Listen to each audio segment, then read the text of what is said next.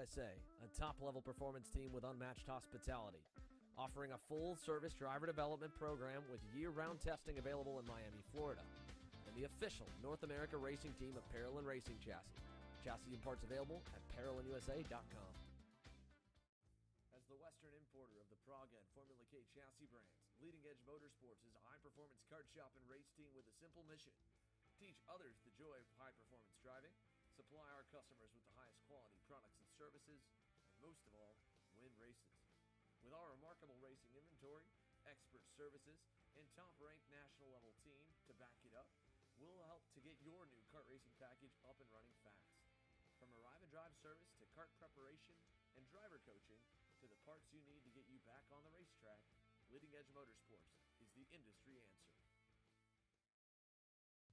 How you doing? My name is Mike Doty from Mike Doty Racing from Orange County, New York. We're about an hour north of New York City. We're a full-service kart shop that we supply IAME, Rotax, and all rock engines. We sell OTK parts and all the tires for all the different series. We support USBKS, SCUSA, Rotax, which is the Stars and Stripes, and the Rock Winter Tour. What we do is we try to get the drivers better by data, driver coaching, and setup. We have a lot of good drivers that come through our program. We have a lot of experience. I've been doing it for almost 35 years, and we just try to translate that to all our customers. For more info about Mike Doty Racing, you can contact us at MikeDotyRacing@gmail.com or call us at 845-551-0572.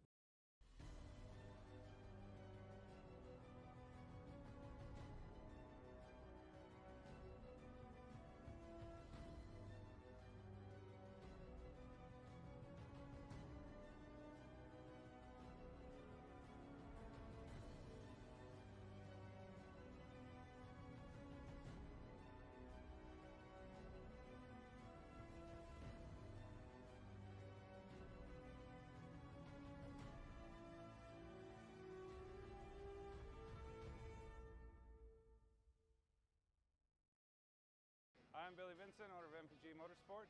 What we do at MPG is we try to keep it a nice, fun, family atmosphere. Try to combine sort of the bigger things and of the bigger teams and the professionalism down with sort of some of the fun, sort of family-oriented atmosphere. We try to not only develop drivers, but also the parents and the families for just in knowledge in general in motorsports. It all starts in karting. What we try to do is try to help the drivers, the moms, the dads understand the sport of motorsports in general, not just karting, but what it takes to get all the way up through. Whether you end up wanting to be a driver or a mechanic or an engineer, you know, we can help you with that, and that's what we're here for. If you're interested in joining us at MPG, our home base is at Whiteland Raceway Park in Indianapolis, and you can contact us at info@willpowerkart.com. And one of our great people will reach out to you, and we'll try to put the best program together. Odenthal Racing Products, your #1 producer in engine mounts since 1992, along with our leading-edge designs and product development, such as the Odenthal Racing Products EasyGP camera mount, which comes in 4 different styles and can be used on any karting platform. To see our products online, go to odenthalracing.com. Hannah Greenemeyer is going to score the final win of the U.S. Pro Kart Series. Hayden Jones is a national race winner. Nate Cicero wins. 4-time champion Ryan Norberg winning Super Nationals 24. Winner, winner, winner. Are you ready to join one of North America's winningest driver development programs? Rollison Performance Group offers fully customizable packages that are meant to take your game to the next level. For more information, head to RollisonPerformanceGroup.com.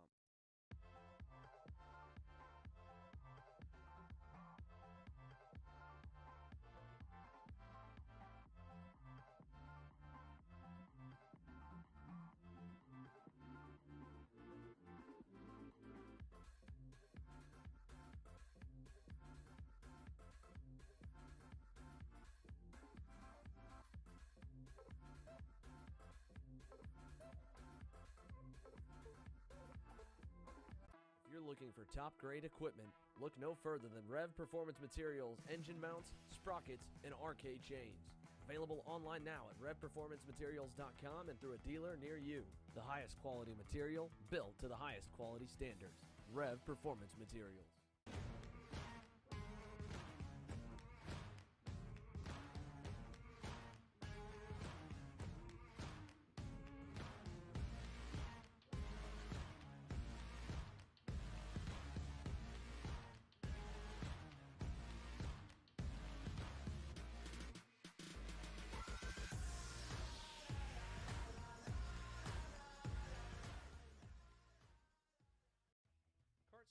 USA is a kart parts supplier that racers and retailers can count on when they need reliable advice and service. We focus on servicing all racers with honesty and pride while maintaining customer satisfaction. We carry a full stock of Kart Republic and Tony Kart chassis, as well as Iami and Vortex Rock engines. We've also got a host of other parts available and in stock, such as products from Rev Performance Materials, Jecco Racing Seats, and more. We have a 100% satisfaction guarantee. And on top of that, if your order exceeds $200, shipping is on us. Check out all we have to offer today by visiting us online at kartstore-usa.com.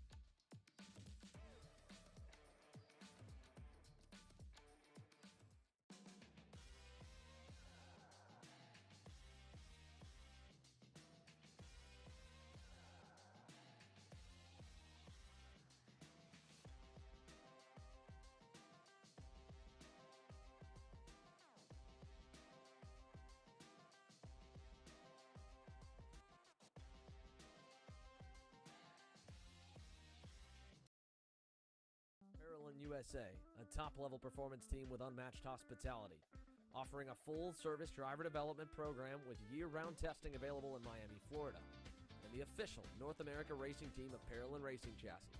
Chassis and parts available at ParolinUSA.com. As the Western importer of the Praga and Formula K chassis brands, Leading Edge Motorsports is a high-performance kart shop and race team with a simple mission: teach others the joy of high-performance driving, supply our customers with the highest quality products and services, and most of all, win races. With our remarkable racing inventory, expert services, and top-ranked national-level team to back it up, we'll help to get your new kart racing package up and running fast. From arrive and drive service to kart preparation and driver coaching to the parts you need to get you back on the racetrack, Leading Edge Motorsports is the industry answer. How you doing? My name is Mike Doty from Mike Doty Racing from Orange County, New York. We're about an hour north of New York City. We're a full-service kart shop that we supply Iami, Rotax, and all rock engines. We sell OTK parts and all the tires for all the different series. We support USBKS, SCUSA, Rotax, which is the Stars and Stripes, and the Rock Winter Tour. What we do is we try to get the drivers better by data, driver coaching, and setup. We have a lot of good drivers that come through our program. We have a lot of experience. I've been doing it for almost 35 years, and we just try to translate that to all our customers. For more info about Mike Doty Racing, you can contact us at MikeDotyRacing@gmail.com or call us at 845-551-0572.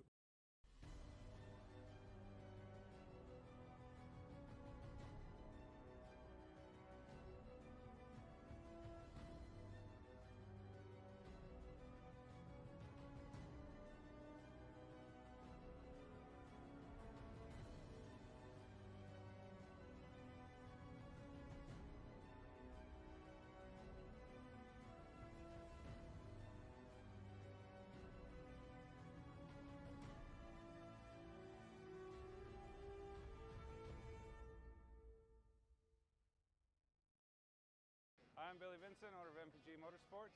What we do at MPG is we try to keep it a nice, fun family atmosphere, try to combine sort of the bigger things and of the bigger teams and the professionalism down with sort of some of the fun sort of family-oriented atmosphere. We try to not only develop drivers, but also the parents and the families for just in knowledge in general in motorsports. It all starts in karting. What we try to do is try to help the drivers, the moms, the dads understand the sport of motorsports in general, not just karting, but what it takes to get all the way up through. Whether you end up wanting to be a driver or a mechanic or an engineer, you know, we can help you with that, and that's what we're here for. If you're interested in joining us at MPG, our home base is at Whiteland Raceway Park in Indianapolis, and you can contact us at info@willpowerkart.com. And one of our great people will reach out to you, and we'll try to put the best program together. Odenthal Racing Products, your #1 producer in engine mounts since 1992, along with our leading-edge designs and product development, such as the Odenthal Racing Products EasyGP camera mount, which comes in 4 different styles and can be used on any karting platform. To see our products online, go to odenthalracing.com. Hannah Greenemeyer is going to score the final win of the U.S. Pro Kart Series. Hayden Jones is a national race winner. Nate Cicero wins. 4-time champion Ryan Norberg winning Super Nationals 24. Winner, winner, winner. Are you ready to join one of North America's winningest driver development programs? Rollison Performance Group offers fully customizable packages that are meant to take your game to the next level. For more information, head to rollisonperformancegroup.com.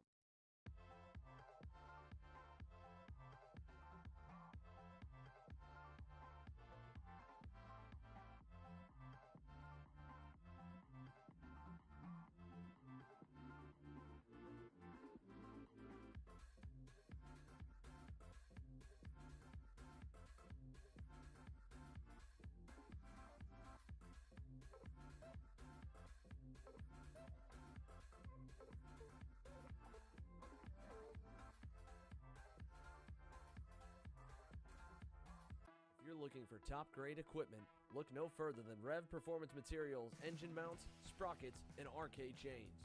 Available online now at revperformancematerials.com and through a dealer near you. The highest quality material built to the highest quality standards. Rev Performance Materials.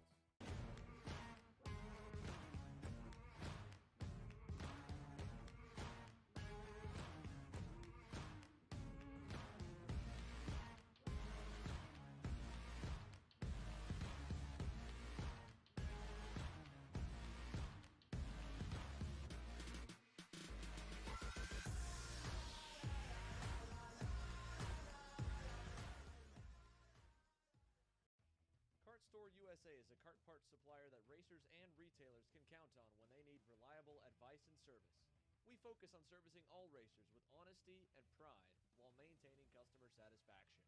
We carry a full stock of Kart Republic and Tony Kart chassis, as well as IAMI and Vortex Rock engines.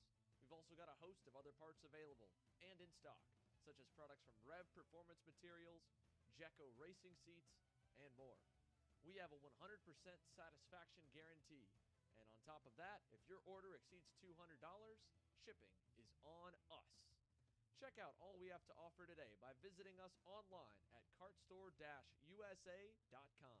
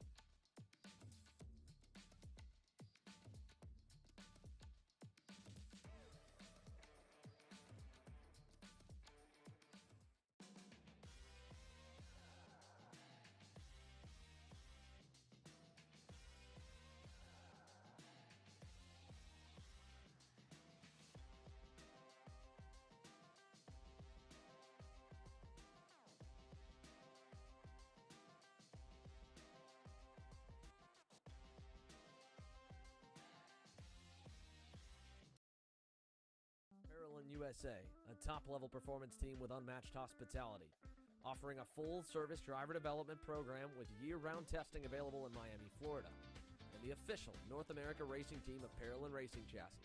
Chassis and parts available at ParolinUSA.com.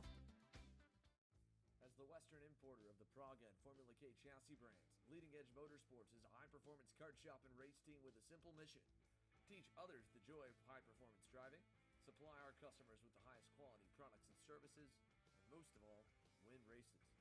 With our remarkable racing inventory, expert services, and top-ranked national-level team to back it up, we'll help to get your new kart racing package up and running fast. From arrive and drive service to kart preparation and driver coaching to the parts you need to get you back on the racetrack, Leading Edge Motorsports is the industry answer.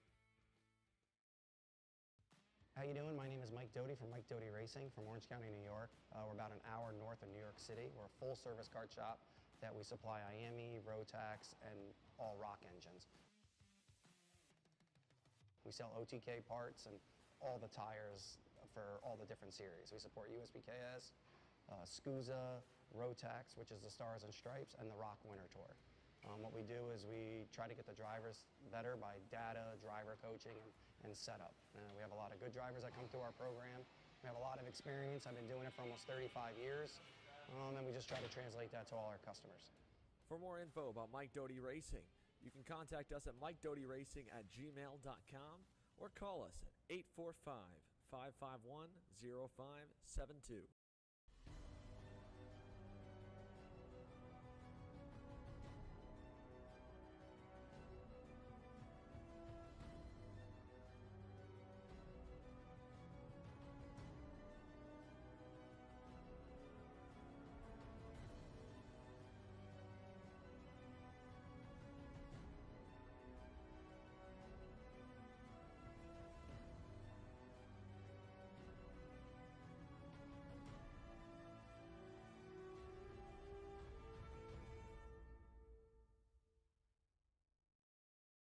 I'm Billy Vincent, owner of MPG Motorsports. What we do at MPG is we try to keep it a nice, fun, family atmosphere. Try to combine sort of the bigger things and of the bigger teams and the professionalism down with sort of some of the fun, sort of family-oriented atmosphere. We try to not only develop drivers, but also the parents and the families for just in knowledge in general in motorsports. It all starts in karting. What we try to do is try to help the drivers, the moms, the dads understand the sport of motorsports in general, not just karting, but what it takes to get all the way up through. Whether you end up wanting to be a driver or a mechanic or an engineer, you know, we can help you with that, and that's what we're here for. If you're interested in joining us at MPG, our home base is at Whiteland Raceway Park in Indianapolis, and you can contact us at info@willpowerkart.com, and one of our great people will reach out to you, and we'll try to put the best program together. Odenthal Racing Products, your #1 producer in engine mounts since 1992, along with our leading-edge designs and product development, such as the Odenthal Racing Products EasyGP camera mount, which comes in 4 different styles and can be used on any karting platform. See our products online. Go to odenthalracing.com. Hannah Greenemeyer is going to score the final win of the U.S. Pro Kart Series. Hayden Jones is a national race winner. Nate Cicero wins. 4-time champion Ryan Norberg winning Super Nationals 24. Winner, winner, winner. Are you ready to join one of North America's winningest driver development programs? Rollison Performance Group offers fully customizable packages that are meant to take your game to the next level. For more information, head to RollisonPerformanceGroup.com.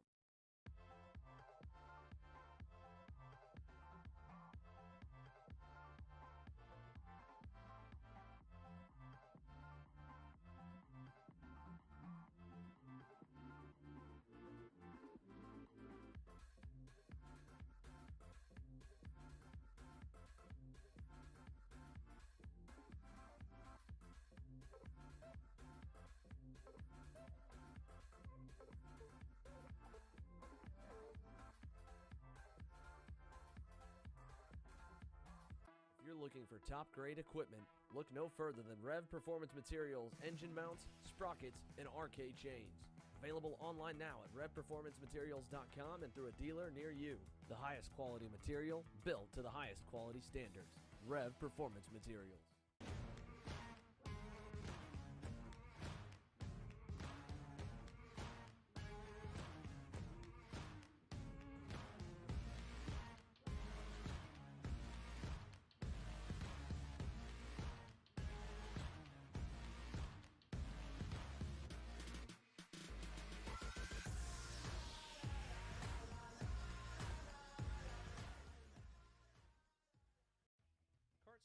USA is a kart parts supplier that racers and retailers can count on when they need reliable advice and service. We focus on servicing all racers with honesty and pride while maintaining customer satisfaction. We carry a full stock of Kart Republic and Tony Kart chassis, as well as Iami and Vortex Rock engines. We've also got a host of other parts available and in stock, such as products from Rev Performance Materials, Jecco Racing Seats, and more. We have a 100% satisfaction guarantee, and on top of that, if your order exceeds $200, shipping is on us. Check out all we have to offer today by visiting us online at kartstore-usa.com.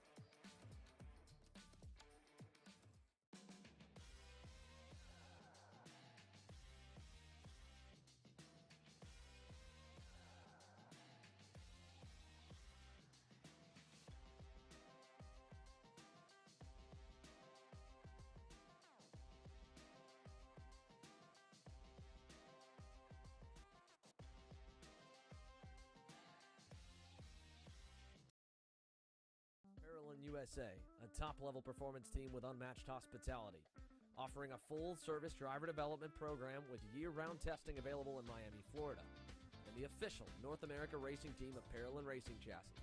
Chassis and parts available at ParolinUSA.com.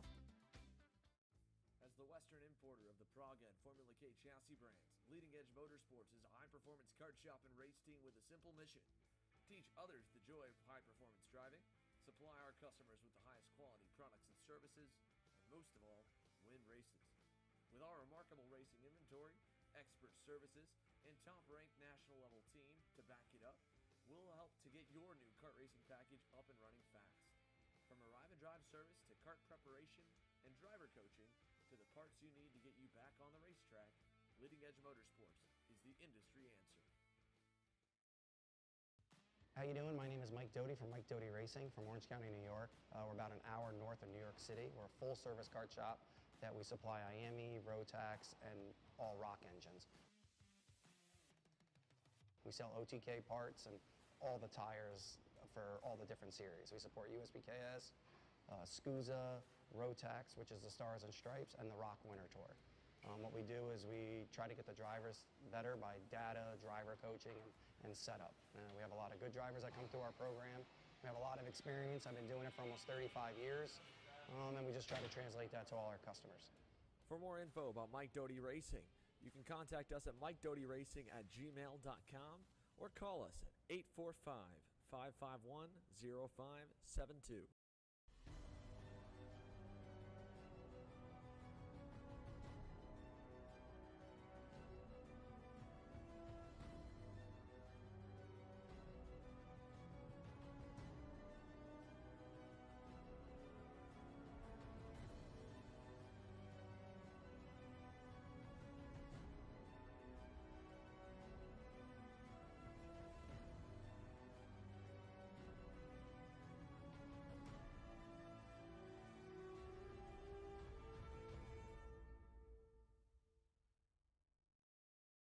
I'm Billy Vincent, owner of MPG Motorsports.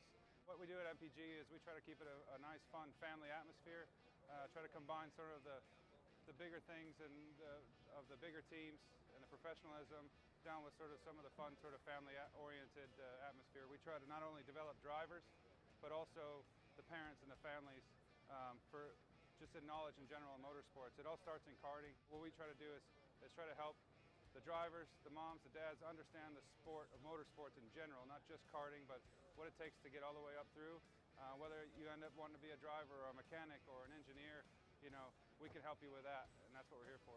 If you're interested in joining us at MPG, our home base is at Whiteland Raceway Park in Indianapolis, and you can contact us at info@willpowerkart.com.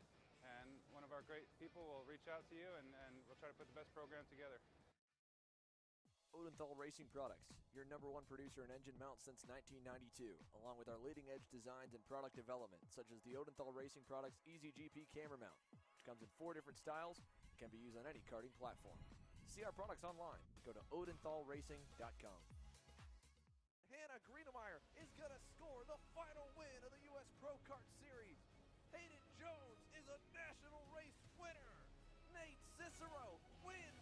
4-time champion Ryan Norberg winning Super Nationals 24. Winner, winner, winner.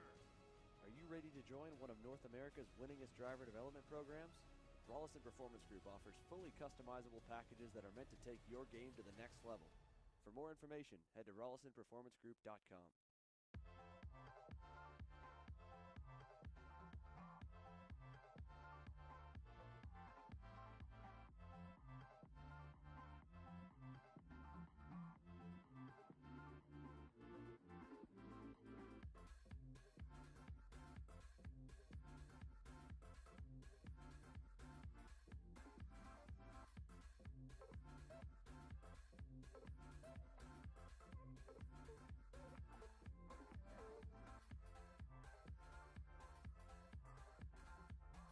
If you're looking for top-grade equipment, look no further than Rev Performance Materials engine mounts, sprockets, and arcade chains.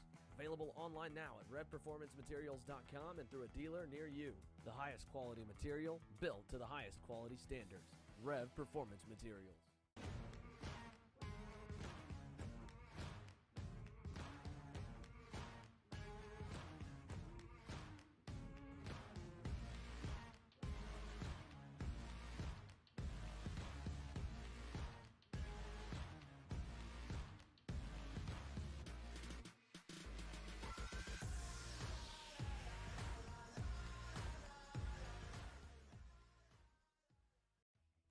Store USA is a kart parts supplier that racers and retailers can count on when they need reliable advice and service. We focus on servicing all racers with honesty and pride while maintaining customer satisfaction. We carry a full stock of Kart Republic and Tony Kart chassis, as well as IAMI and Vortex Rock engines. We've also got a host of other parts available and in stock, such as products from Rev Performance Materials, Jecco Racing Seats, and more. We have a 100% satisfaction guarantee. And on top of that, if your order exceeds $200, shipping is on us. Check out all we have to offer today by visiting us online at kartstore-usa.com.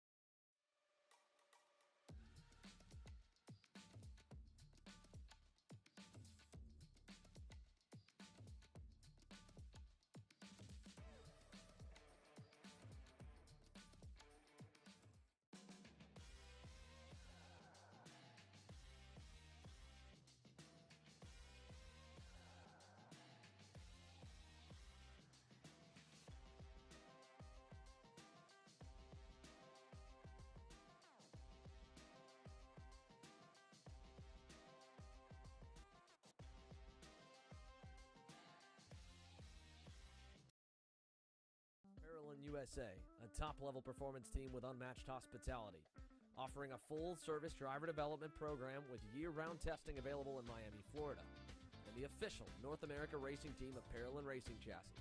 Chassis and parts available at ParolinUSA.com.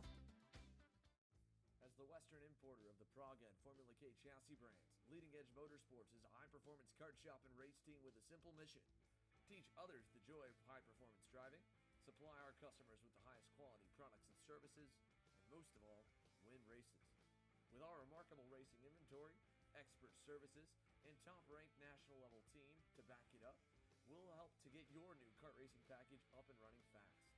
From arrive and drive service to kart preparation and driver coaching to the parts you need to get you back on the racetrack, Leading Edge Motorsports is the industry answer. How you doing? My name is Mike Doty from Mike Doty Racing from Orange County, New York. We're about an hour north of New York City. We're a full-service kart shop that we supply IAME, Rotax, and all rock engines. We sell OTK parts and all the tires for all the different series. We support USBKS, SCUSA, Rotax, which is the Stars and Stripes, and the Rock Winter Tour. What we do is we try to get the drivers better by data, driver coaching, and setup. We have a lot of good drivers that come through our program. We have a lot of experience. I've been doing it for almost 35 years, and we just try to translate that to all our customers. For more info about Mike Doty Racing, you can contact us at MikeDotyRacing@gmail.com or call us at 845-551-0572.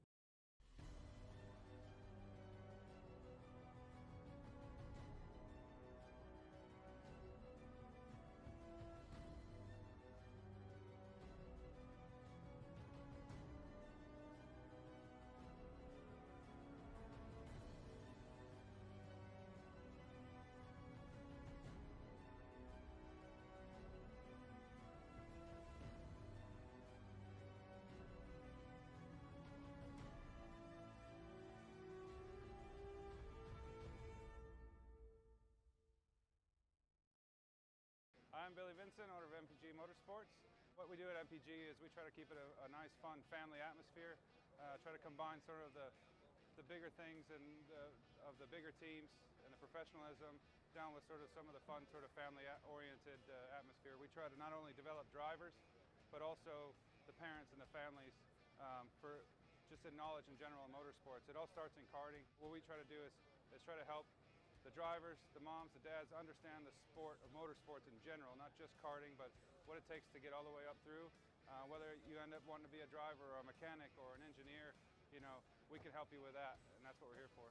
If you're interested in joining us at MPG, our home base is at Whiteland Raceway Park in Indianapolis, and you can contact us at info@willpowerkart.com, and one of our great people will reach out to you, and we'll try to put the best program together. Odenthal Racing Products, your #1 producer in engine mounts since 1992, along with our leading-edge designs and product development, such as the Odenthal Racing Products EasyGP camera mount, which comes in 4 different styles and can be used on any karting platform. To see our products online, go to odenthalracing.com. Hannah Greenemeyer is going to score the final win of the U.S. Pro Kart Series. Hayden Jones is a national race winner. Nate Cicero wins. 4-time champion Ryan Norberg winning Super Nationals 24. Winner, winner, winner. Are you ready to join one of North America's winningest driver development programs? Rollison Performance Group offers fully customizable packages that are meant to take your game to the next level. For more information, head to RollisonPerformanceGroup.com.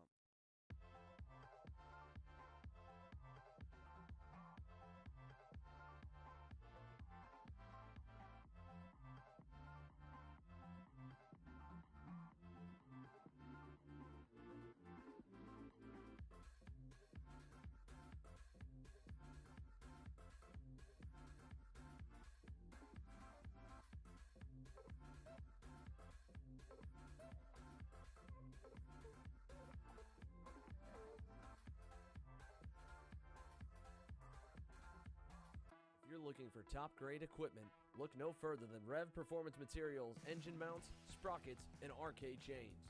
Available online now at RevPerformanceMaterials.com and through a dealer near you. The highest quality material built to the highest quality standards. Rev Performance Materials.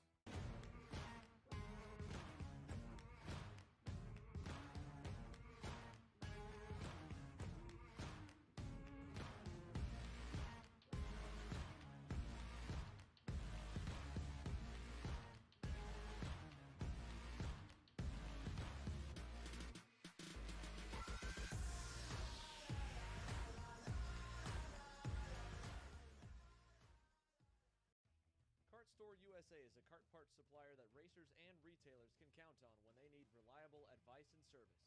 We focus on servicing all racers with honesty and pride while maintaining customer satisfaction. We carry a full stock of Kart Republic and Tony Kart chassis, as well as IAMI and Vortex Rock engines. We've also got a host of other parts available and in stock, such as products from Rev Performance Materials, Jecco Racing Seats, and more. We have a 100% satisfaction guarantee, and on top of that, if your order exceeds $200, shipping is on us. Check out all we have to offer today by visiting us online at kartstore-usa.com.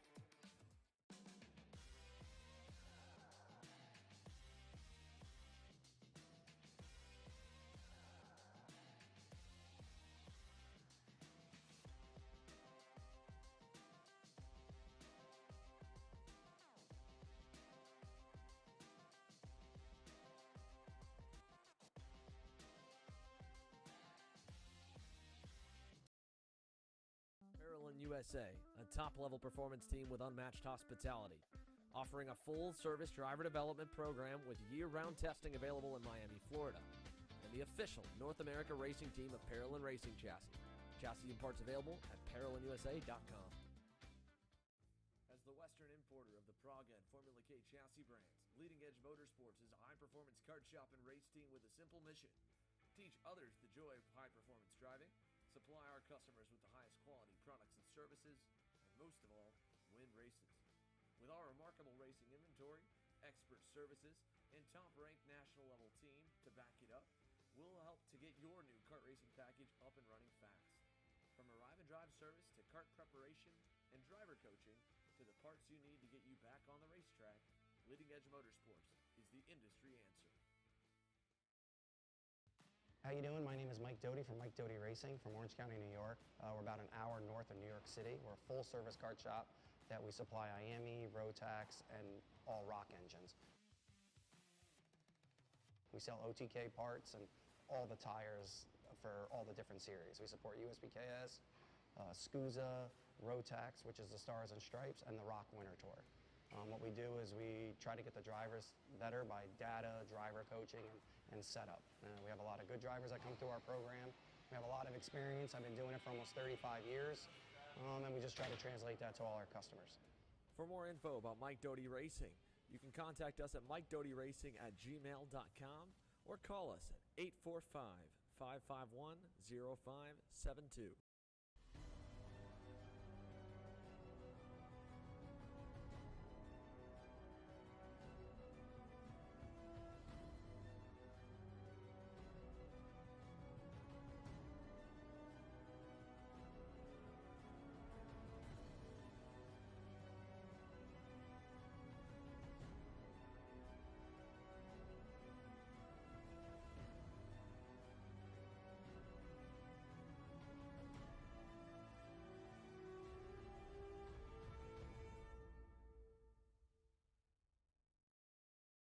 I'm Billy Vincent, owner of MPG Motorsports.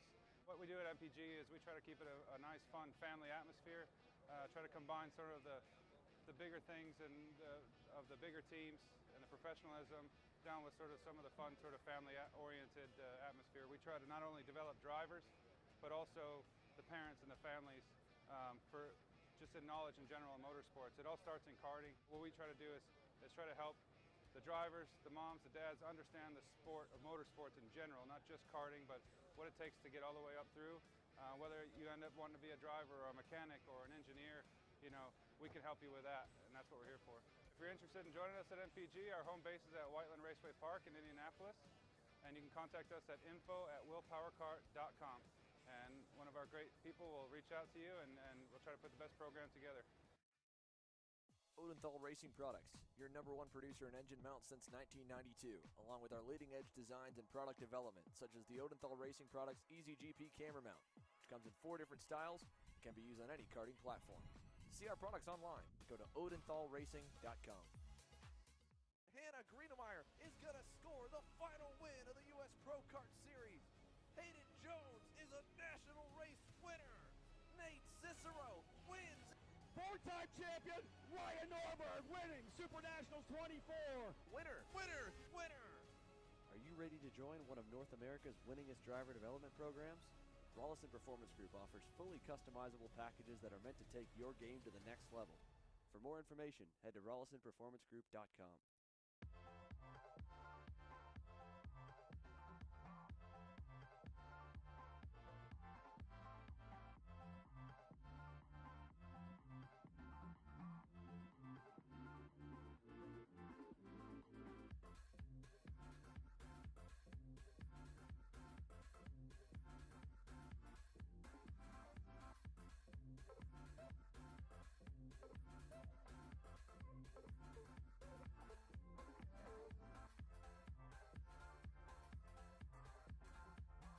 If you're looking for top-grade equipment, look no further than Rev Performance Materials engine mounts, sprockets, and arcade chains. Available online now at revperformancematerials.com and through a dealer near you. The highest quality material built to the highest quality standards. Rev Performance Materials.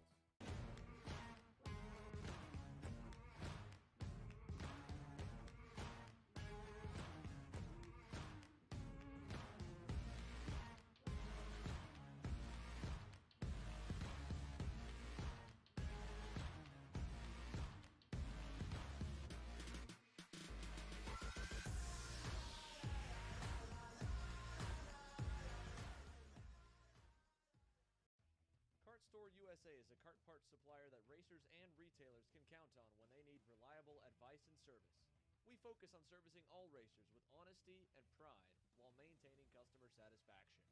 We carry a full stock of Kart Republic and Tony Kart chassis, as well as IAMI and Vortex Rock engines. We've also got a host of other parts available and in stock, such as products from Rev Performance Materials, Jecco Racing Seats, and more. We have a 100% satisfaction guarantee. And on top of that, if your order exceeds $200, shipping is on us. Check out all we have to offer today by visiting us online at kartstore-usa.com.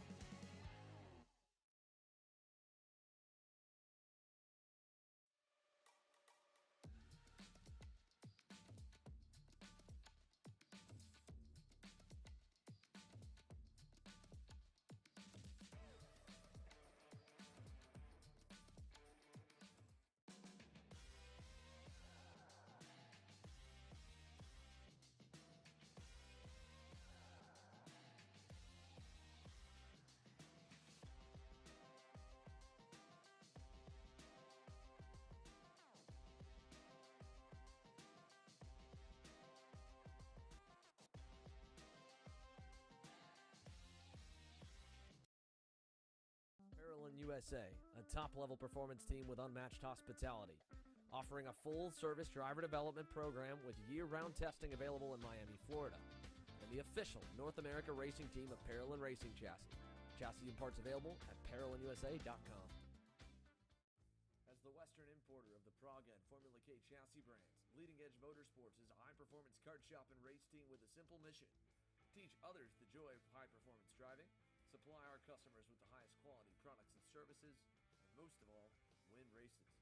With our remarkable racing inventory, expert services, and top-ranked national-level team to back it up, we'll help to get your new kart racing package up and running fast. From arrive and drive service to kart preparation and driver coaching to the parts you need to get you back on the racetrack, Leading Edge Motorsports is the industry answer. How you doing? My name is Mike Doty from Mike Doty Racing from Orange County, New York. We're about an hour north of New York City. We're a full-service kart shop that we supply IAME, Rotax, and all rock engines. We sell OTK parts and all the tires for all the different series. We support USBKS, SCUSA, Rotax, which is the Stars and Stripes, and the Rock Winter Tour. What we do is we try to get the drivers better by data, driver coaching, and setup. We have a lot of good drivers that come through our program. We have a lot of experience. I've been doing it for almost 35 years, and we just try to translate that to all our customers.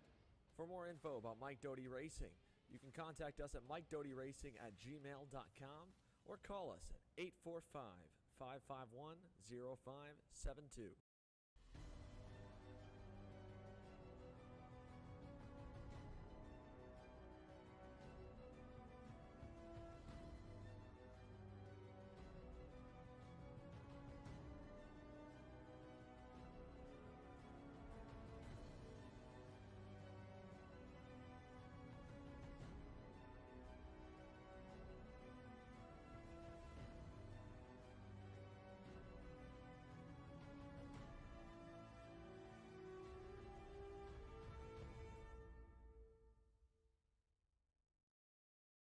I'm Billy Vincent, owner of MPG Motorsports.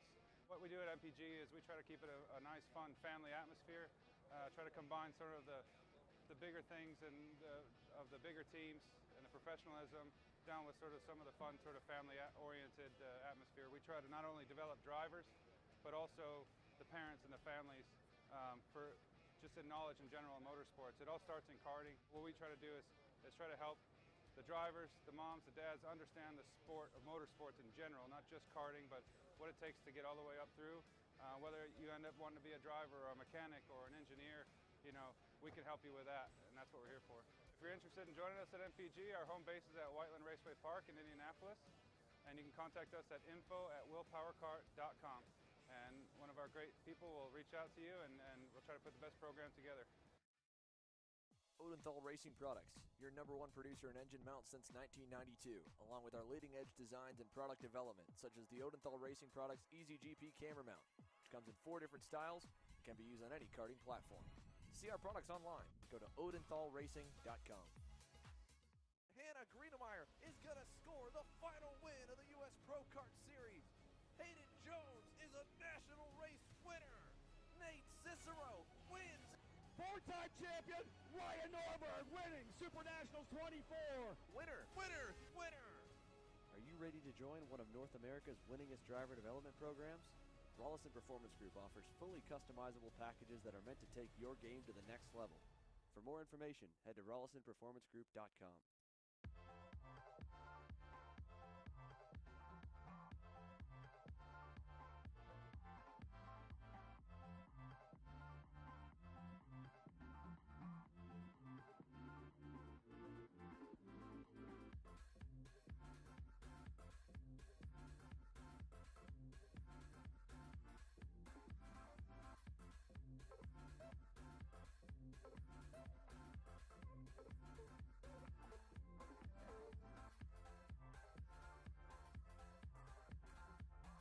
If you're looking for top-grade equipment, look no further than Rev Performance Materials engine mounts, sprockets, and arcade chains. Available online now at RevPerformanceMaterials.com and through a dealer near you. The highest quality material, built to the highest quality standards. Rev Performance Materials.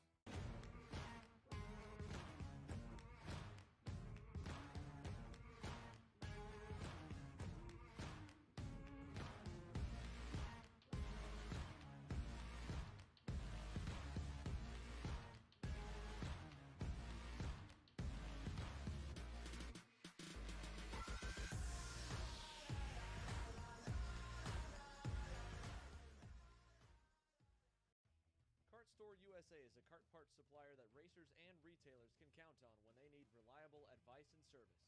We focus on servicing all racers with honesty and pride while maintaining customer satisfaction. We carry a full stock of Kart Republic and Tony Kart chassis, as well as IAMI and Vortex Rock engines.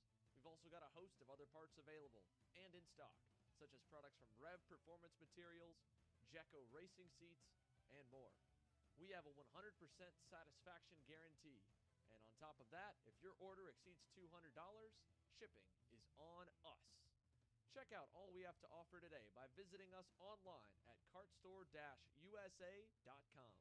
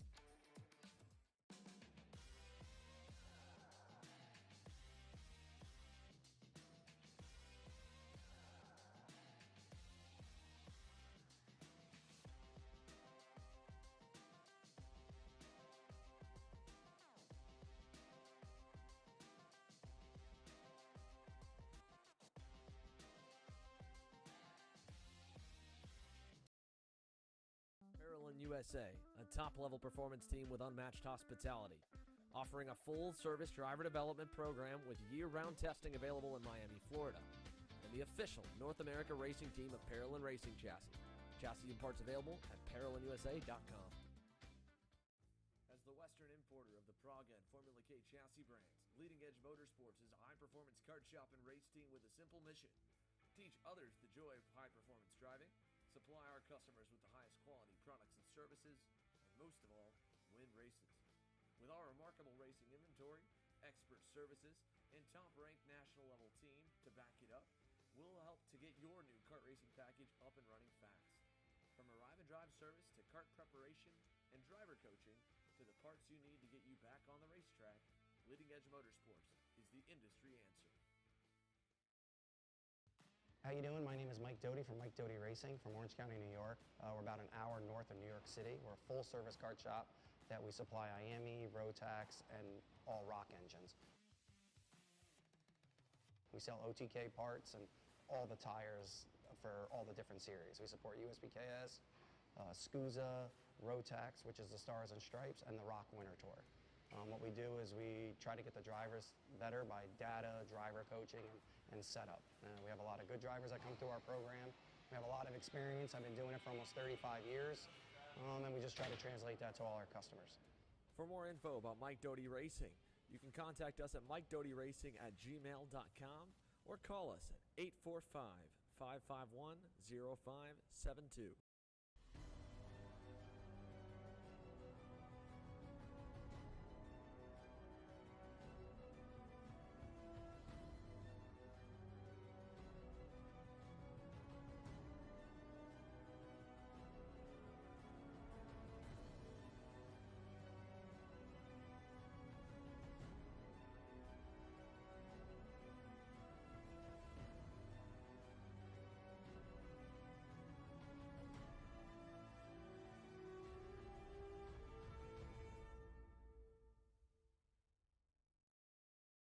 I'm Billy Vincent, owner of MPG Motorsports. What we do at MPG is we try to keep it a nice, fun family atmosphere, try to combine sort of the bigger things and of the bigger teams and the professionalism down with sort of some of the fun sort of family-oriented atmosphere. We try to not only develop drivers, but also the parents and the families for just in knowledge in general in motorsports. It all starts in karting. What we try to do is try to help the drivers, the moms, the dads understand the sport of motorsports in general, not just karting, but what it takes to get all the way up through. Whether you end up wanting to be a driver or a mechanic or an engineer, you know, we can help you with that, and that's what we're here for. If you're interested in joining us at MPG, our home base is at Whiteland Raceway Park in Indianapolis, and you can contact us at info@willpowerkart.com. And one of our great people will reach out to you, and we'll try to put the best program together. Odenthal Racing Products, your #1 producer in engine mounts since 1992, along with our leading-edge designs and product development, such as the Odenthal Racing Products EasyGP camera mount, which comes in 4 different styles and can be used on any karting platform. See our products online. Go to odenthalracing.com. Hannah Greenemeyer is going to score the final win of the U.S. Pro Kart Series. Hayden Jones is a national race winner. Nate Cicero wins. 4-time champion Ryan Norberg winning Super Nationals 24. Winner, winner, winner. Are you ready to join one of North America's winningest driver development programs? Rollison Performance Group offers fully customizable packages that are meant to take your game to the next level. For more information, head to rollisonperformancegroup.com.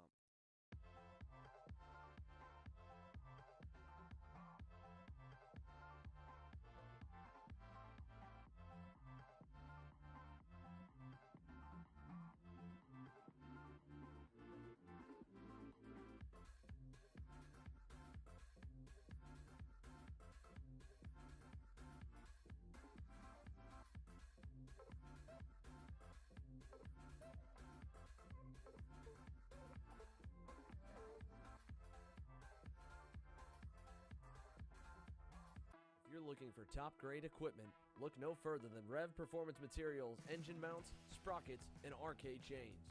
Available online now at revperformancematerials.com and through a dealer near you. The highest quality material, built to the highest quality standards. Rev Performance Materials.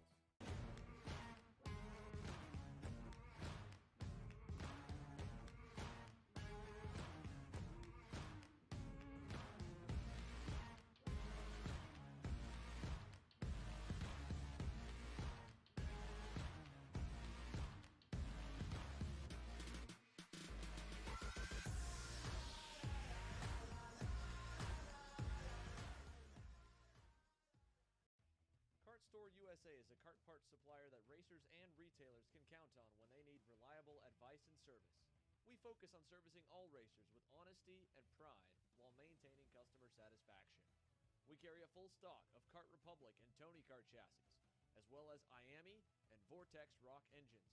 We've also got a host of other parts available and in stock, such as products from Rev Performance Materials, Jecco Racing Seats, and more. We have a 100% satisfaction guarantee. And on top of that, if your order exceeds $200, shipping is on us. Check out all we have to offer today by visiting us online at kartstore-usa.com.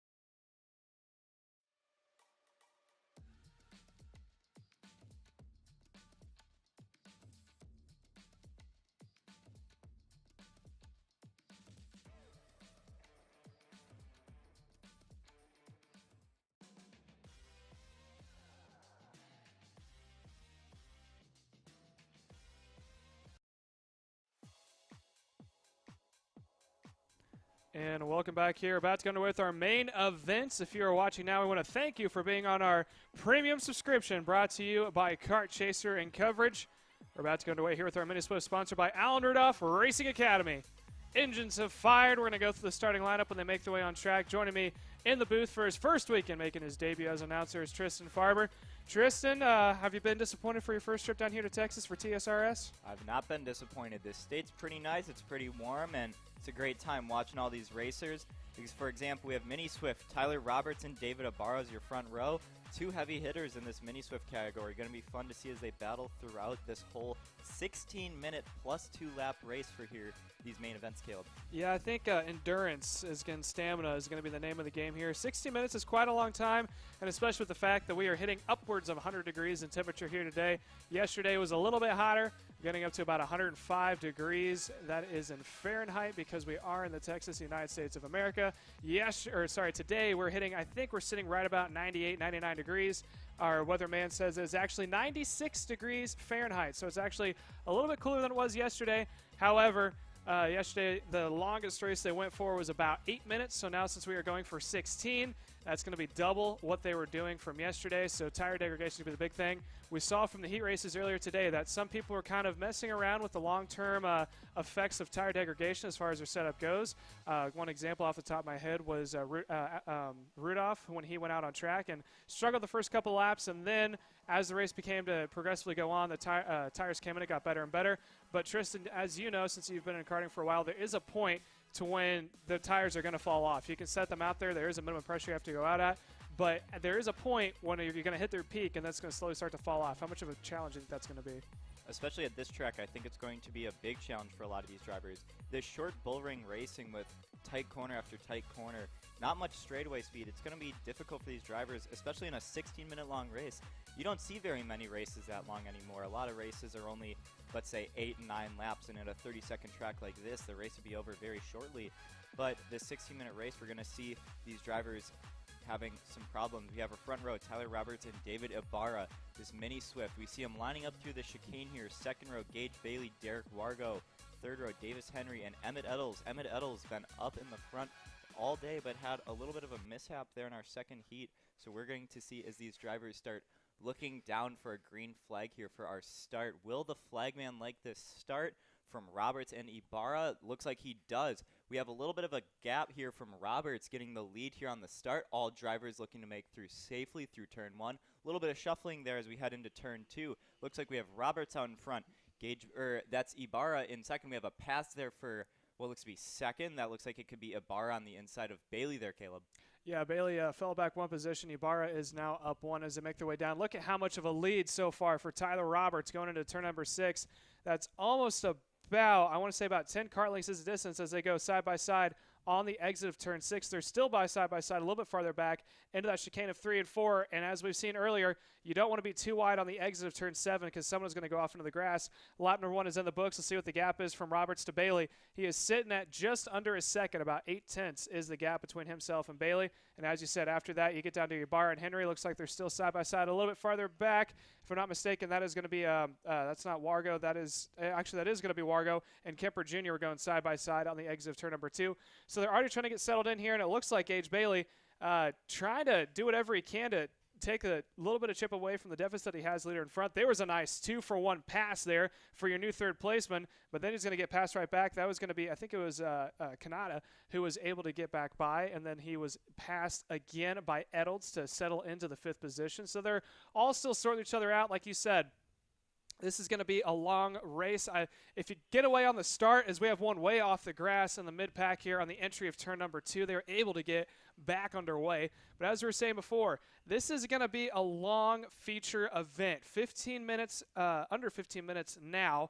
So there's still plenty of time. If you're seeing the leaders start to pull away as they're still side by side, looks like a pass on the outside for 4th and 5th. That is going to push Wargo back by Etzel as they make their way out of turn number 6. But as I was saying, if you see the leader start to pull away, you can't get discouraged because there's still plenty of time. We're seeing that now as Bailey continues to try to run down Tyler Roberts. And there's a cavalry right behind. The third placement of David Ibarra is leading that huge pack of Wargo, who is into the 4th position, followed by Etzel in P number 5, and Henry in that 6th position. Exactly. Tyler Roberts very far in front here, 1.1 second. We're only 3 laps deep into this race, so he has a very good gap here, looking pretty safe for this race. Then we have Gage Bailey sitting in our second place position. He has 2.4 seconds back to the likes of Ibarra and Wargo.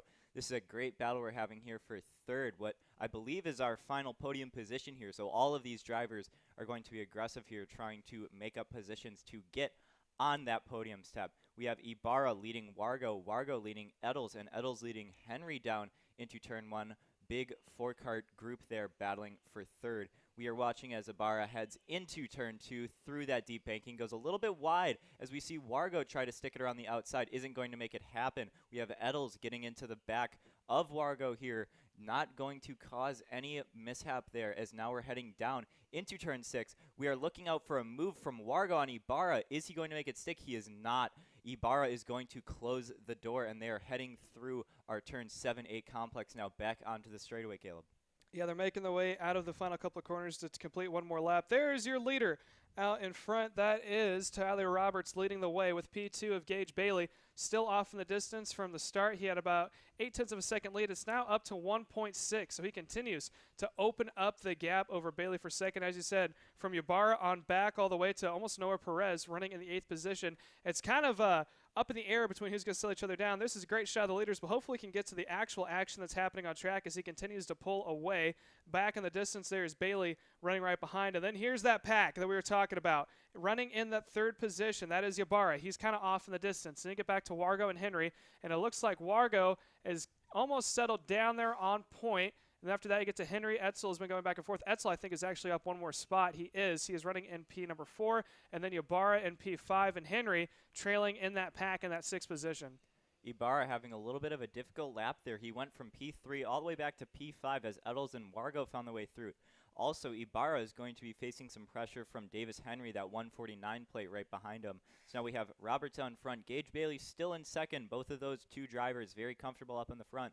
Wargo in third, leading the way for Eddles and Ibarra. We're going to watch here as Eddles starts closing up the gap here on Wargo. We have to remember there's still 11 minutes, about 11 minutes and 20 seconds left in this race. So these drivers, some of these drivers might not even have had their tires come in yet. We can see some of these drivers sliding around a little bit on this racetrack. So as we go on, they might just get faster and faster. Tyler Roberts has gone purple on his 4th lap, 39.106. as he pulls a 1.6 second gap over our 2nd place position of Gage Bailey.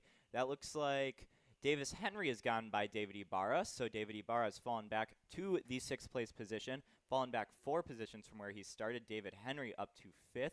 We see Wargo still leading the way for Eddles right now. Wargo in that black cart and Eddles with that silver helmet. We are looking back at our leader. That is not our leader. That is Gage Bailey in the 2nd place position as he comes through into turn 2 here, Caleb. Yeah, so we're working about 10 minutes and 30 seconds left to go. Here's the 2nd placement of Gage Bailey. There's a good visual because that blip across the screen is actually your leader. That is Roberts out in front. And the difference between the two has actually gone down a little bit. Previously it was at 1.6. Now it's sitting at a 1.4. However, Tyler Roberts is still the fastest car on track. I'm wondering if he was almost set up for the start to try to pull away early.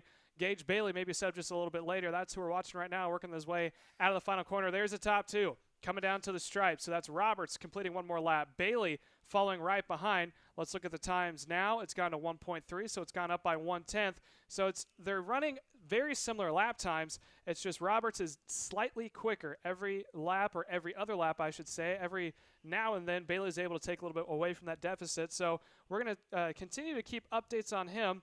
And then back through the field, looks like it settled down just a little bit between Wargo running in 3rd, Eddles running in 4th, and Ibarra, like you said, losing a couple positions. He seems to settle into that 5th position.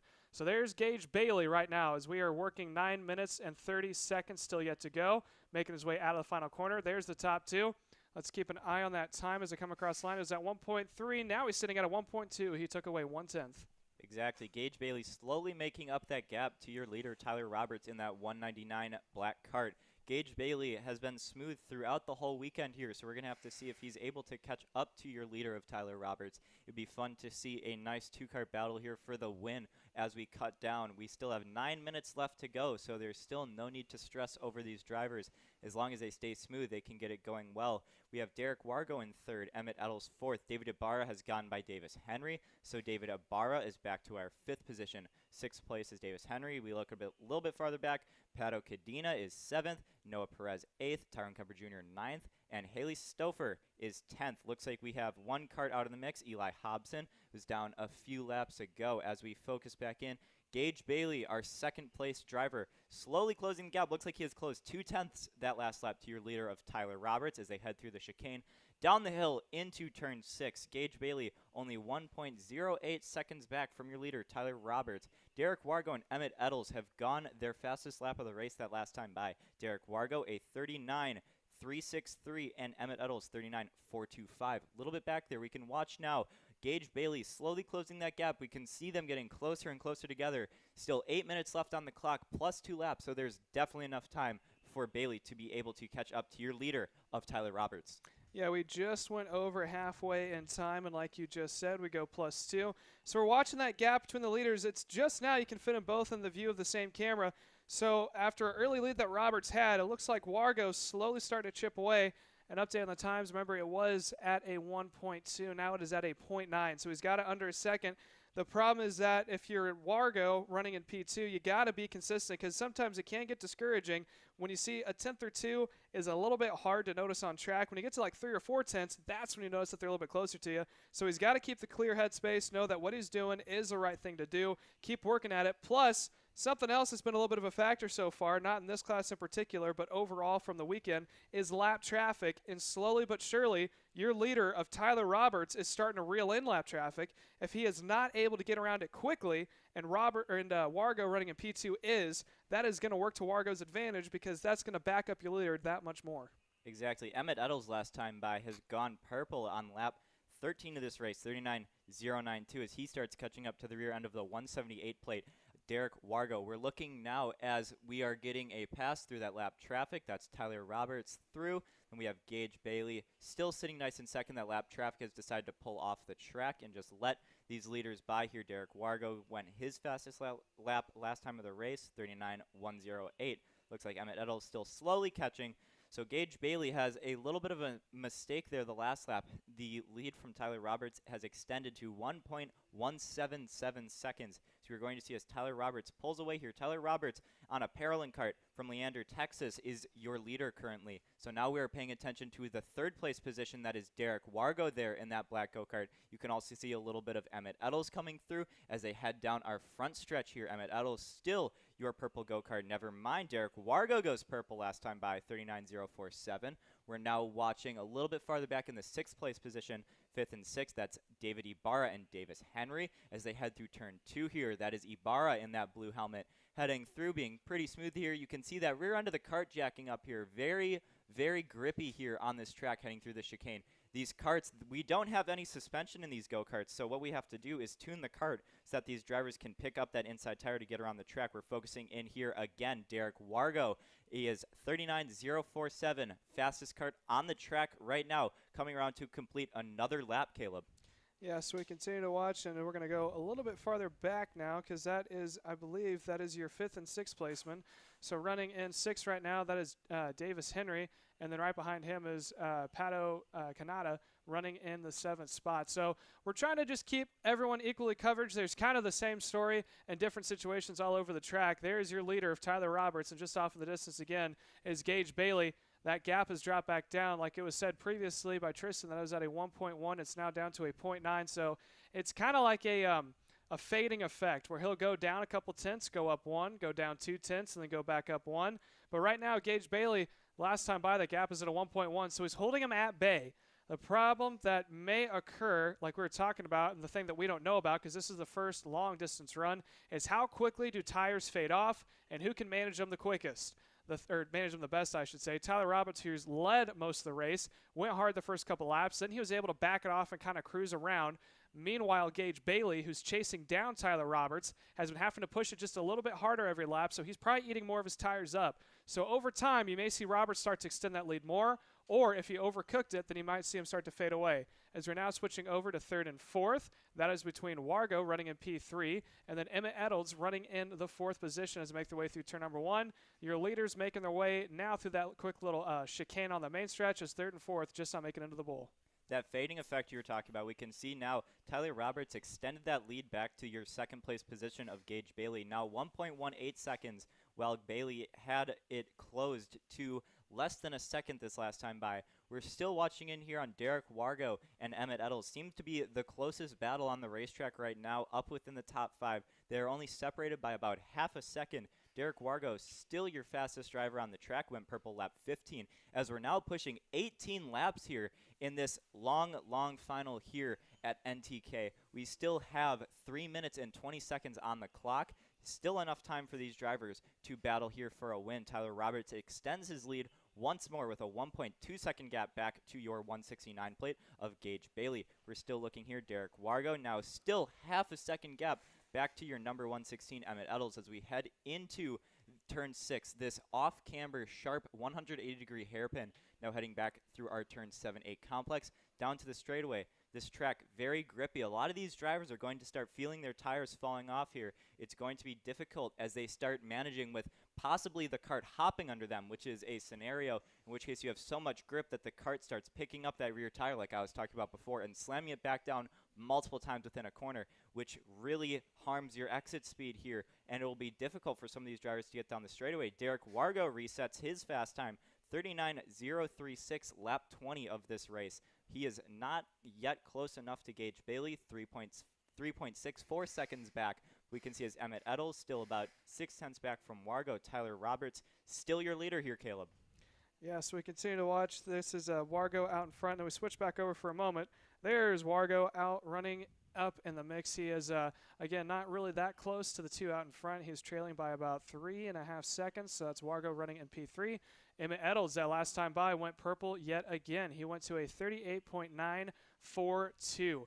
So we continue to watch. Here's the battle out, and again, that's Wargo and Eddles running in third and fourth position.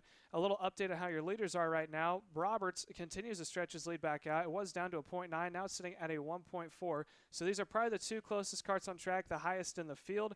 Again, this is third and fourth between Wargo out in front and Eddles in P4. Eddles is slowly closing him in. Like I said last time by, he went purple. Let's see what he does this time. Derek Wargo goes his fastest lap of a 39.022. Eddles went a 39.097. So he's just a little bit faster. There was Wargo, basically the exact same time. All Eddles needs is just one mistake out of Wargo in order to make an opportunity to try to capitalize off that, move himself a couple more positions. Although we're down to about 1 minute, it's coming down to the wire. So probably about 5 or 6 more laps will wrap up this first feature race with our mini Swifts. These two drivers, Derek Wargo and Emmett Eddles, they're sitting here. They're both the fastest go-karts on the track. They've been swapping back and forth between who has the fastest lap this whole race. Yet it's unfortunate to see that they're a little bit too far back from your leaders, Tyler Roberts and Gage Bailey, to really have a chance at battling here for a win. But that's interesting to see as these two drivers, they're battling with each other throughout this race to try and see, well, when you're driving behind another fast driver, you by yourself is going to also be fast. Looks like 2 laps ago we had Tyrone Kemper Jr. have a reason for him to pull off this race. So we still have Tyler Roberts out in front, Gage Bailey second. Wargo sitting comfortably in third with Emmett Eddles right behind him. Their gap is closing, however. It's closed to maybe 2 kart lengths. We have 14 seconds on the clock. They'll be coming around one more time again before they get their 2 laps to go. Now, Tyler Roberts, 1.9 second lead over Gage Bailey. Very comfortable lead for him. With these younger drivers, Tyler Roberts might have enough time to go home and maybe practice some mathematics with how young these drivers are. Now we have Gage Bailey 2.6 seconds back to Wargo, but we still need to focus on this battle between Wargo and Eddles. We'll be coming around to 2 to go this time by. Eddles has finally closed the gap to Wargo. I think we're going to be seeing a pretty interesting battle here coming to the double sticks here, Caleb. Yeah, coming out of turn 7, it looks like Eddles got a little wide coming out, so he lost just a hair bit of time. And like you said, 2 to go this time. It's going to be the white flag next time. Out of turn 1, and that's setting up for turn 2. Eddles now is going to have to go. He was been a student this entire time as he slowly was reeling in Wargo. Now he's going to have to figure out, when should I do it? Should I do it this lap and give Eddles the opportunity to do it again? Or do I sit and wait for the next lap and hope that there's a possible another mistake. As we switch back over to your leader again, who is way out in front of Roberts. Hopefully we can get a shot again of that battle between Eddles and Wargo. But there is Roberts, Tyler Roberts, putting on a fantastic show, being out in front again, 2.1 second. He has this all but wrapped up as we have the white flag of 1 to go. Bailey trails behind him, and Bailey has a little bit of a distance between the battle for the 3rd position, which may be the closest finish that we're going to see here in this race since Roberts has a big lead along with Bailey. There's Roberts making his way out of the turn 4 and 5 complex. There is Bailey. There's the battle for 3rd. That is Wargo out in front over Eddles running in P number 4. Coming down to turn 6, this last major passing opportunity. Eddles not quite into view and close enough for a pass. As long as it's a clean run out of the turns 7 and 8 complex, it's probably going to be Wargo in P3. But now coming down the line, Tyler Roberts is going to take the win here. There's Gage Bailey coming across in 2nd. And down to the line for 3rd, it is going to go to Wargo taking the last spot on the podium. Emmett Eddles finishing in 4th. David Ybarra rounding out the field in the 5th position. We're going to send it to commercial break on your screen right now. There's the order that follows in the top 14. And when we come back, we got 206 Senior, our first senior group of the afternoon in the feature. So stay tuned and don't go anywhere.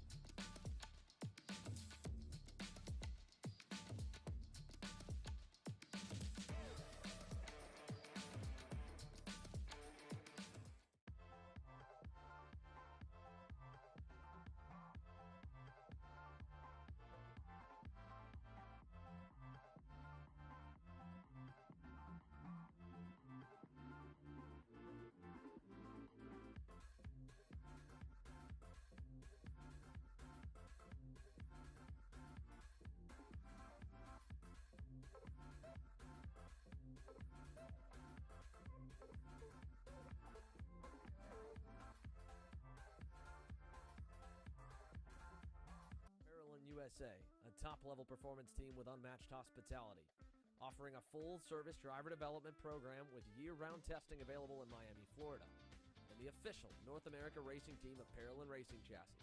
Chassis and parts available at ParolinUSA.com. Welcome back here for the Texas Sprint Racing Series covered by Kart Chaser for our main event, 206 Senior, sponsored by Cruise Racing Development. Our front row is looking like Caden Wolf and Cohen Summers. Then row 2, Braxton Tregere and Kelvin Zing. Kelvin Zing, like you were saying, Caleb, a heavy hitter here. Didn't qualify very well yesterday, but up in that second row. 4th place for him starting today. Then third row, we got Luke Waller, Iram Dean, Tyler Stevens, Ava Elder, Landon Melson, a heavy hitter, Aiden Smith, Sally Mott, Ethan Wolf, unfortunately a front runner that is stuck in the back after an incident in that second heat race, Bryce Frank, Macon Moore, Brant Broata, and the like. Seems like we have a little over 20 drivers starting this feature race today, yet again being led by Caden Wolf. What do you think about this race here today, Caleb? Do you think it's going to be close, or do you think we're going to have a possible breakaway from 2 drivers here today, Caleb? Well, if it's anything like what happened last time we were here at TSRS, but we were at Speed Sports down in Houston, we saw a fantastic 3-wide finish. So I'm hoping for that again. But I think what people forget is up until that point, it was a little stagnant out in front. There was 2 guys going back and forth, and all it took was 2 passes for the rest of the field to bring back up. As I was saying before about Kelvin Zing, he may not have qualified well, and he did the same thing down in Houston, but he is very consistent when it comes time for the heats, and he sure puts on a good show when he's out in front. So that's Wolf and Summers leading the way down into turn number 1. And, we got him packed we up. have Cohen Summers off the track, dropping all the way back there in turn 1, ran a little bit wide. We still have your leader, Caden Wolf, out in front. Now it looks like we might have Braxton Tregray, Kelvin Zing, and Abraham Deem are starting to bring up your second pack. Caden Wolf out here, a massive gap already into turn 6. But as we know, Caleb, a massive gap in this really competitive 206 sponsored by Cruise Racing Development Field doesn't mean very much now, does it? No, and there's always the possibility and probably the guarantee that they're going to bunch back up. However, Wolf is out of draft. I want to say he's almost out of drafting distance from the 2 behind. So if they're not careful, both Walter and Stevens, if they decide to go back and forth, you could see Wolf start to pull back away. Looking at the incident that happened in lap 1, it looks like Kelvin Zing got affected because he fell back 2 positions running in P6. As we're looking now, there's the battle for second. Now again, this is when this could make or break the entire race for Wolf. If they decide to start throwing dive bombs back and forth, Wolf is going to continue to open up his lead, which is currently sitting at 0.6 of a second. So next time by, it's probably going to be shorter. No passes into 6. So that has made it just a little bit more difficult for Wolf. He is going to have to hold off this pack from behind. And here comes 2 more. That is going to be Sally Mott, I believe, in 5th, and along with Kelvin Zing in 6th. Making their way down, you can see Wolf up on the wheel, trying to make it as aerodynamic as possible. The 2 running in 2nd and 3rd of Walter and Stevens are not going to make his life any easier as they were pushing each other into turn 1. And just like that, a 6/10 gap has now gone down to about 3 kart lengths making their way to turn 3. Look for heading into turn 6 with all the factors that are coming into play. That is going to continue to drop on the exit of 6 and the entry of 7. We had a great start here for some of these drivers. For example, Landon Melson and Sally Mott. Sally Mott is up to 5th. We have very close racing here. Caden Wolf has been caught by the rest of the pack. Caden Wolf now does no longer have that big gap we saw at the start of the race. Saying again, Melson up 5 positions. Bryce Frank up 6th. Brandon Boada is up 7 positions as well. We are going to see now Caden Wolf heads into turn 1. Luke Waller behind him, followed by Tyler Stevens, and what looks to be Landon Melson, your 4-kart lead group here. Looks like a whole lot of Burrell Art Karts, at least the 2nd and 3rd positions. That 4th position does not look like it could be a Burrell, but it is a black kart there. And we have your leader here in a comp kart, the number 622, Caden Wolf. We're heading down into turn 6 now, this infamous hairpin that we have been watching all weekend. Will a pass be made? It will not. But as these drivers are under braking with these 206s, they all get a little bit bunched up here, as now we're allowing the 601 and 644 of Sally Mott and Kelvin Zing start catching up to the back of our lead group here. Caden Wolf still your leader into lap 4. We still have 13 minutes left in this race plus 2 laps. Looks like Luke Waller thought about going out for a move there into turn 2, decided against it as he pulls back into line. Caden Wolf still your leader. I would like to say some of these drivers are going to start battling here, but it seems like they might not. These Briggs 206s make it a little bit aggressive. We do have a move that is Landon Melson down the inside of Tyler Stevens into turn 6. Looks like Stevens is going to let it happen. Is Stevens now under attack from Kelvin Zinger on the outside? Ooh, we have some 2-wide racing here through our turn 7-8 complex, and that is going to be what looks to be Landon Melson out in front. We'll have to see when they come across the line. Now we have Caden Wolf and Luke Waller out in front. We have Landon Melson 3rd, Tyler Stevens 4th, Sally Mott 5th. It looks like Kelvin Zing still on the back of our lead cart here. Caden Wolf still your leader here today, Caleb. Yeah, Kelvin Zing was on the back bumper, Sally Mott there for the past 2 laps, and they were both able to catch back up to the pack. That was actually Sally Mott who tried to make a move on the outside for the 4th position. As we watch the top 2, both Wolf and Walter making their way down into turn number 6. You can see just how upset these karts are getting now that the tires are starting to come up to temperature, and the sun is definitely beating down on the track and that hot surface with the Rhino liner on it. They're starting to pick up those inside tires, which may be a little bit of a factor. If they get too excited and put too much input into the wheel, that is when you have a whole lot of what's called jacking of the cart, which is what helps it rotate. And because of that, if it goes too far, it gets up on two wheels, then the biking or bicycling effect is what comes into play. So now here's the top three. Wolf, Walter, and Melson are the top three. Melson went purple last lap, so he's using that toe to his advantage. Not quite close enough. He's about 4 or 5 cart lengths back. Top two can still continue to push. Stevens running in 4th, Mott in 5th, and Kelvin Zing, who fell back 2 positions, is running in 6th. So it's a 3-pack out in front, followed by another 3-pack, is a battle for 4th. And if the top 3 make a couple passes here and there, it could bunch that top 6 back up. And keep in mind, Sally Mott, who ran in the full TSRS schedule when we went to NOLA's, there's a pass for 2nd. That is now going to move Melson around Walter. But as I was saying about Sally Mott, she had that gnarly incident down in NOLA at the first round where she got off the ground and did a couple of spins. So she is able to recover very well from that one. It hasn't affected her at all. She is still up in the mix inside the top 6, trying to climb back up into the top 3. Exactly. Caden Wolf has extended his lead here as we saw Melson get by that 691 of Waller. But Landon Melson was purple your last time by, 41.364. We're going to see now he was able to catch Caden Wolf and Waller while they were drafting together, and Melson caught him all by himself, which is a feat in itself in this Brig 206 class. We have a pass for the lead. That is Melson down the inside of that 622 Caden Wolf. Is Caden Wolf going to go under attack on Melson? It looks like he is not. Oh, he will. There's a little bit of a bump here through turn 2. Turn 3, they even themselves out. The front 3 drivers all staying in line as we go through our chicane here. Turns 4, 5, head down turn 6. We see Melson tap a helmet, say, come on, draft me a little here. Looks like Wolf is not going to have it as he lunges down the inside, but it looks like Melson does not want to let him by as he chops him down to the apex in our infamous turn 6. So we still have Melson, your leader out here. However, knock, knock, who's at the door? It's Tyler Stevens has joined your lead group here today. Waller falling off a little bit. Wolf down the inside again into turn 1. Down the inside of Melson. Melson drops a tire, goes down to 4th place, and we have what looks to be Waller up the inside for the lead, and Ian Wolf drops down to your 3rd place position here, Caleb. Yeah, and it hasn't bunched the top 6 up as much as I thought it would. Like you said, do that tire drop is falling farther back. There's a signal saying, hey, push me. We need to get back by. That, I think, is Walter right behind Melson, and following him is also Wolf. So those 3 are making life. Oh, and off the track goes your 2nd placement of Walter. He is able to come back on. But again, just small instances like that have now led to what you see, a train of 6 carts with 9 minutes left. Trying to battle it out here to see who's going to be on that top step coming down into turn 1. Look for these back markers to play it smart. They have to sit back and just wait for that top group to go back and forth. When you see an incident like someone maybe dropping a tire or someone opens a door, that's when you decide to freight train, blow the doors off, and try to go down the inside and see if you possibly can't make up 1 or 2 positions as we watch. There's the top 4 kind of broken up, 5 and 6 just off into the distance. There's a pass for the 5th position. That is Zing trying to get on the inside of Mai, and it looked like it did not happen for him as they continue to snake their way around. Also look down through the order as well. Ava Elders slowly starting to make the way up in the top 6. If these guys start battling back and forth, she is leading that 2nd pack, followed by Summers, who started up way in the front, had the huge off into turn 1. I'm sure he would love nothing more than the top 6 to go back and forth to close the gap back up.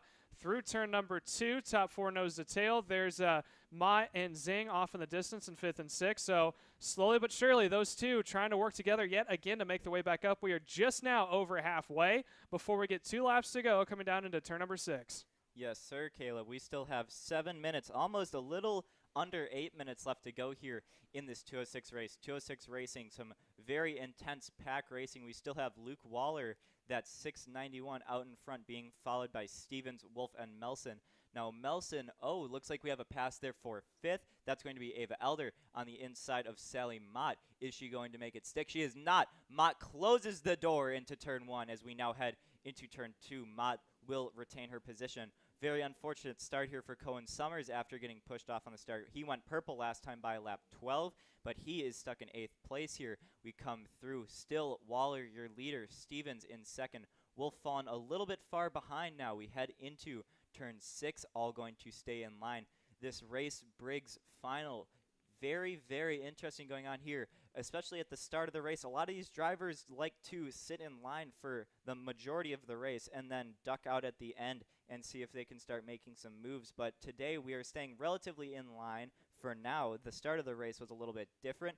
Caden Wolf, my bad, has caught up to the rear end of Stevens, and now we have 3 karts. Looks like we had 1 kart fall off a little bit there, as that was Landon Melson had a little bit of an issue. We are now from a 4-kart train to a 3-kart train of just Waller, Stevens, and Wolf. Looks like the 2 Burrell Art karts of Waller and Stevens here, they might be teammates here. They are just working together through this race. Wolf sticking to the back end. I would like to think Wolf might. Oh no, we have our leader off. That is Luke Waller out of the race here today. Now we only have Stevens and Wolf here, your new front 2. And just like that, within a lap, we've gone from a 4-kart lead pack to only 2. Now the question is, Ava Elder up to 3rd. We have Cohen Summers up to 4th too. We might see them start entering the mix here. If these 2 drivers of Stevens and Wolf start passing each other, we have a hand signal up in the air. Stevens does not know what's going on here. 5 minutes left. We have Elder and Summers starting to trail up to the rear end of Stevens and Wolf. Caleb, do you think they might be able to catch up to the rear end of your 622 Caden Wolf? I think what that hand signal was from Stevens was we got to work together. He took a peek back on the entry of turn 1 and probably saw that the 3-pack battle is now down to 2, or actually saw the leader go by, and he probably looked back and saw how much of a gap he had, thinking to himself, if we stay together, we can prevent that pack from catching back up. So now this all lies on the shoulders of Caden Wolf and Stevens to determine how much of a factor everyone else is going to be in the race. Looking down through the order, like you said, Summers up into 4th, Elders up into 3rd, and here comes Wolf down the inside. So I think that answers our question. They're going to go back and forth. If there's another pass back, they continue to go side by side yet again. It looks like Stevens thought about trying to make another move, and just like that, here comes Ava Elders, who has moved up 5 positions, trying to make it 7 for the win as they make their way down the line. We are just under 5 minutes in. Sally Mott holding on to P number 5. Zing still running in that 6th spot. But there's the top 3 now. So that is Wolf, Stevens, Elders, Summers in 4th.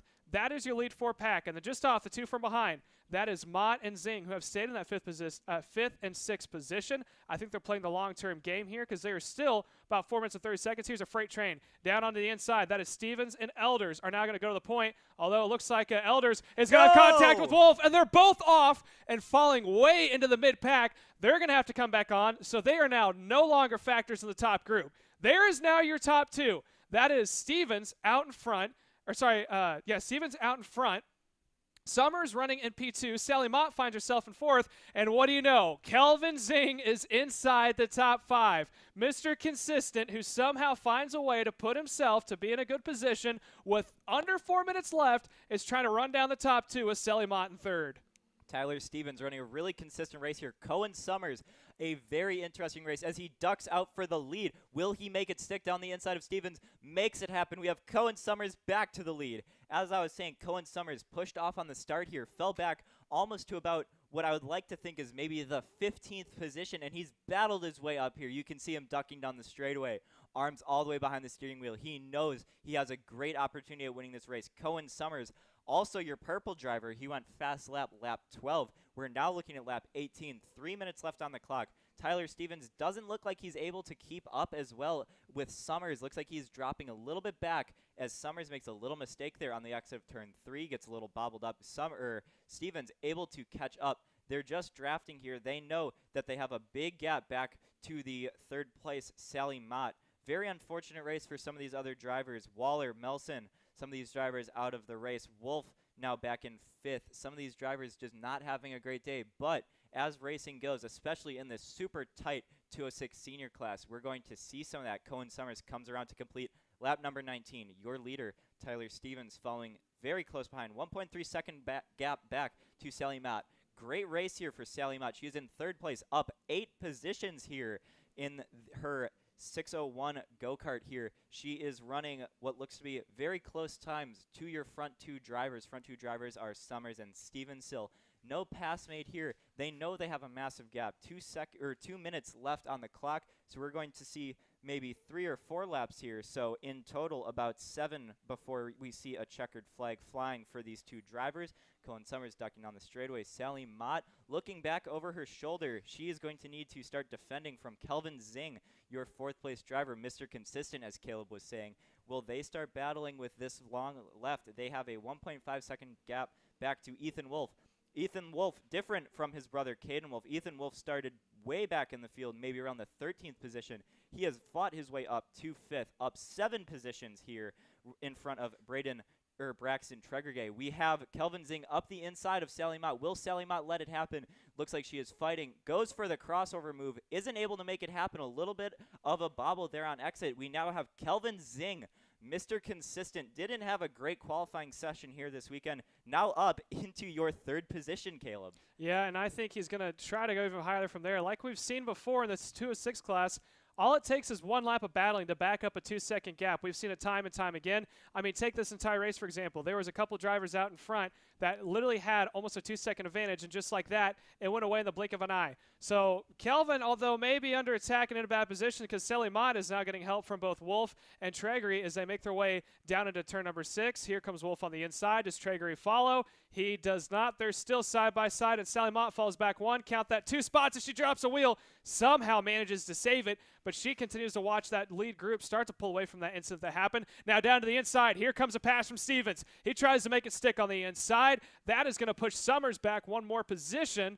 for the moment as they make their way now into turn number 2. So this is exactly what your 3rd placement of Kelvin needs, although I think he's getting reeled in by Wolf and Tregorgay as they make their way around turns number 2.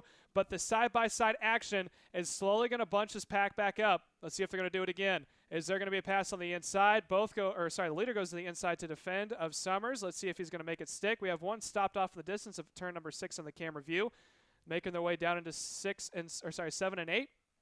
As they are now going to get the 2 to go sign. Time just expired. Now they are side by side. Coming down to the stripe, it's going to be Summers and Stevens. It looks like it is now going to be Summers to the inside. He goes back to point. Stevens falls back to P2. So they got 2 laps to try to race this one out, and the time difference now is at 3.4 seconds. They may have enough to start going back and forth to the nail for the lead. Summers, your new leader. Tyler Stevens behind. They're throwing some hand signals up at each other, which they might be saying to draft, oh, we have Stevens throwing a hand up there to what looks to be somebody on the sideline saying, I know I can make this pass. He knows he can take the win. Cohen Summers still your leader. Great run from Ethan Wolf, up 9 positions into that 3rd place position. We have to look now. We're coming down. 2 laps to go. Double sticks in the air from our flagman. We come down. Looks like Cohen Summers doing some hand signals here, telling Tyler Stevens to draft him. Not sure, though, because he has a 3.6 second gap, and I'm sure Summers knows that. He might be just trying to confuse that 605 Tyler Stevens. They're coming through now. A little quick look over his shoulder. We have a little bit of a bobble there from Tyler Stevens on exit through our 4-5 chicane. We have Summers glancing over his shoulder, ducking down the straightaway into turn 6. And here he goes on entry. Stevens makes up a little bit of ground under braking. Summers, though, staying very consistent out in front through turn 6, 7. We will be coming now to our white flag. Will Stevens be able to get by that 696 of Cohen Summers, a dominant driver here this weekend? Yeah, looking through the midfield, it looks like Kelvin Zing did, in fact, get passed by both Wolf and Tregorgay, and now he is struggling to stay back as Wolf went on the defensive there as he's trying to hold off Tregorgay, as Tregorgay now looks on the high side. At this point in time, there is probably not a good chance that they're going to be battling out for the win as the 2 leaders are out in front. Hopefully we can switch back to them, seeing as it's the last lap, and they're about to go on for the win here. Let's see if we can find them on track. There's Wolf. There's the passer lead. Down on the inside goes Stevens, trying to get around Summers. He does so. Where's the crossover at? Making their way now into 7 and 8. Oh, he's going to push his way through. Muscling, and they contact. We have up Stevens and over. In the grass. Stevens is off. Cohen has his hand up in the air. Stevens is able to save it back on. And now can he get the run down to line for second place? There's your winner of Cohen Summers. Let's see how Stevens comes across. He comes across in second. Wolf comes across in third. Tregorgay in fourth. And Kelvin Zing rounds out the field in the 5th position. So that was your 206 senior. But don't go anywhere and stay tuned, because up next we got more to go with your Micro Swift.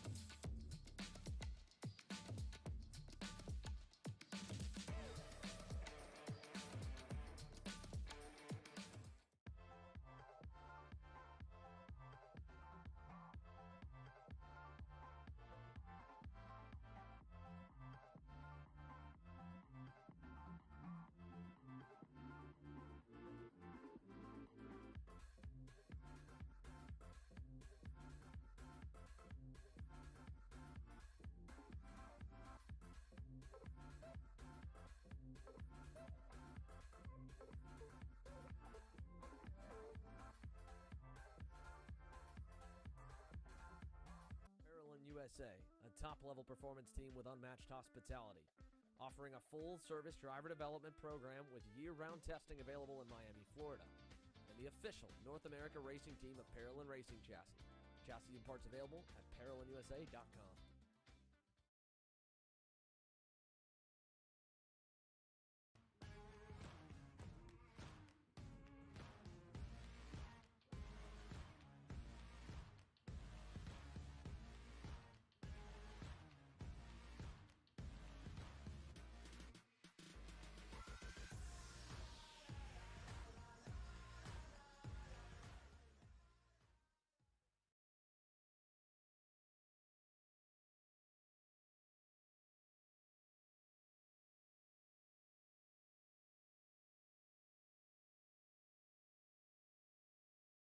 If you're looking for top-grade equipment, look no further than Rev Performance Materials engine mounts, sprockets, and arcade chains. Available online now at RevPerformanceMaterials.com and through a dealer near you. The highest quality material, built to the highest quality standards. Rev Performance Materials.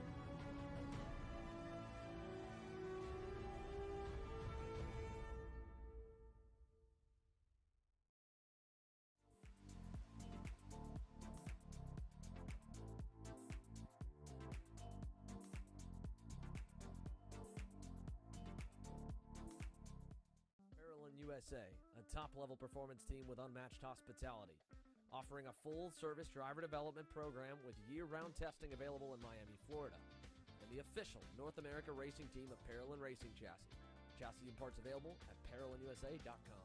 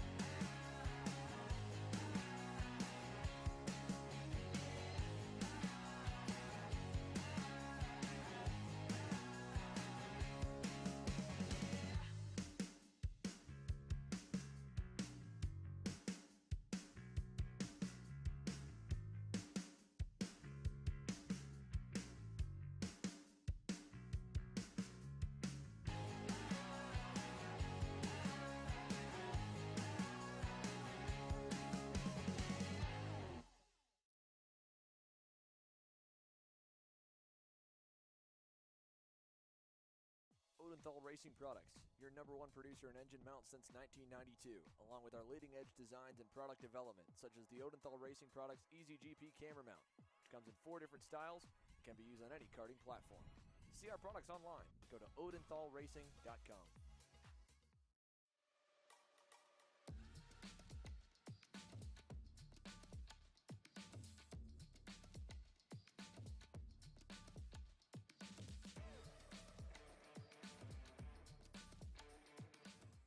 I'm Billy Vincent, owner of MPG Motorsports.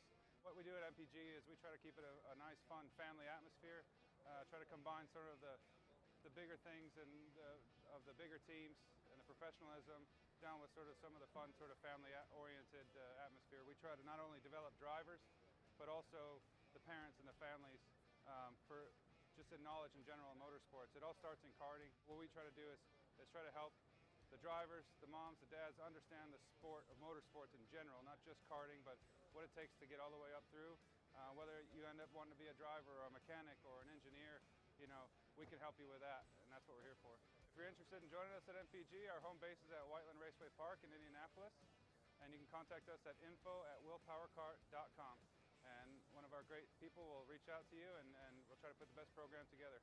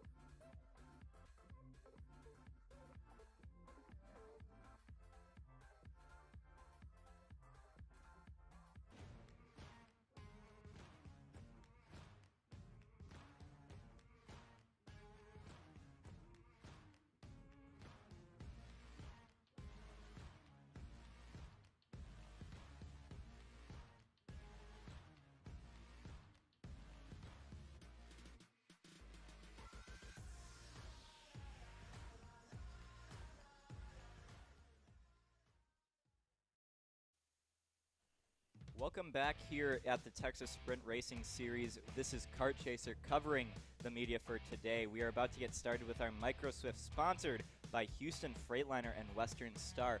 Our front row is looking like the likes of Aston Wyatt and Colton Schneigenberg, the number 21 and 17 karts respectively. Second row, Emerson Lane and Royce Vega.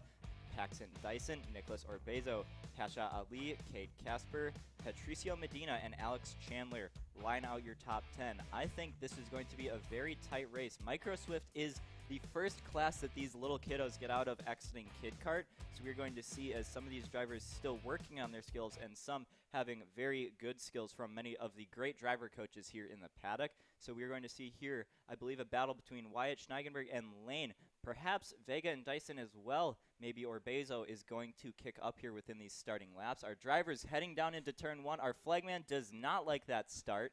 We're going to send these Microswift kiddos here around one more time. Again, Wyatt and Schneigenberg leading the way.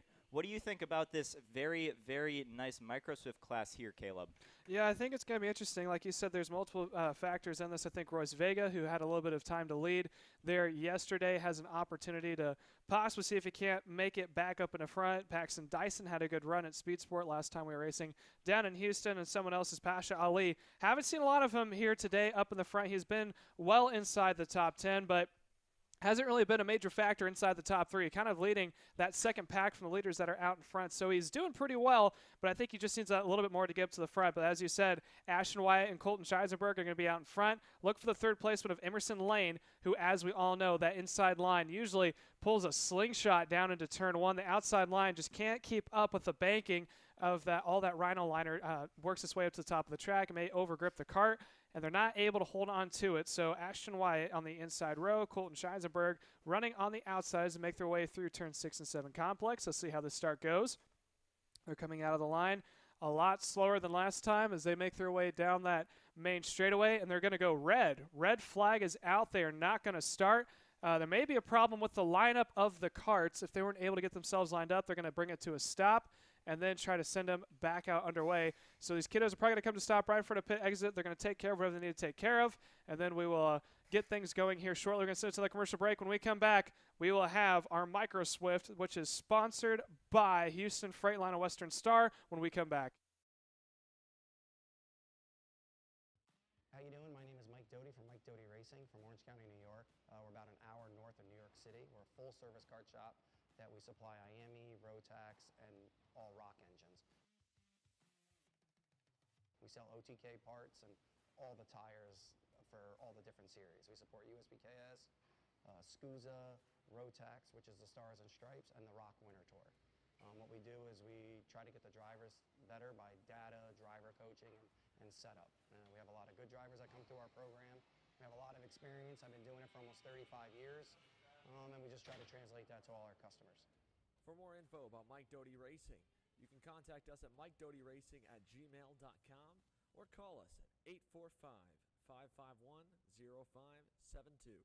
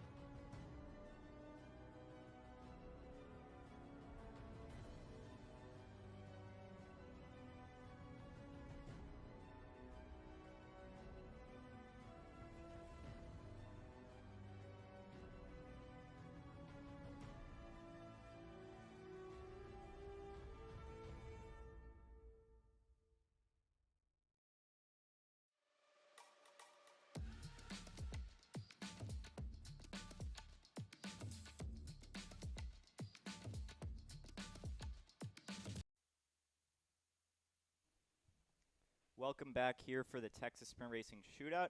We had a little bit of a red flag hold there. Seems like some of our Micro Swift, sponsored by Houston Freightliner and Western Star, they were a little bit messed up in the order, so we had our amazing corner workers out here getting their job done and getting these drivers back into order. Like we were saying before, we have Aston Wyatt out in front, followed by Colton Schneigenberg is your front row. They're going to be coming around one more time before their formation lap. Hopefully all these drivers stay in line.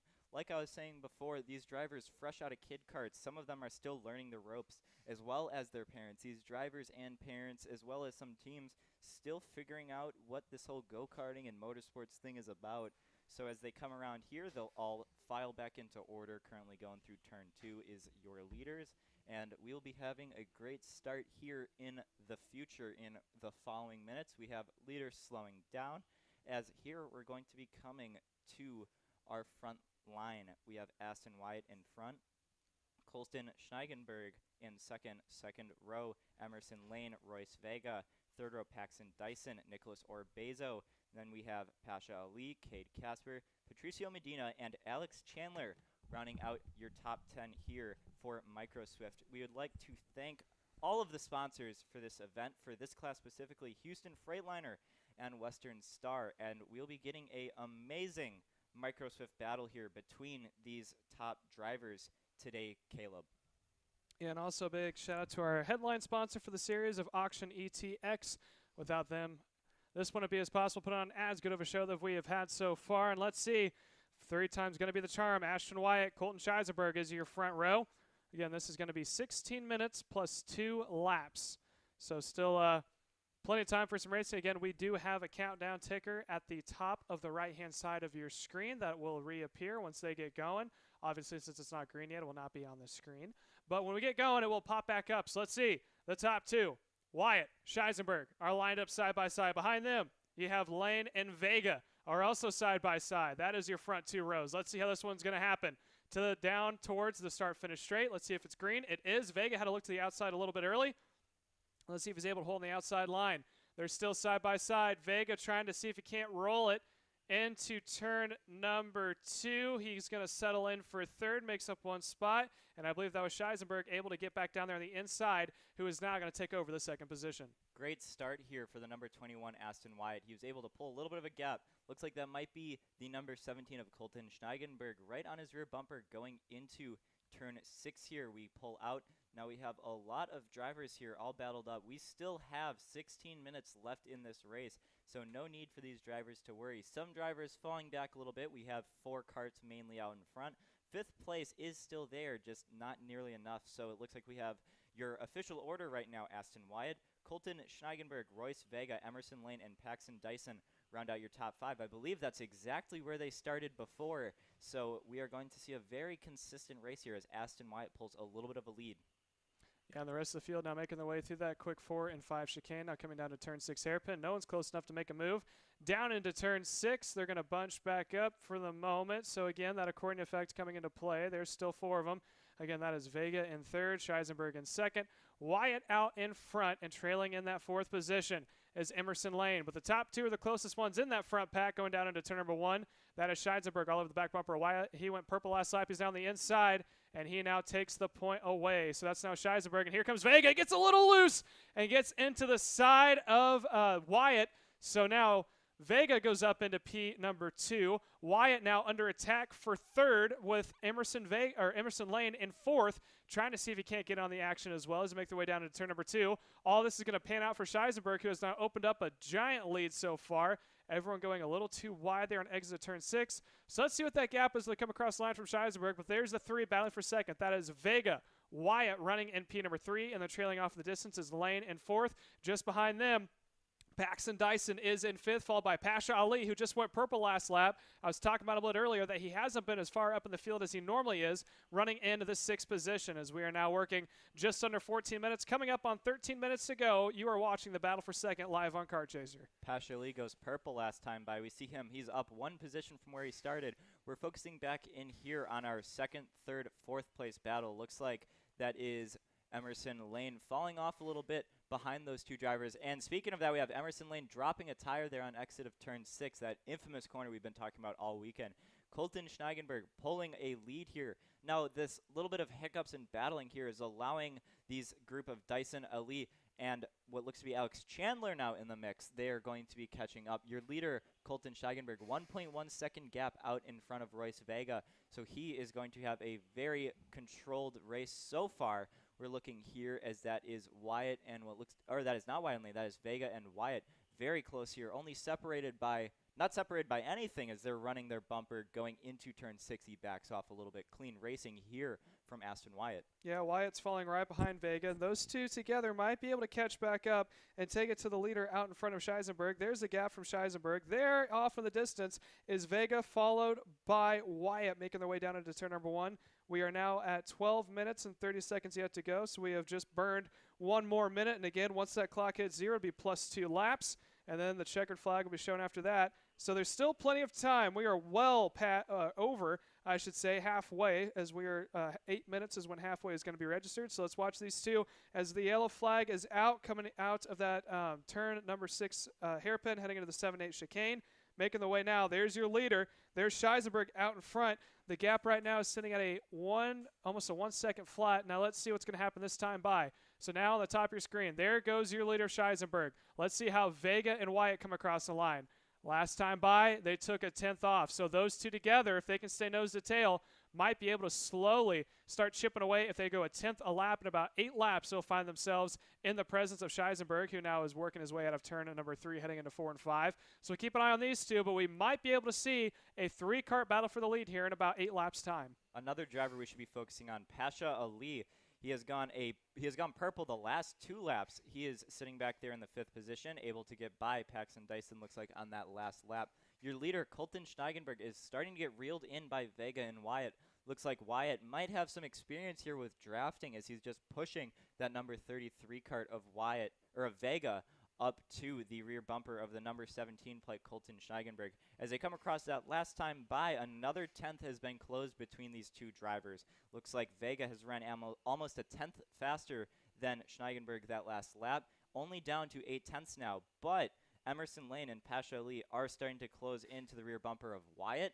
As we close up here, I think we have 10 minutes left here in this race. I believe we'll be getting a 3-kart, maybe even a 5-kart battle here for the lead as we start coming down here, Caleb. Yeah, they continue to close back up, and at a certain point you hit what's called the runaway effect, which is when you're in the tow. So if you're a 10th or 2 faster by yourself than you are from the leader, if you're working with a pack or 2, once you get to about 3 to 4 tenths off is when that tow comes into effect, and then it's just kind of like hitting a turbo and then catching back up. So right now we're watching the two of both Vega and Wyatt slowly start to catch back up to Scheisenberg. 10 minutes are registered yet to go. Wyatt had a look down on the inside, went a little bit lower than Vega did, but he's got to be careful. You're so close to catching back up to the leader. If you start to pass now, it's going to be all for waste as they make their way out of turn number 6 now. Here, it's starting to close back down to 2 kart lengths coming into the 7-8 chicane complex. Now they're going to come across the line. We are 1 minute out of halfway, as it is now 9 minutes and 55 seconds across the line. Down into turn 1. Most of the time is made up in turns 1 and 2. Vega leading Wyatt in the 2nd position. Scheisenberg leading all of them coming into turn 2. Look at the gap close. Now down to about a kart length, maybe a kart length and a half. Out of turn 3, Vega goes a little bit lower, brings Wyatt with him, and they are now in towing distance of the leader of Scheisenberg. Coming down to turn 6. Are they going to wait? Are they going to go now? It looks like Vega is going to go now. Wyatt will not follow, so now Vega puts himself onto point. Scheisenberg falls back to 2nd, and still in the 3rd place is going to be Wyatt. Gives a little bit of push to Scheisenberg, making the way through 7 and 8 chicane. Coming down to the line now, 9 minutes and 15 seconds. Your new leader for the first time in the feature is Royce Vega out in front. Here comes Wyatt on the inside of Scheisenberg, trying to make it work, not complete, still side-by-side heading into 2, and it looks like Scheisenberg tried to pinch him off as they're going to go door panel to door panel into turn number 3, and it's going to settle back down with Scheisenberg in 2nd. They got to be careful. Vega's now opened up about a 6-kart length advantage coming on the main stretch. Another thing we need to pay attention to, Emerson Lane, Pashley, and Alex Chandler, they've all been swapping off purple lap times this whole race, and with that battle between, we had the leader there drop a tire, Royce Vega, out of turn 6. Scheigenberg here under pressure from Wyatt, heavy pressure here, running that rear bumper. Royce Vega starting to get caught up. That Bennett kart out of Rockwall, Texas, going to start feeling pressure here again from Schneigenberg as he looks down the inside into turn 2. Is he going to make it stick? Vega is going to allow him to go by here in turn 2. Now we're heading into turn 3. That looks like Wyatt hard on the rear bumper of Vega. We are 2 or 3 karts wide heading into the chicane. Looks like Wyatt realized that he got into the rear bumper of what looks to be Vega, and we have Schneigenberg out in front. We have a pass here for third. That looks like it can be Pasha Ali now hitting your podium position. And we have a dive bomb attempt into the 7-8 complex. That looks like that might be Emerson Lane now. We are going to come across the line here and see our official order. What are we lined up at? It is Colton Schneigenberg, your leader this time by Royce Vega, second. Then we have a big group here, Alex Chandler, Pasha Ali, Ashton Wyatt, and Paxton Dyson. They are all battling here for your last podium position in third place. Let's see here, Alex Chandler. Is he able to hold off Pasha Ali with that black and green helmet? Heading down into turn 6, will any move be made? Ashton Wyatt there as well. A move will be made. Pasha Ali goes to the inside. Not going to happen. A big bobble there as now around the outside goes Wyatt. Is he going to make it happen? Looks like he will, and be followed up by Paxton Dyson and what looks to be Emerson Lane now into the mix. We are getting a great battle here for third place. Our leaders still out in front, Royce Vega, Colton Schneigenberg heading into turn 2 here, Caleb. Yeah, they make their way out of turn 2. The top 2 have a little bit of separation. Still Vega out in front, and then running in the second place is still Scheisenberg. And again, those 2 can settle down just a little bit because they have about a 1.2 second advantage before you get to Alex Chandler running in third. After that, like you said, it's a beehive of Chandler, Wyatt, Dyson, Lane, and Pasha Ali, who got pinched off going into 6, had to pop it up in the air because he was a little too far on the inside line. Cost him 3 positions.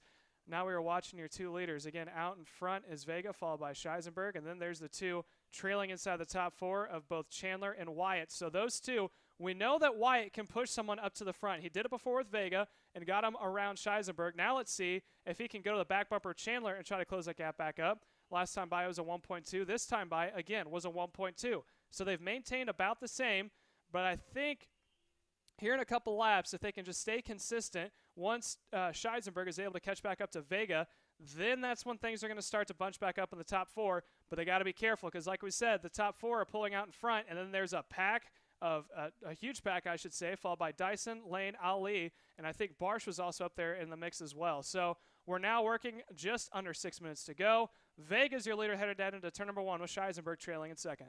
Colton Steigenberg holding second place very well here. Royce Vega, your leader. The Royce Vega and Colton Steigenberg are not your fastest karts on the track, however, despite being in the front.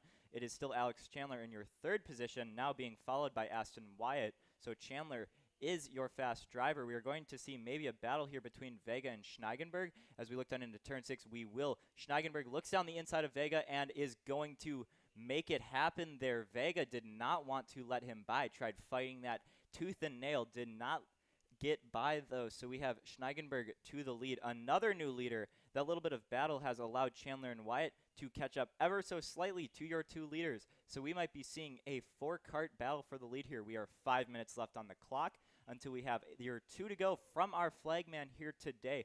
Schneigenberg, a little bit of a bobble there exiting turn 2. We have our 4 lead karts separated by about a kart length in between for each as we head through our chicane down towards turn 6. Schneigenberg knew he has a little bit of a gap there on that red speed go-kart heading into turn 6. Now what we can see here, we have a lap traffic cart heading up in the distance.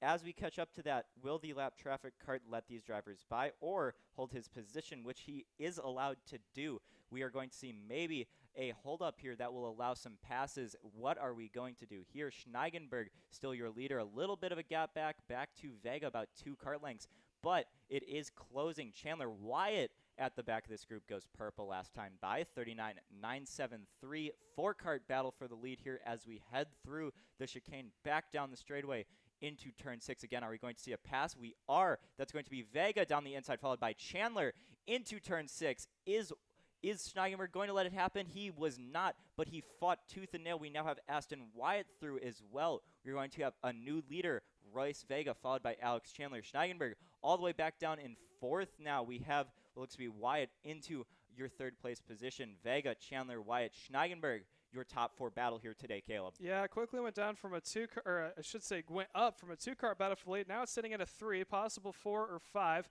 Like we said, that is Vega out in front over Chandler. running in P number 2 with Wyatt now up into 3rd, making their way down into turn number 6. No one tries to pass. Actually, I think that's Scheisenberg, who is running in 2nd as they make their way through. No, you're right. That is right. That is going to be Chandler running in the 2nd position. Right behind him is Wyatt out of turn number 7. Vega's got a little bit of a lead, but he's got to be careful. The 2 from behind. Again, Ashton Wyatt has kind of been pulling all the strings in the background. He has decided he was going to go up to the leaders. It seems like he is a great pusher when he has someone to cut the air for him. So he is definitely a very fast kart. I think his gearing may be set up for the longer straights so that he can, he's not going to have as much coming out of the corners, but he definitely has it on the straightaways, especially in turns 2 and turn number 1 as well, and especially the run into turn 6 as we watch him now on the back bumper of Chandler heading down to the turn 6 hairpin yet again. Vega still out in front, but Wyatt able to use Chandler to his advantage and just push him back up to Vega. Vega's been comfortably in the lead here the past couple laps, and now the pressure's been on. This time across the line, we're just under 2 minutes and 30 seconds in, so still just a little bit of time, but we are in the closing parts of this race. Through turn 1, no one makes any moves. They're going to stay nose to tail.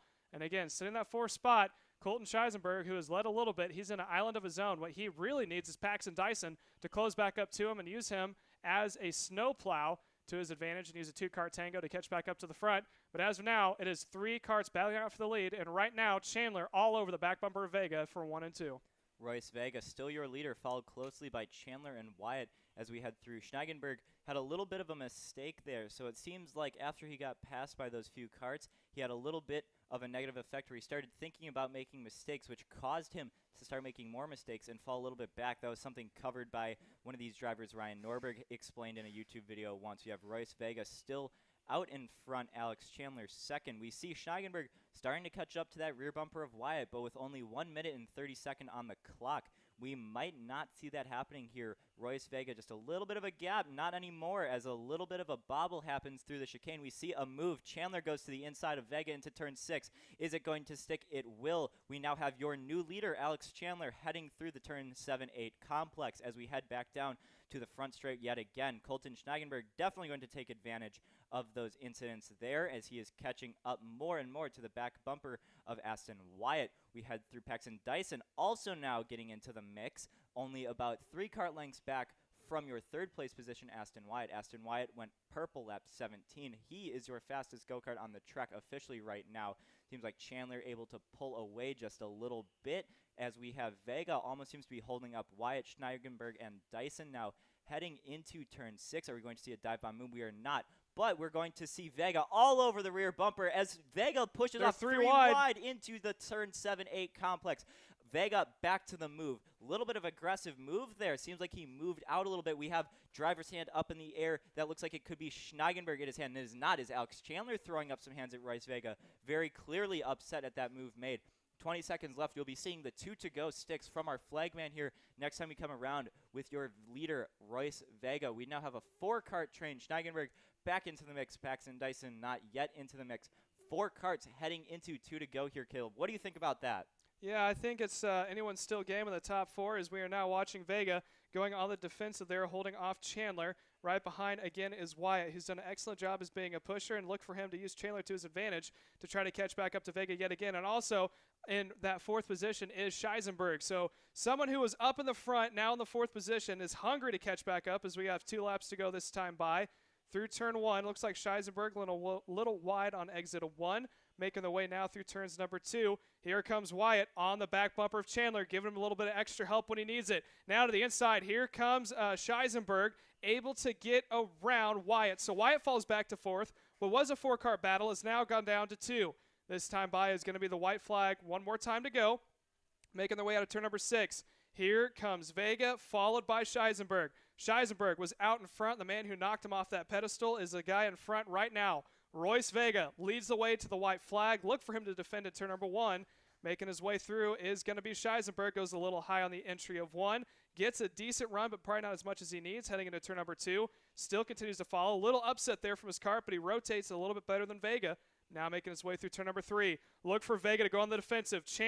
That's Scheisenberg has a little run on the exit of the chicane coming down to turn number 6. Vega defends. Scheisenberg goes lower. He's not going to give it up into and turn. we have both leaders out of the race here. And that's going to lead Scheisenberg right now Scheisenberg's followed by Wyatt. Wyatt might have his opportunity for a side-by-side as they make their way out of turn number 7, coming down to the line. Here comes Wyatt looking low. Not enough to get it done, and across the line and registered. That is Colton Scheisenberg taking the win over Ashton Wyatt, P number 2.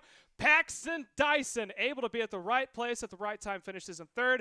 Alex Chandler in 4th. Emerson Lane rounds out your top 5. Going to go to the commercial break. When we come back, we got more with your 206 Junior.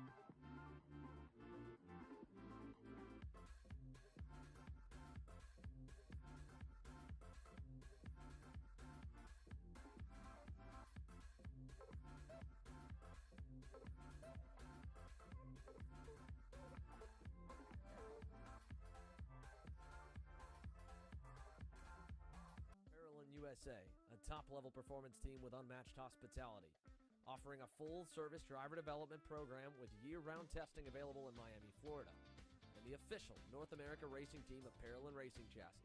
Chassis and parts available at ParolinUSA.com.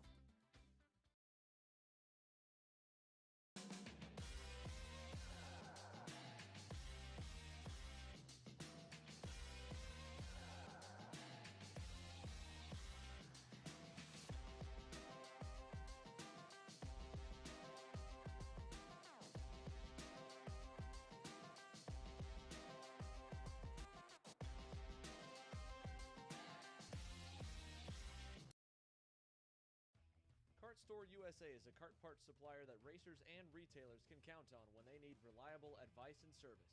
We focus on servicing all racers with honesty and pride while maintaining customer satisfaction. We carry a full stock of Kart Republic and Tony Kart chassis, as well as IAMI and Vortex Rock engines. We've also got a host of other parts available and in stock, such as products from Rev Performance Materials, Jecco Racing Seats, and more. We have a 100% satisfaction guarantee. And on top of that, if your order exceeds $200, shipping is on us. Check out all we have to offer today by visiting us online at kartstore-usa.com. As the Western importer of the Praga and Formula K chassis brands, Leading Edge Motorsports is a high-performance kart shop and race team with a simple mission: teach others the joy of high-performance driving, supply our customers with the highest quality products and services, and most of all, win races. With our remarkable racing inventory, expert services, and top-ranked national-level team to back it up, we'll help to get your new kart racing package up and running fast.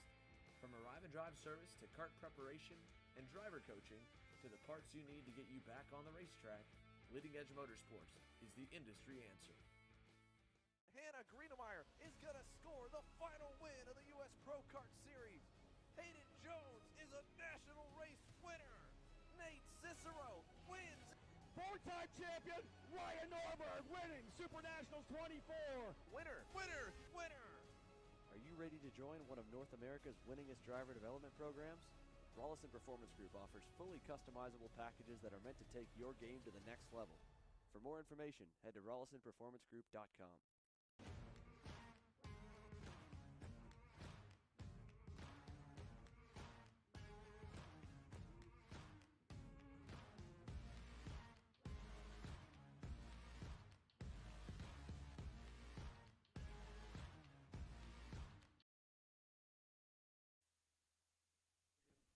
Welcome back to the Texas Sprint Racing Series. We have 206 Junior, sponsored by Seville Electric, going right now. We have Reagan Seville and Alfred Alvarez de Castillo, your front row, followed by Russell and Columbus. They're looking down into the straightaway now. Will we see a green flag? We will. Seems like the outside row has gotten a good run for the first time this weekend. Alvarez de Castillo running the outside line, getting an amazing start here. We have Seville not having as great of a start, dropping to second, but Alvarez de Castillo getting an amazing run here off of the start. We're going to watch now as they head down into the chicanes. This race breaks and only breaks final here. Alfred Alvarez de Castillo, your front runner, followed by Seville. Looks like we have Columbus. Is he going to go for a move? He is not. So we have your main driver, Alvarez de Castillo, out in front. Seville, Columbus, and Russell looks to be that three-cart train behind. We'll see as they come across the line here to complete the first lap in this 16-minute final, plus 2 laps is key to note. These drivers, yes, as I thought, De Castillo, Reagan Seville, Roussel, and Columbus are your drivers. Looks like we almost had Roussel in for a move there on Seville, decided against it. Now, these Briggs 206s, you need to work together. We've said it enough this weekend. I'm sure you guys are tired of us saying it. But we are still here. They still have to work together as we see Russell and Columbus working together here to catch to the back of Seville. De Castillo went fastest last time by out in front, but it does not matter as now we have Seville on the rear bumper of De Castillo, and the whole 4-cart train lines up, heading back down through turn 1 as we head down the front straight. We still have about 16 minutes left as we have, Roussel going a little wide there as we see Columbus now on the inside. We now have a new third-place position, a little bit of a crossover there from Roussel. Is he going to make it stick around the outside? He is not. We now have Roussel back to 4th and Columbus up to 2nd. We saw Columbus throwing some hand signals there, clearly upset with that move as now they've fallen very far back from your front 2 leaders, De Castillo and Seville, running through this corner here. Are they going to start battling here? I would like to think they won't. They probably have a 1.5-second gap back to your 2nd place. And now if we look back, we have Shelby Ramirez in 5th, catching up to the back of Columbus and Roussel. Now through turn 1, we stay in order. Alvarez de Castillo in 1st, Seville 2nd, Columbus 3rd, Roussel 4th, and Ramirez 4th. Now, before this race, I actually made a bet with my co-announcer here, Caleb Smock, that Ramirez is going to find her way up to the front here. Looks like she's up 2 positions and closing in on a podium spot here. De Castillo still far out in front with Seville here, Caleb. Yeah, Travis, you were correct on that one. As they now make their way around the track and continue to go out in front is still Alfred Dels Castro going out in P number 1. Reagan Seville is currently in P number 2 with Ian Columbus, currently sitting in that 3rd position. Last time by, Reagan Seville did go purple. Remember, Seville had a good day yesterday in the heat race, is able to make up a couple of positions. Now finds himself turning very quick laps as they are running in that 2nd spot. There's your 2 leaders out. So that's not the 2 leaders. That is a battle for, I believe, the 5th and 6th position between Shelby Ramirez and Preston Pico, who is running in the 5th and 6th spot, respectively. They are now making their way down that front stretch. There's your 2 leaders out in front. That is Alfred leading the way over Reagan Seville running in P2. Reagan continues to slowly close back up as they are now about to go nose to tail making their way through that final set of chicanes, or the second set of chicanes, I guess you could say, coming across the start-finish straight. There's a battle for third. That is led by Ian Columbus, who is leading out in point. Right behind him is Sawyer Roussel, who last lap just went purple. And right behind that is Shelby Ramirez. So they are all relatively nose to tail. Again, that is third, fourth, and fifth, all fighting over that last podium spot. Right now, we are currently sitting at 3 minutes and 54 seconds completed out of 16 plus 2. So 16 minutes plus 2 laps as they make their way now over into turn number 6 hairpin. Coming back down in the chicanes, look who is on the back bumper of Roussel in P2. That is Shelby Ramirez, giving a little bit of a push as they make their way down across the start-finish straight. You can see at the top of the screen there is currently 3 minutes and 42 seconds left. 13 minutes and 38 seconds left is what it is now. There's your 2 leaders out in front. Alfred Alvarez Castello is currently leading the way. Reagan Seville in P2 all over the back bumper has now closed that gap up. Last time across the stripe it was at .137. Now as they make their way into turn number 6. No pass attempt is going to be made by Reagan Seville, currently trailing a little bit farther back. Now making their way out into the chicanes. This has been the name of the game so far. These 2 out in front, as now we are just working 13 minutes. So it may seem like this is going about this a little bit slower, I should say, since last time by we saw a good 6 or 7 kart battle for the lead. Now it's down to 2, but slowly but surely, Roussel and Columbus are starting to catch back up. Last time by, the gap was a 1.68. We're going to keep an eye on that to see if it goes down any farther. All it's going to take is Seville to throw it in maybe 1 or 2 times onto your leader. As we now switch back over, here's a battle for third. Columbus, Roussel, and Ramirez are all nose to tail. Again, battle for the podium spot. Everyone wants to get that piece to end out the weekend, trophy that is, to make their way down. Here's a pass on the inside. There goes Roussel on the inside of Columbus, and following is going to be Ramirez. Ramirez now is going to go up 1 more spot. That is going to push Columbus back down into third. So just like that, we've had a quick change of events, and it's still a 3-kart battle out for the third spot, as the top 2 of both Alfred and Reagan are making their way. That's who we're watching right now through turns number 2, heading into 3 right now. Alfred still out in front with Reagan and P number 2. That has been the top 2 almost all race long as they now making their way down that main stretch. Here's the battle for third. That is Roussel, Ramirez, and Columbus. Columbus was in second. Now he's giving a little push to Ramirez. Ramirez to get around Roussel. Roussel goes down 1. Does he go down 2? Yes, he does. Shelby Ramirez now up onto the podium spot. Right behind her is going to be Columbus, and Roussel has now found himself back in the 5th position. Right now, 11 minutes and 37 seconds remaining.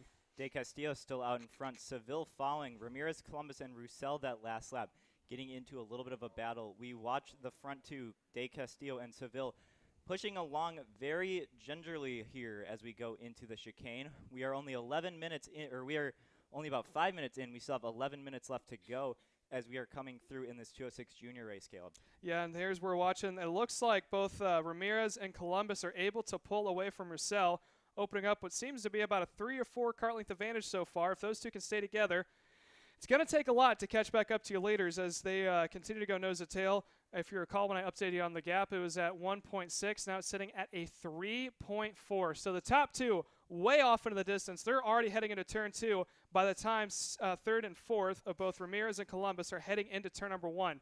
So they're going to need a lot of work in order to make it back up to the top 2. And they're going to hope that Seville, who we're watching right now, makes a couple of moves on De Castello, who is currently leading the race. Because if they don't do any passing back and forth, they're going to maintain where they're at.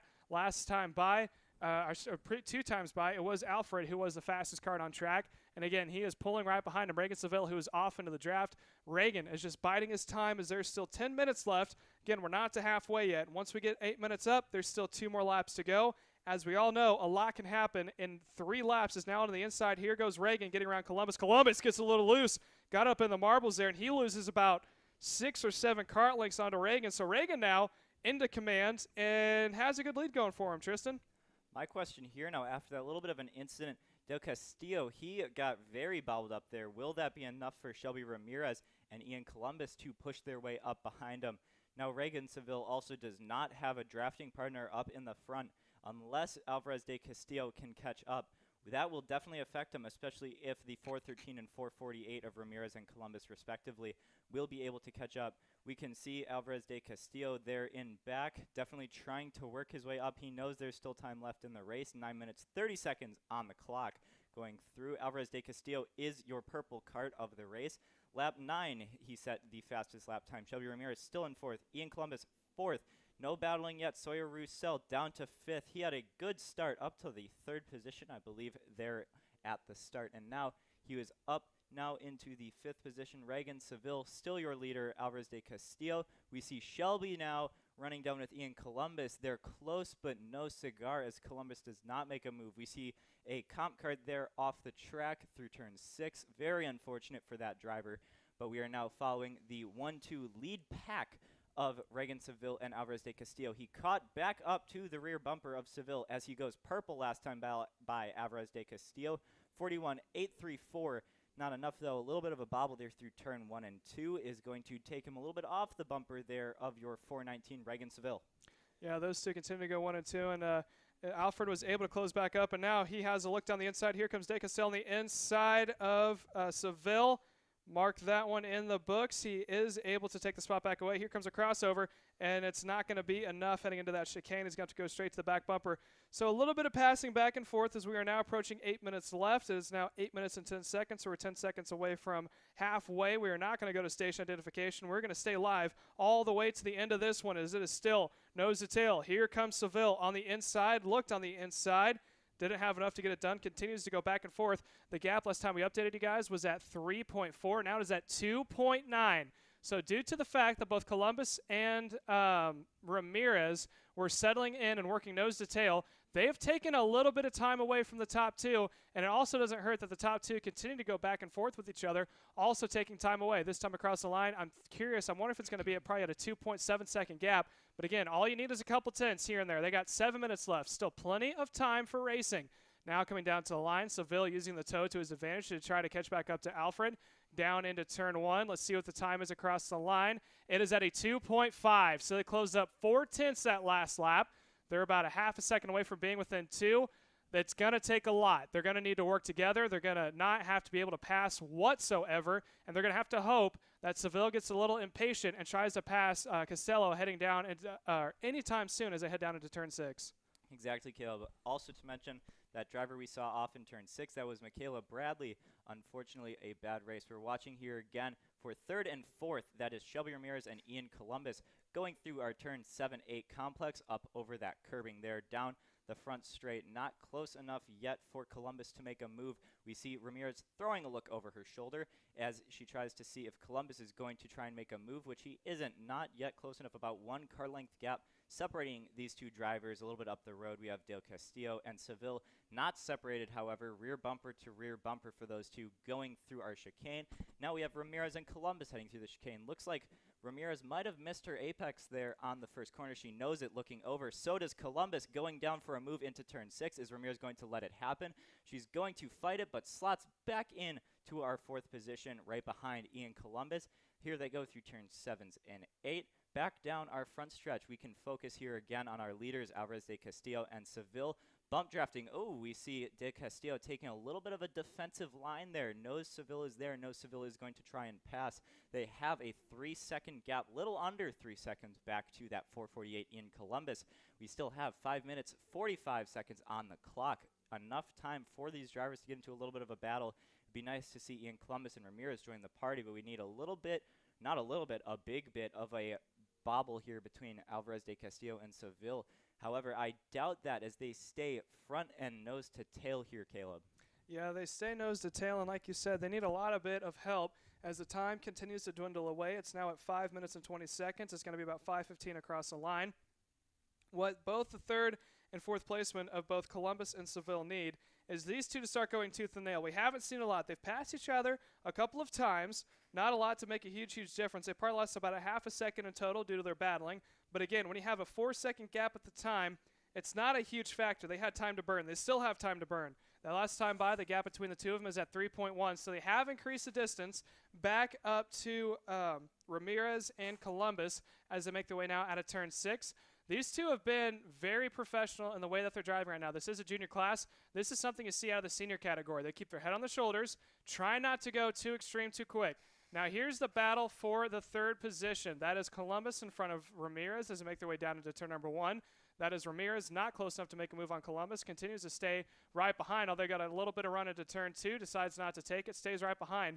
For a moment, about the mid-part way through the race, it seemed like they had an opportunity to close back up to the 2 leaders. Both Costello and Seville start battling back and forth. These 2 stayed nose to tail working together, and then that last time by, it's at a 3.2. So the time only continues to increase between the leaders and these 2 right here. There's the leaders at the bottom of your screen, and there at the top that we're watching now is Columbus and Seville. So they have a big gap to make up, and with about 4 minutes left, I don't think it's going to be possible unless something major happens with the top 2 who are watching now going down into turn number 1. Going down into turn 1, we have Alvarez de Castillo taking a little bit of a blocking line. Seville yet just pushing him along. 3 minutes, 45 seconds on the clock.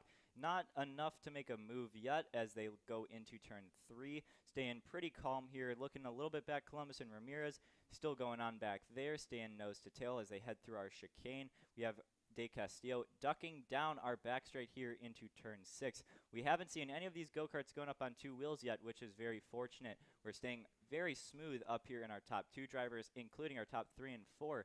They're also staying very close up here. We head down the front straight again. Alfred Alvarez de Castillo ducking down that front straight with that white helmet, green go-kart, green suit. Runs a little bit of a lower line than Seville again. Maybe that's just his line there. We have Seville catching up through that corner. However, that black go-kart and black helmet, black suit combo heading into turn 3. Staying in line once again. Seville falls a little bit off, about 1 kart length. Let's see Reagan Seville in that Burrell Art kart, slowly catching up to that rear bumper of De Castillo in his Tony kart. We head into turn 6, now staying relatively in line. A little bit of a bobble there from Alvarez de Castillo, getting a little bumpy there, heading over the curbing turns 7 and 8.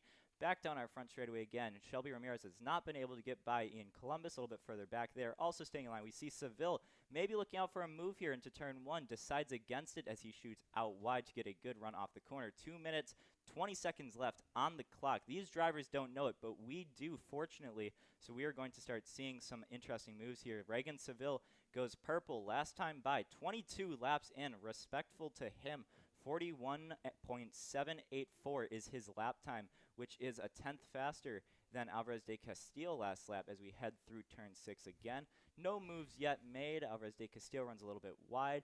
Through the curbing again, through our 7-8 complex, and back onto the straightaway, Caleb. Yeah, they now make their way across the start-finish straight yet one more time. Under 2 minutes. 2 was to make their way down into turn number 1. Out in front is De Castello. Following in P2 is Sevillas, and now snake their way over into the banking of turn number 2. How long until Seville makes their move? Are they going to try to wait until the later parts of this 1 minute and 30 seconds remaining when they get the 2 to go? Is he going to try to make it early? He's kind of struggling to stay up. He's closed back up, made a couple mistakes, fallen back off, and then obviously your leader, if Costello, has made a couple mistakes as well. That's when he starts to close it back up again. So both have been the most consistent on track, but they're still not perfectly consistent like what you see from your senior class. But again, this is juniors. They're still developing their skills, still learning how to run in a pack and all the racecraft that goes into it.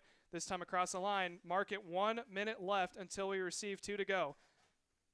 Sorry, the white flag is out right now. Our counter was off. This is the last lap, I should say. So this gets even more interesting. When is Seville going to make his move? The answer is now. He gets back around. The question is, does Costello have anything for him? This goes to the back bumper. He's in line. Is he close enough to make a move? He's got to run. He thought about it. He goes to the outside to the inside to defend his Seville, making their way into turn number 6.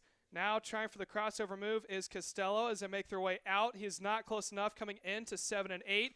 Through the final corner for the last time. It's not going to be a drag race. It is going to be Reagan Seville taking the win here this afternoon, 206 Jr. Coming across in second is going to be Alfred Alvarez de Castello. P number 3 is going to go to Ian Columbus. P number 4 goes to Shelby Ramirez, and Sawyer Roussel rounds out the field in the 5th position. So that was our 206 Junior event. Next up, we got our KHAN 100 Masters, sponsored by Kart Racing Solutions, when we come back after this commercial break.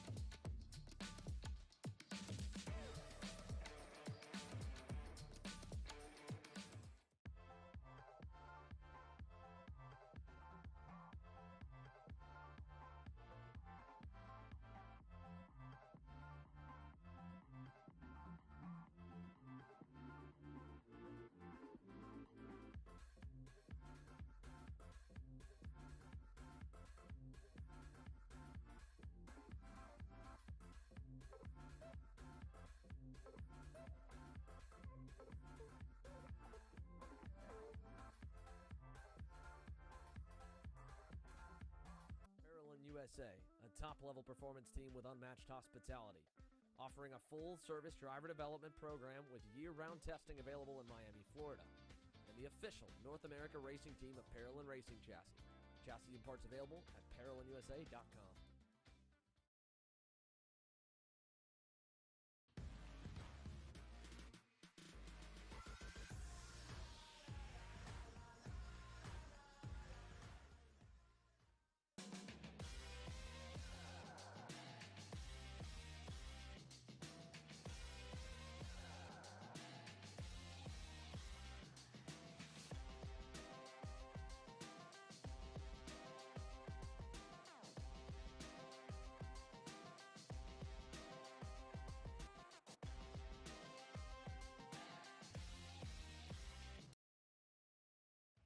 Kart Store USA is a kart parts supplier that racers and retailers can count on when they need reliable advice and service.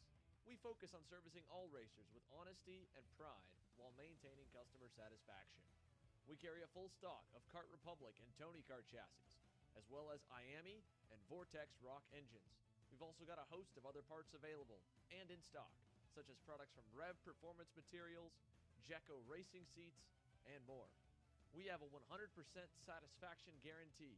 And on top of that, if your order exceeds $200, shipping is on us. Check out all we have to offer today by visiting us online at kartstore-usa.com.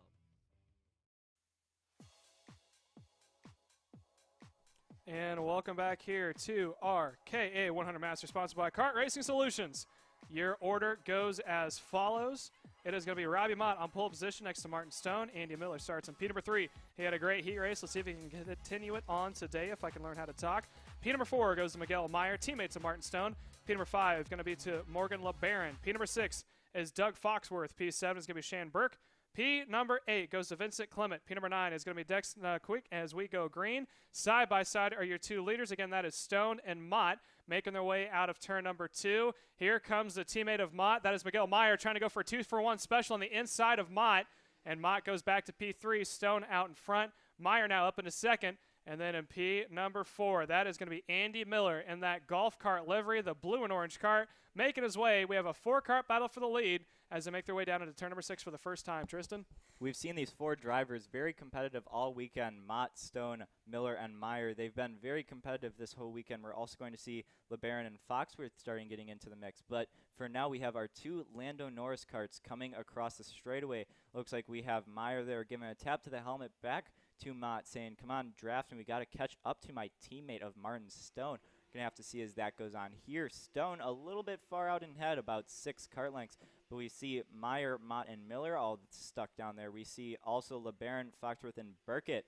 They're also kind of there, as well as we see what looks to be LeBaron starting to catch up to the back of that Gulf livery of Andy Miller. Sorry, my bad. As we now go through our turn 7-8 complex, heading back onto the front straight.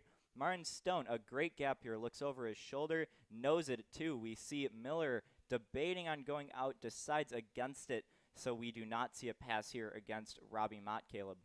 Yeah, top 3 now are making their way, that is the battle for second as slowly but surely Stone starts to pull away. Meyer leading that second pack. Mott wants to go back up to the point as he is now going to sit on the inside of the chicane. He goes to the lead. And right behind him, here comes Miller. Thought about making a move to the inside, thought best of it. Now he's going to fall back, and he is door to door with Meyer, trying to roll the outside line of turn 2. That's not going to work for him. Opens up the door, and now to his inside comes LeBaron. So LeBaron moves up 1 more position. Miller falls back 1 after he's trying to make up a spot. And all in the while, your leader, Stone, continues to pull away. Down into turn number 1, off in the distance from that front pack is Robbie Mott. In that second possession, he is safely locked in if they continue back and forth here for third. Again, Meyer now opens up the door. Here comes LeBaron. He's on a roll. He wants to keep going up, and following him is going to be Miller. They're door to door going through the chicane. Somehow makes it stick. So now that is Miller up into third. And P number 2 goes to LeBaron. Here comes Meyer. Is he going to try on the inside? He decides not to. He's going to stay in line. And again, this is the battle for the third position. 1 and 2 off in the distance. Your leader of Stone is, you can see now on the top of your screen. Here comes Robbie Mott, and here comes Miller leaving the battle for third. And right behind him in fourth is going to be LeBaron going down into turn number 1. A lot of drivers here don't think that these Masters drivers, well over the age of 30, probably double my age, don't think that they're going to be very relaxed here on the track. They're all racing drivers, and they're all here to win. If they see a gap, they're going to go for it. We focus back in. Martin Stone, that number 2 kart, your leader, cruising ahead, 1.6 seconds ahead of that 205 Robbie Mott. Then we have 1.3 seconds back to Miller. That was the last time by, going off of those lap times. Looks like Stone has a pretty relaxed race here, looking back over his shoulder, seeing he has a big gap back to Mott. And he's probably going to start thinking about just calming it down, maybe trying to preserve his tires. Robbie Mott goes purple last time by 3:08.406, which is only half a tenth quicker than Stone, so not nearly enough to make up that gap. Andy Miller, that Gulf livery we see in 3rd, Morgan LeBaron 4th, and Miguel Meyer dropped a little bit back there to 5th. We're watching now Martin Stone coming down into turn 6, hard under the brakes here, going through the corner. The kart is working perfectly. Don't see any hopping here, focusing on Robbie Mott. Robbie Mott up over the curbing here, turn 7 and 8 complex. Very smooth driver there, that black helmet going down the straightaway, looking wonderful there in that 205. Yeah, he is running in P number 2. He's not close enough by any means to make a move on your leader of Stone, but he does have some breathing room behind him, so he can sit back, relax a little bit, try to save his tires, maybe wait for Stone to make a mistake, but I don't think that's going to happen. We don't think that there's going to be a huge problem when it comes to lap traffic in this class. There are about 20-some karts who took the green flag. However, they're all fairly consistent, and most of them are running in the pack right behind this man right here of Robbie Mott in P number 2. You can see some at the back of your screen. That is still being led by Miller. So Robbie Mott has had a very good weekend, had a good run last time we were running in Speed Sport in round number 2. There's the rest of the field. There's the cavalry. That is Miller running in down into turn number 1. Right behind him is LeBaron, who's also had a good weekend as well. As we switch back over to Robbie Mott yet again, he is running at P2. Here we go. There is your third placement. That is Miller, followed by LeBaron. And then after that, it goes to Miguel Meyer and Doug Foxworth, who are also up in that mix. But right now, these are the two battling it out, the highest up in the field for second.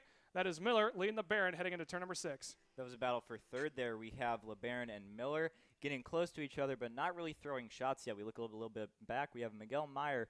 Must have had a little bit of a slow kart here at the start. Drops a little bit back. We're used to seeing him up in the front of these heat races, but we're going to see as he tries to work his way back. A little bit quick of a shout out. James Lundberg up 8 positions here in front of DJ Ortiz in 8th. Focusing back in, Andy Miller running through. He set fastest time of the race for himself here. Last lap 38.411, but Robbie Mott is your purple kart 38.211 as we're now watching Andy Miller run deep into turn 6, being followed hard by LeBaron. Focusing in now, Robbie Mott up over that curbing. Beautiful execution here going down the front straight. He's looking back, seeing that he has a massive gap back to Miller. He knows that he needs to focus on his driving to be able to catch up to Martin Stone. Martin Stone not able to pull a big gap here on Mott. It's been consistent about 1.5 seconds here for most of this race. Andy Miller still there as well, 2.1 seconds back. Seems like we have a pretty relaxed race. I would like to see LeBaron and Miller start fighting it out here as we come down. We have 9 minutes, 50 seconds left on the clock for K100 Masters, sponsored by Kart Racing Solutions here as we head into turn 6. Following our second place, Robbie Mott, 205 kart. We see him up over the curbing yet again, heading down the front straight. Miller still 3rd, LeBaron still 4th, and Meyer 5th. Focusing back in on Martin Stone, we come across the line. Was he able to pull the gap? Nope. Still at that beautiful 1.5 second gap between our two front runners of Stone and Mott. Heading down through turn number 3. Mott is definitely wishing for a mistake on Stone's part here, but Stone is a professional. He knows what he's doing. He's coming through, and we look, Mott made a little bit of a mistake actually going through that chicane a little bit too hard in that first curbing.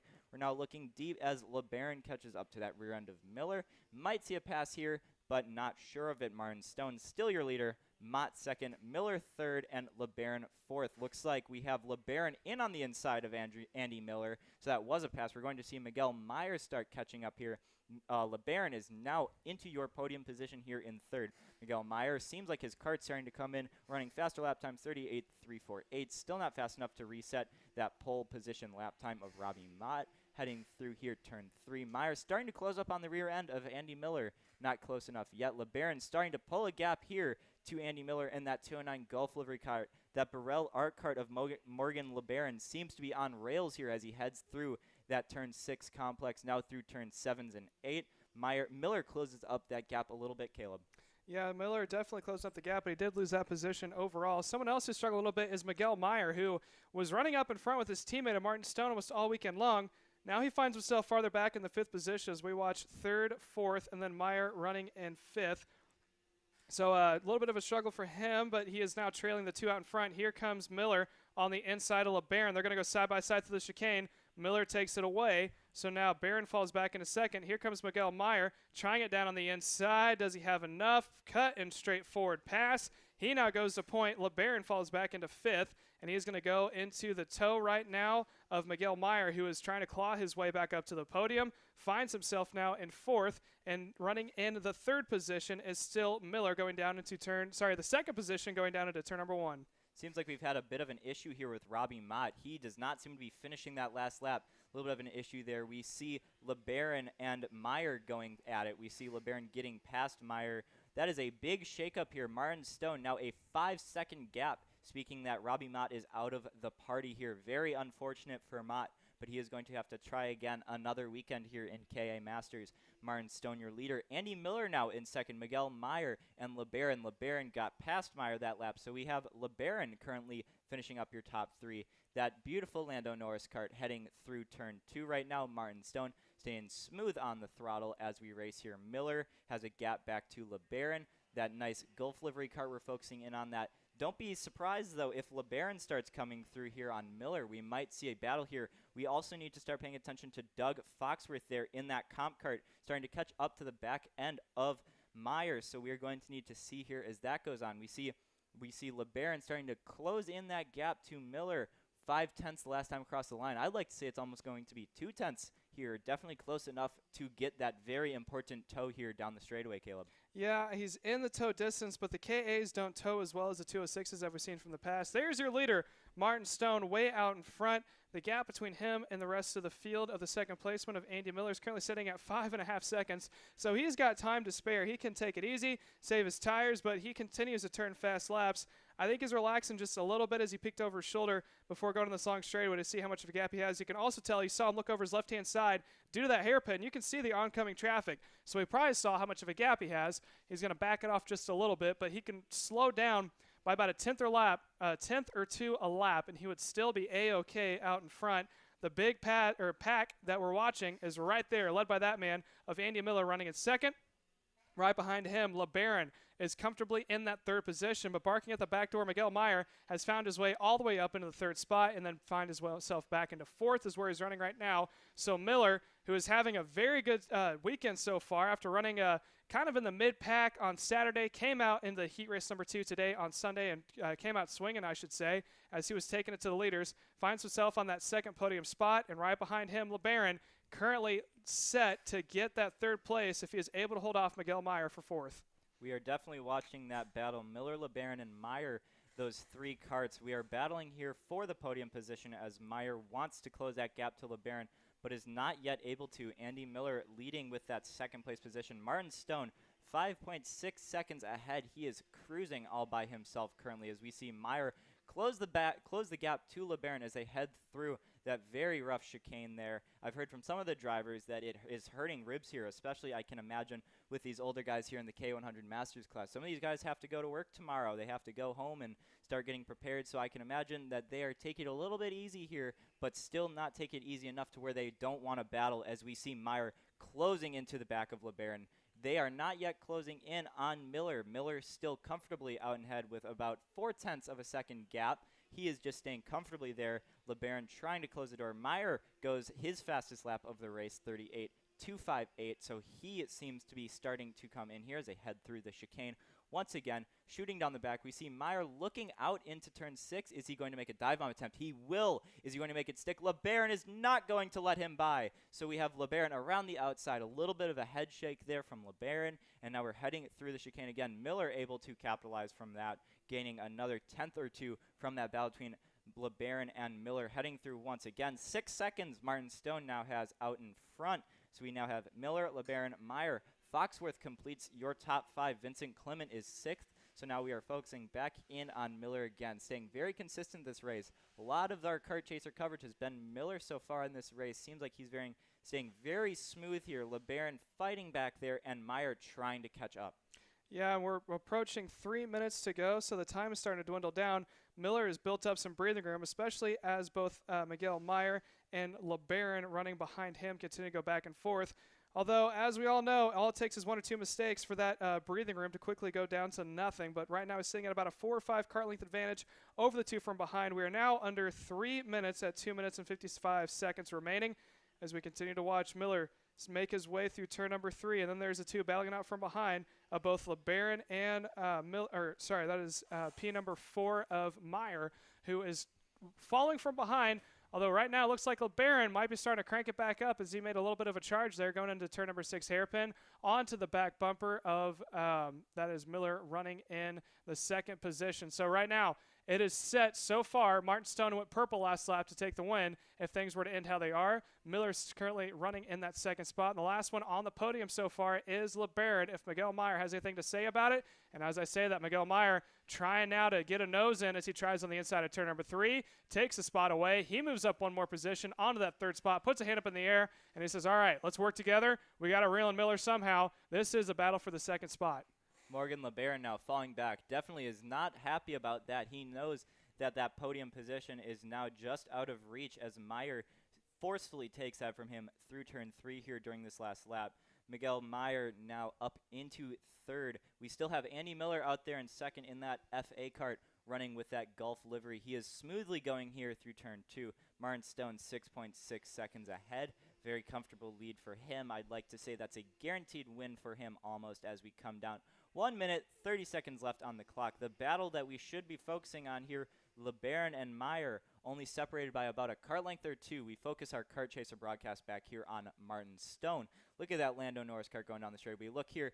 That is a beautiful sight to see. He can go down the whole front straight without having a kart in sight behind him. We don't even see Martin Stone ducking anymore down the straightaway. He is taking a very easy plan of attack here, even though he has gone purple for this race, 38.122. So he still is charging, trying to set that fast lap. He knows he's fast, so he is just staying relaxed up there and loose up in the 1st position. Andy Miller still 2nd, Meyer 3rd, Morgan LeBaron 4th, and Doug Foxworth 5th. Stayed pretty consistent throughout the whole race. All of these drivers staying relatively in line. Other than this 2nd to 4th position, they have decided to battle a lot this race. It's been fun to watch. We do have a decent amount of DNFs in this race, unfortunately, including that number 205 Robbie Mott. Unfortunate to see him out of the race. That would have been a good battle coming down here to the end as we focus back in on our Andy Miller, Miguel Meyer, and Morgan LeBaron pack here. Morgan LeBaron goes purple last time by in that Burrell kart,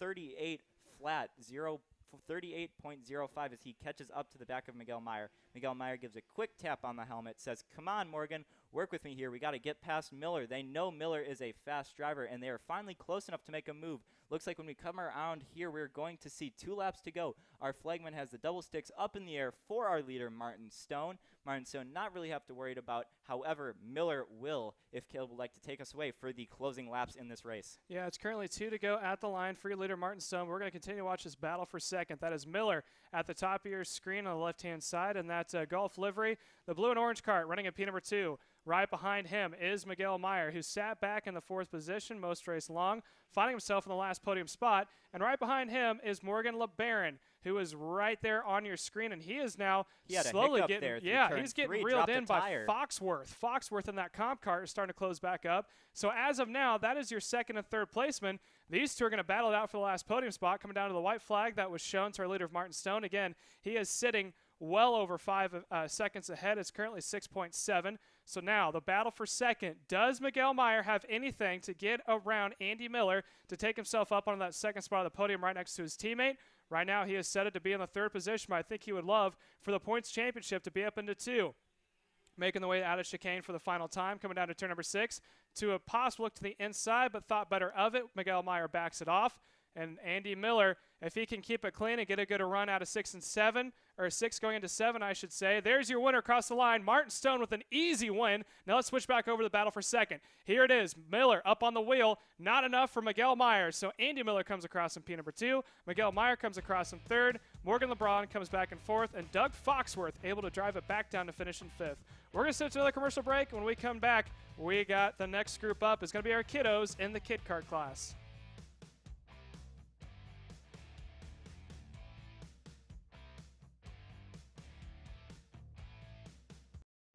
Odenthal Racing Products, your #1 producer in engine mounts since 1992, along with our leading-edge designs and product development, such as the Odenthal Racing Products EasyGP camera mount, which comes in 4 different styles and can be used on any karting platform. To see our products online, go to odenthalracing.com.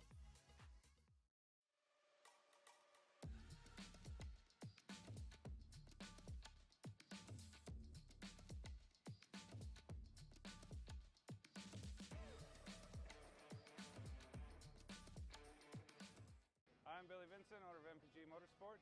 What we do at MPG is we try to keep it a nice, fun, family atmosphere. Try to combine sort of the bigger things and of the bigger teams and the professionalism down with sort of some of the fun, sort of family-oriented atmosphere. We try to not only develop drivers, but also the parents and the families for just in knowledge in general in motorsports. It all starts in karting. What we try to do is try to help the drivers, the moms, the dads understand the sport of motorsports in general, not just karting, but what it takes to get all the way up through. Whether you end up wanting to be a driver or a mechanic or an engineer, you know, we can help you with that, and that's what we're here for. If you're interested in joining us at MPG, our home base is at Whiteland Raceway Park in Indianapolis, and you can contact us at info@willpowerkart.com, and one of our great people will reach out to you, and we'll try to put the best program together.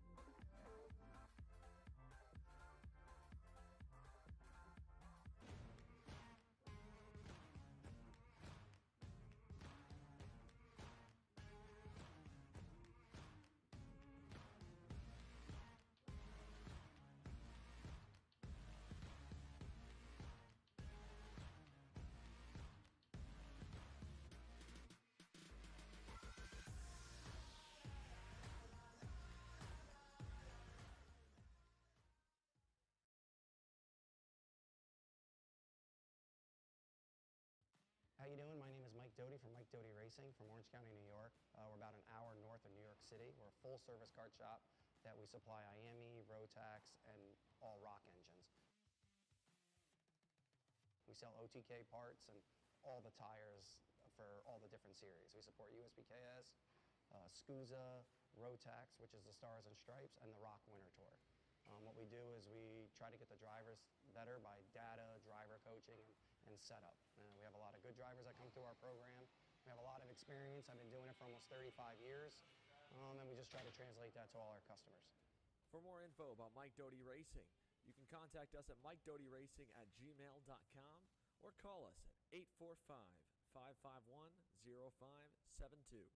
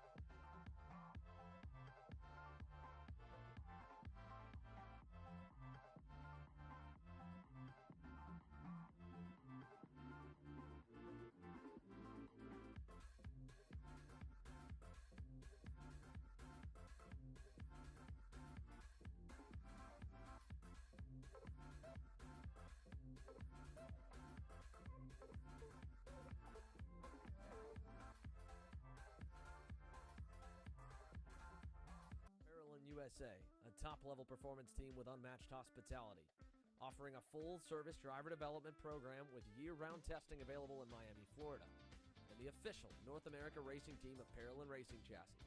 Chassis and parts available at ParolinUSA.com.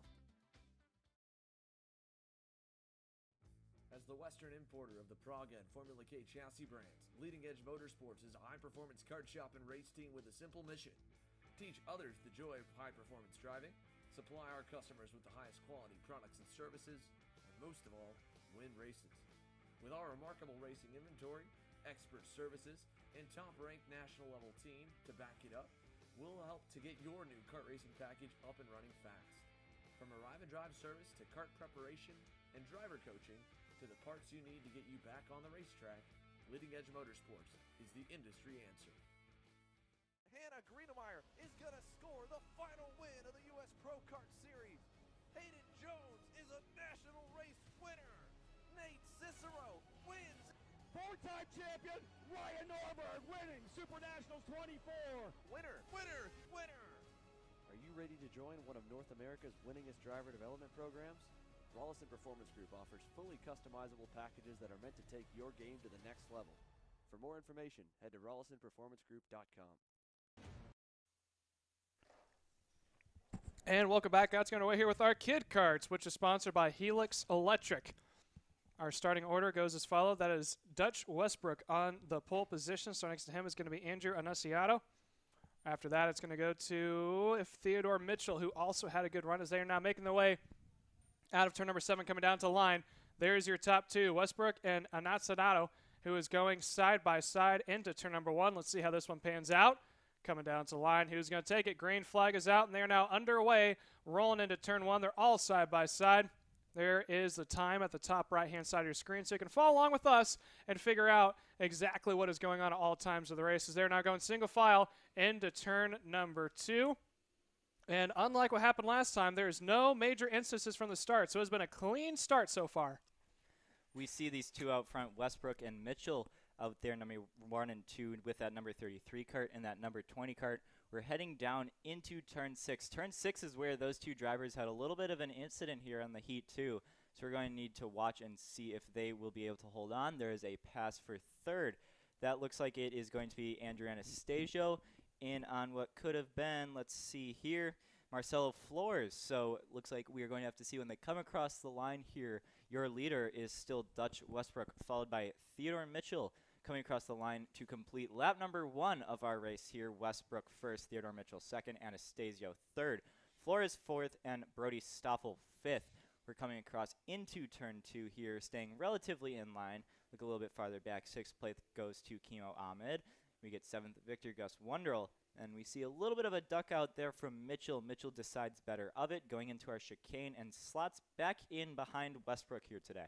Yeah, so they're now watching the battle for third, 3 through 5. That is currently P number 3 of Andrew Anastasio, who I'm sure I'm saying that name wrong, followed by Mauricio Florence, and then also Stoffel in the 5th position. There is your second placement, just off into the distance. That is Mitchell, who went purple the last time by, although now he is in the toe, I should say, of Westbrook as they make their way down to turn number 1. There's the rest of the field from behind, although it looked like Mitchell may have a run down to turn 2. Here's a side-by-side pass, 4th onto 5th. That is going to be Stoffel trying to get around Florence on the inside. Does he clear it? Yes, he does. Making the way out of turn number 1, heading into turn number 2. We see here now Westbrook still just remaining his lead out in front, followed closely by Mitchell. There's a massive battle going on here for 3rd, 4th, and 5th, maybe even a little bit of 6th here from Kimo Ahmed. They head down into our chicane. We see Anastasio pulled a little bit of a gap, so we're looking at Marcelo Flores leading this group, followed by Brody Stoffel. Brody Stoffel there on that Burrell R kart, going for a move down into turn 6. Looks like he's already completed the pass. Will Kimo Ahmed go through as well? Not yet. He's going to stay behind of Marcelo Flores. So we go through this turn. We're looking at that Burrell R kart. What happened there? Number 77, Victor Gus Wunderl. He is making his way through the front straight here. We see a pass here go. Who is that going to be? That is going to be Stoffel in on the inside of Flores, heading down into turn 1. Focusing our attention here on that number 77, Victor Gus Wunderl, as he heads through turn 1. We still have Dutch Westbrook, your leader, followed by Theodore Mitchell, nothing has changed there. Seems like Mitchell is just going to slot back in behind Westbrook and stay smart for this race, not make a pass yet. Andrew Anastasio by himself there, chilling in the 3rd position. He has a 2-second gap, 2.6 second gap, I should say, to in front of him, Theodore Mitchell, and then a 2.2 second gap back to Brody Stoffel. Yeah, so intense racing so far from our Kid Karts as we continue to watch some door-to-door action as they make their way down into turn 6. Let's see if there's going to be a pop-out pass. This is going to be back in the mid-pack as the leaders are now going past the start-finish straight, heading down into turn number 1. Still Mitchell right behind your leader of Westbrook going into turn number 2. They have been stayed about the same almost all race long. It's like if you put 2 magnets on the cart who had perfect distance apart from each other, that's what you'll find with our 2 leaders of both Mitchell and Westbrook. Westbrook obviously out in front. Mitchell running in P2. There's your 3rd placement of Ignacio running, and then right behind that goes to Stoffel, followed by Ahmad in the 5th position. So we continue to watch. There is 3rd on back. Again, that is being led by Ignacio in P number 3, Stoffel in 4, and then the 5th place of Ahmad. So kind of cut forward straight, very much a straightforward cut and dry race as we continue to watch. Again, these kiddos are young. They're 5 to 7 years old, and they're out here just having fun, learning how to drive, learning their racecraft. You got to see the 2 right now who are probably the experts of the field right now is Mitchell and Westbrook. Westbrook out in front over Mitchell. You can tell who Mitchell is. He's got that white cue ball helmet running in P number 2. Westbrook running the blue helmet, blue visor out in front. And what looks to be, I think that's a TB kart making his way around. So these kiddos out here just learn how to have a good time, learning how to get a race, learning their racecraft, and learning how to works. And also at the same time, parents learning how to work on karts. Because as you know for yourself there, Trevor, as you know how to work on a kart, seeing as you used to race karts. Yeah, so I've done a little bit of go-kart racing. I started in Kid Karts, and I know how competitive this Kid Kart field can be. Even watching Kid Karts at my local track, Badger Kart Club, way up in the boondocks in Wisconsin, as we see very aggressive racing, just like these 2 front runners have here, Westbrook and Mitchell. We've noticed that Mitchell really likes that rear bumper of Westbrook this weekend. We've seen him pushing Westbrook along this whole race, trying to put the pressure on Westbrook. He's doing a very good job at that. I'm sure Westbrook in that blue helmet, blue visor combo knows that Westbrook is there and knows that he needs to be picture perfect this whole race so that he does not cause a silly mistake and let Westbrook by. Look a little bit farther back. We still have Andrew Anastasio in your 3rd place position, not yet catching up to anybody or having anybody catch up to him. Brody Stoffel 4th. Kimo Ahmed maintaining his 5th place position. Marcel Flores 6th. Victor Gus Wondrell 7th. All 4 of those drivers from 4th place to 7th all ran their fastest lap of the race that last lap, lap 6. Then we look farther back. We have Jace Jennings, Brennan Barsh, Ralph Ali, Beckham Lee, and Caden Modello rounding out your 12-kart Kid Kart field here today. And Caleb, it's nice to see these 12 Kid Karts here because we know that as we move up through the ranks, even if some of these drivers drop off and decide to go other ways with their childhood years, we are still going to see many of these drivers coming up through the ranks throughout their racing career. I'm sure Westbrook and Mitchell will be moving into the very competitive Micro Swift category here soon within the next following years, and they will get to battle the likes in that class. But for now, they maintain out in front Westbrook and Mitchell, your 2 leaders. Yeah, Kid Kart is very important for all karting, whether it's regional, national, or your local racing. This is the future of karting, and if we don't get kids interested into it, very well our sport could end up going to the wayside. So we need to get kids interested in it who enjoy it, who want to get it in, keep going in it, and from then on it can branch out. You see some friends of these kiddos who are running. They want to try it when they get older. Maybe get to the ages when you're 12 to 14, maybe 15 when you try running in the junior class to see how that happens. Granted, more people do come in over time, but this is the benchmark and the bedrock of how our series can continue to grow. Without this class, none of it would be possible in the future. So that is a major reason why TSRS wants to bring these kiddos out, get more people into the series, get more people interested. And we got a 3-kart pileup, and I think that is I see kart number 20. Oh no, that is our 2 leaders. That is Mitchell and Westbrook combined with that number 87 Caden Modello here. Seems like that might have been a lap traffic kart, and now we have our 2 leaders out of the race here. We see Westbrook with that blue visor up. Mitchell and Westbrook both very disappointed there as we now focus in on our new leader, the number 8 kart of Andrew Anastasio. But yes, Caleb, like you were saying, if you are one of these Kid Kart parents and you know any of your friends that have children of the same age that are interested in go-karting, I recommend you to put those kids in a go-kart and see if they like it. We need more drivers like these front runners, Anastasio, Stoffel, Ahmed, all these drivers here. We need more of them in our field and making our sport grow. We focus in on our new leader, Andrew Anastasio, followed by Brody Stoffel, Kimo Ahmed, Marcel Flores up into the 4th position. We're looking at that number 25 cart. That number 25 cart is Beckham Lee, as he is currently in front of our leader, Andrew Anastasio. Is he going to let him by? Seems like he might be just a tad bit slower. He is going to let him by. Anastasio, seems like we have a 3.4 second gap back to that number 9 cart of Brody Stoffel. Andrew Anastasio, for now, though, is your leader in the Honda Kid Karts, sponsored by Helix Electric. Yeah, Anastasio had a very good surprise for him, but bad surprise if you're Westbrook or Mitchell, who was running out in the front part of the field. Now they find themselves way back, and I believe Westbrook is now actually out, and so he's going to be registered in 9th. Mitchell, I believe, was able to I think Mitchell was able to keep going, and he is. He is currently in the 6th position. There's another pass for the lead. That is 2nd, going by 3rd. So that is now Ahmad and getting by Stoffel, making their way into turn number 1. So a little bit of mix-up in the front half of the field, but Anastasio is currently the fastest kart in the field, in the front half of the field. I think that Mitchell may be slightly faster, but again, due to that incident, finds himself in P6. He is far down through the field, as we are now 6 minutes and 30 seconds still yet to go. 6 minutes and 30 seconds left in our Kid Kart race. You are correct, Caleb. Andrew Anastasio maintaining his lead out in front. However, that last lap, it did close down to a 2-second lead. So we might be seeing that number 99 kart of Kimo Ahmed catching up and maybe going for the lead. We're looking there. That's that number 80 kart, it looks like. He's going to be getting caught by that number 8 of Andrew Anastasio. Coming down that front straight, number 8 passing that number 42. That number 42 is going to be Relief Ali. So he is getting passed by our leader here, Kimo Ahmed, coming across in 2nd. 2.8 seconds behind your leader, Andrew Anastasio, looking a little bit farther back. So it's Anastasio, Ahmed, Stoffel, Flores, Victor Gus Wendrell, and Theodore Mitchell, after that incident, is currently sitting in 6th place. Seems like he might be a lap behind, or at least multiple seconds behind our leader. Yep, 7.2 seconds back. We see one of our flagmen showing that blue flag with the white stripe out to one of these drivers to let that number 82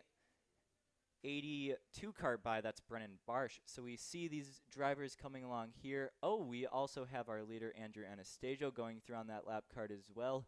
Very clean racing here from our Kid Karts today, Caleb. Yeah, and we continue to watch our leader, kart number 8. That is Anastasio making his way around. Then there's the rest of the field. And there's all sorts of mix-up in the field. There's some guys who are competitors in there. There's some lappers, as now we watch the 12 getting around the 42. So if I'm not mistaken, I think 42 is Raf Ali, who's running in 9th. And the kart number 12 was Marcelo Florence. So that was a pass on a lapper. And again, this is also some good practice, I guess you can say, for something that you have to deal with when you get to the regional and local races. And some national series do this too, where they don't quite pull in people who are lap down. And as you know from yourself, being a local track driver, Tristan, lap karts can make or break a race. Lap karts definitely can. Up at Badger Kart Club, where I'm from, we see a lot of lap karts causing problems because we have a tight track just like this, where it's a lot of corners after corners, not many big straightaways, just tight hairpins. So when you're trying to get by some lap karts here, it can really hold you up and allow drivers behind you to catch up as well. We're seeing that here with Andrew Anastasio when he has to make his way around a slower kart as he's passing. We see that number 99 of Kimo Ahmed catch up just a little bit, not enough to gain any major position here on Anastasio, as Anastasio has a 5.56 second lead back to Ahmed. We look down the order. Stoffel 3rd, still Flores, Gus Wendrell, Mitchell still in 6th, not able to make up any positions despite being the fastest kart on the track. He goes purple lap 3, 50.843. Brendan Barsh, Jace Jennings, Rafe Ali, and Beckham Lee. Unfortunately, 2 drivers out of this race, Dutch Westbrook in that number 33 and Caden Modelo. We focus back in on our leader here, Andrew Anastasio, going through turn 7 and 8 complex down the front straight here. We have 3 minutes, 45 seconds left on the clock, so they are going to get another 4 laps, I believe, before we get that 2 to go from our flagman here, heading down through turn 1. Is your leader, Andrew Anastasio? Yeah, so very straightforward race for Anastasio, and like we said, a big surprise for him being out in the front. I'm sure he is after the incident that happened on maybe about 5 or 6 laps ago. He continues to just cut his way through the track. Not a lot of competition from behind. The closest car to him is Ahmad, who is currently sitting at 7.5 seconds back.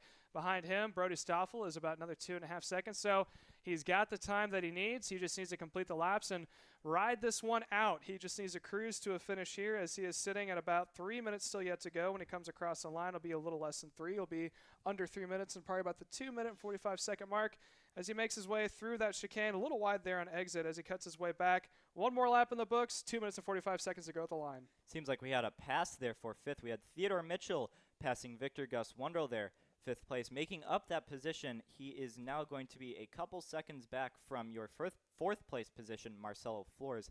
I don't think that'll be enough for Theodore Mitchell to make a comeback drive, unfortunately. Seems like podium positions is going to be going to the number 8, Andrew Anastasio, number 99 of Kimo Ahmed, and number 9 of Brody Stoffel. Currently, your top 3. We're focusing in on that number 99 kart of Kimo Ahmed, running in 2nd place as he comes through our chicane here going down the back straight. You see him using those curbs. Very important for these young drivers to learn. These curbs are very important as they can make or break your exit of a corner, which can make or break a race if you end up getting passed by some karts. If you were, let's say these drivers are in the micro swift category with 20 karts lined up like we have here today, that could have ended not great, but we still have Kimo Ahmed, number 99, holding your 2nd place. Andrew Anastasio way out in front. Very comfortable lead for him. Not much has changed other than Theodore Mitchell passing Victor Gus Wondrell. I'm sure that was a great pass there. We focus in now on that driver going through turn 1. That is still your number 99 of Kimo Ahmed running through in turn 2. Yeah, we got 1 minute and 30 seconds left for your leader of Anastasio, who is out in front.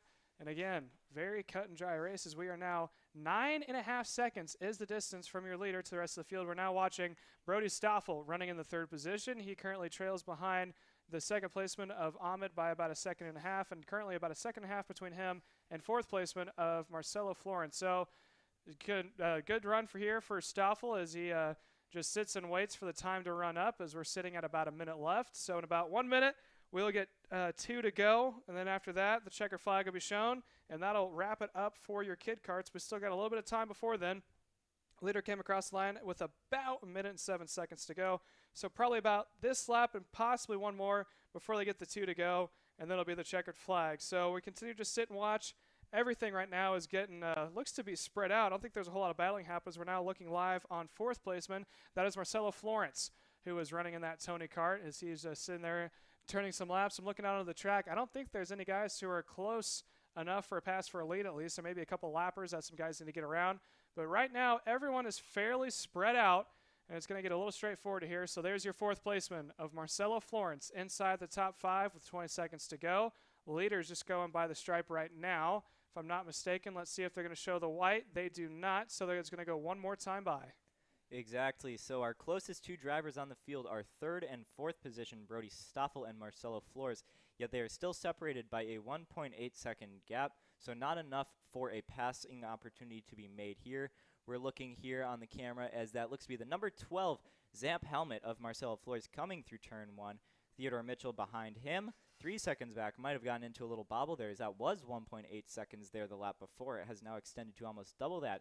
Andrew Anastasio, very comfortable lead here for him, 10.857 seconds, and then another 4 seconds back to Brody Stoffel. Good racing here from our top 3, including our top 4 to 6, and all drivers here on the field. We're focusing in now. Number 12, Marcelo Flores, coming through our hairpin here. We're now looking here that number 8 has caught up to a lap driver. Oh, the lap driver has driven him down a little bit. I'm sure he did not mean any harm by that. That was the number 25 of Beckham Lee. Just a learning experience here for him. He's just running his laps and having a good time. We have Andrew Anastasio, your leader here, going through turn 1. Blue flag out. Oh, he gives a little bit of a bump here to Beckham Lee, and he is saying, come on, let me by. I'm the leader. I need to get through here.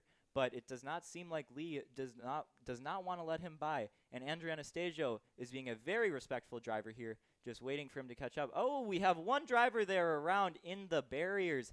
Unfortunate for him, he is going to have to catch up here. It seems like that 25 driver of Beckham Lee does not want to let anybody by here. We've had another kart catch up to the fight. Number 8 of Andrew Anastasio seems to just be pushing this number 25 of Beckham Lee. We come through turn 6 here. Any pass can be made. No pass going to be made. Ooh. And we've got a driver by. We now have a multiple kart battle here. Many drivers. Oh! Oh, we have one kart around. That looks to be the number 25. Who is that? Oh, the passing isn't done yet. 3 or 4 just went by. I don't think any of those were for position. I think it was a mix between lappers and non-lappers. But coming down the line for the checkered flag, that is going to be Andrew. Or you can take it from here. Andrew Anastasio takes the win. And would you look at that?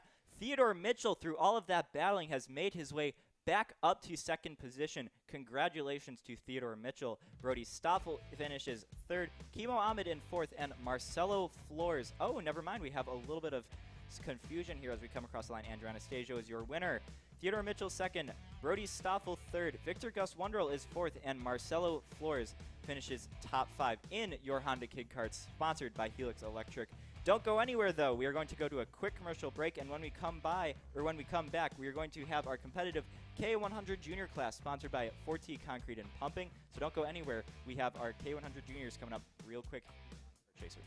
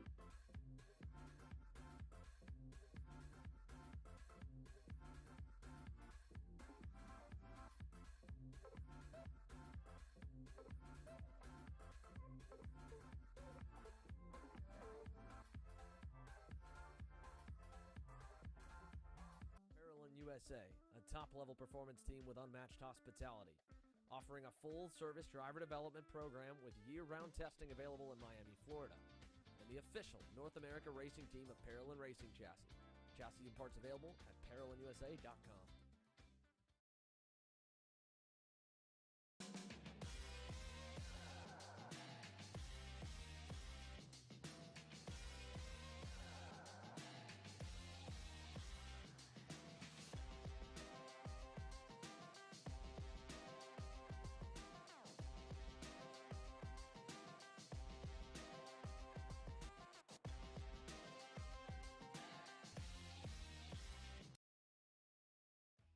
Kart Store USA is a kart parts supplier that racers and retailers can count on when they need reliable advice and service. We focus on servicing all racers with honesty and pride while maintaining customer satisfaction. We carry a full stock of Kart Republic and Tony Kart chassis, as well as IAMI and Vortex Rock engines. We've also got a host of other parts available and in stock, such as products from Rev Performance Materials, Jecco Racing Seats, and more. We have a 100% satisfaction guarantee, And on top of that, if your order exceeds $200, shipping is on us. Check out all we have to offer today by visiting us online at kartstore-usa.com. As the Western importer of the Praga and Formula K chassis brands, Leading Edge Motorsports is a high-performance kart shop and race team with a simple mission: teach others the joy of high-performance driving, supply our customers with the highest quality products and services, and most of all, win races. With our remarkable racing inventory, expert services, and top-ranked national-level team to back it up, we'll help to get your new kart racing package up and running fast. From arrive and drive service to kart preparation and driver coaching to the parts you need to get you back on the racetrack, Leading Edge Motorsports is the industry answer. Hannah Greenemeyer is going to score the final win of the U.S. Pro Kart Series. Hayden Jones is a national race winner. Nate Cicero wins. Four-time champion Ryan Norberg winning Super Nationals 24. Winner, winner, winner. Are you ready to join one of North America's winningest driver development programs? Rollison Performance Group offers fully customizable packages that are meant to take your game to the next level. For more information, head to rollisonperformancegroup.com.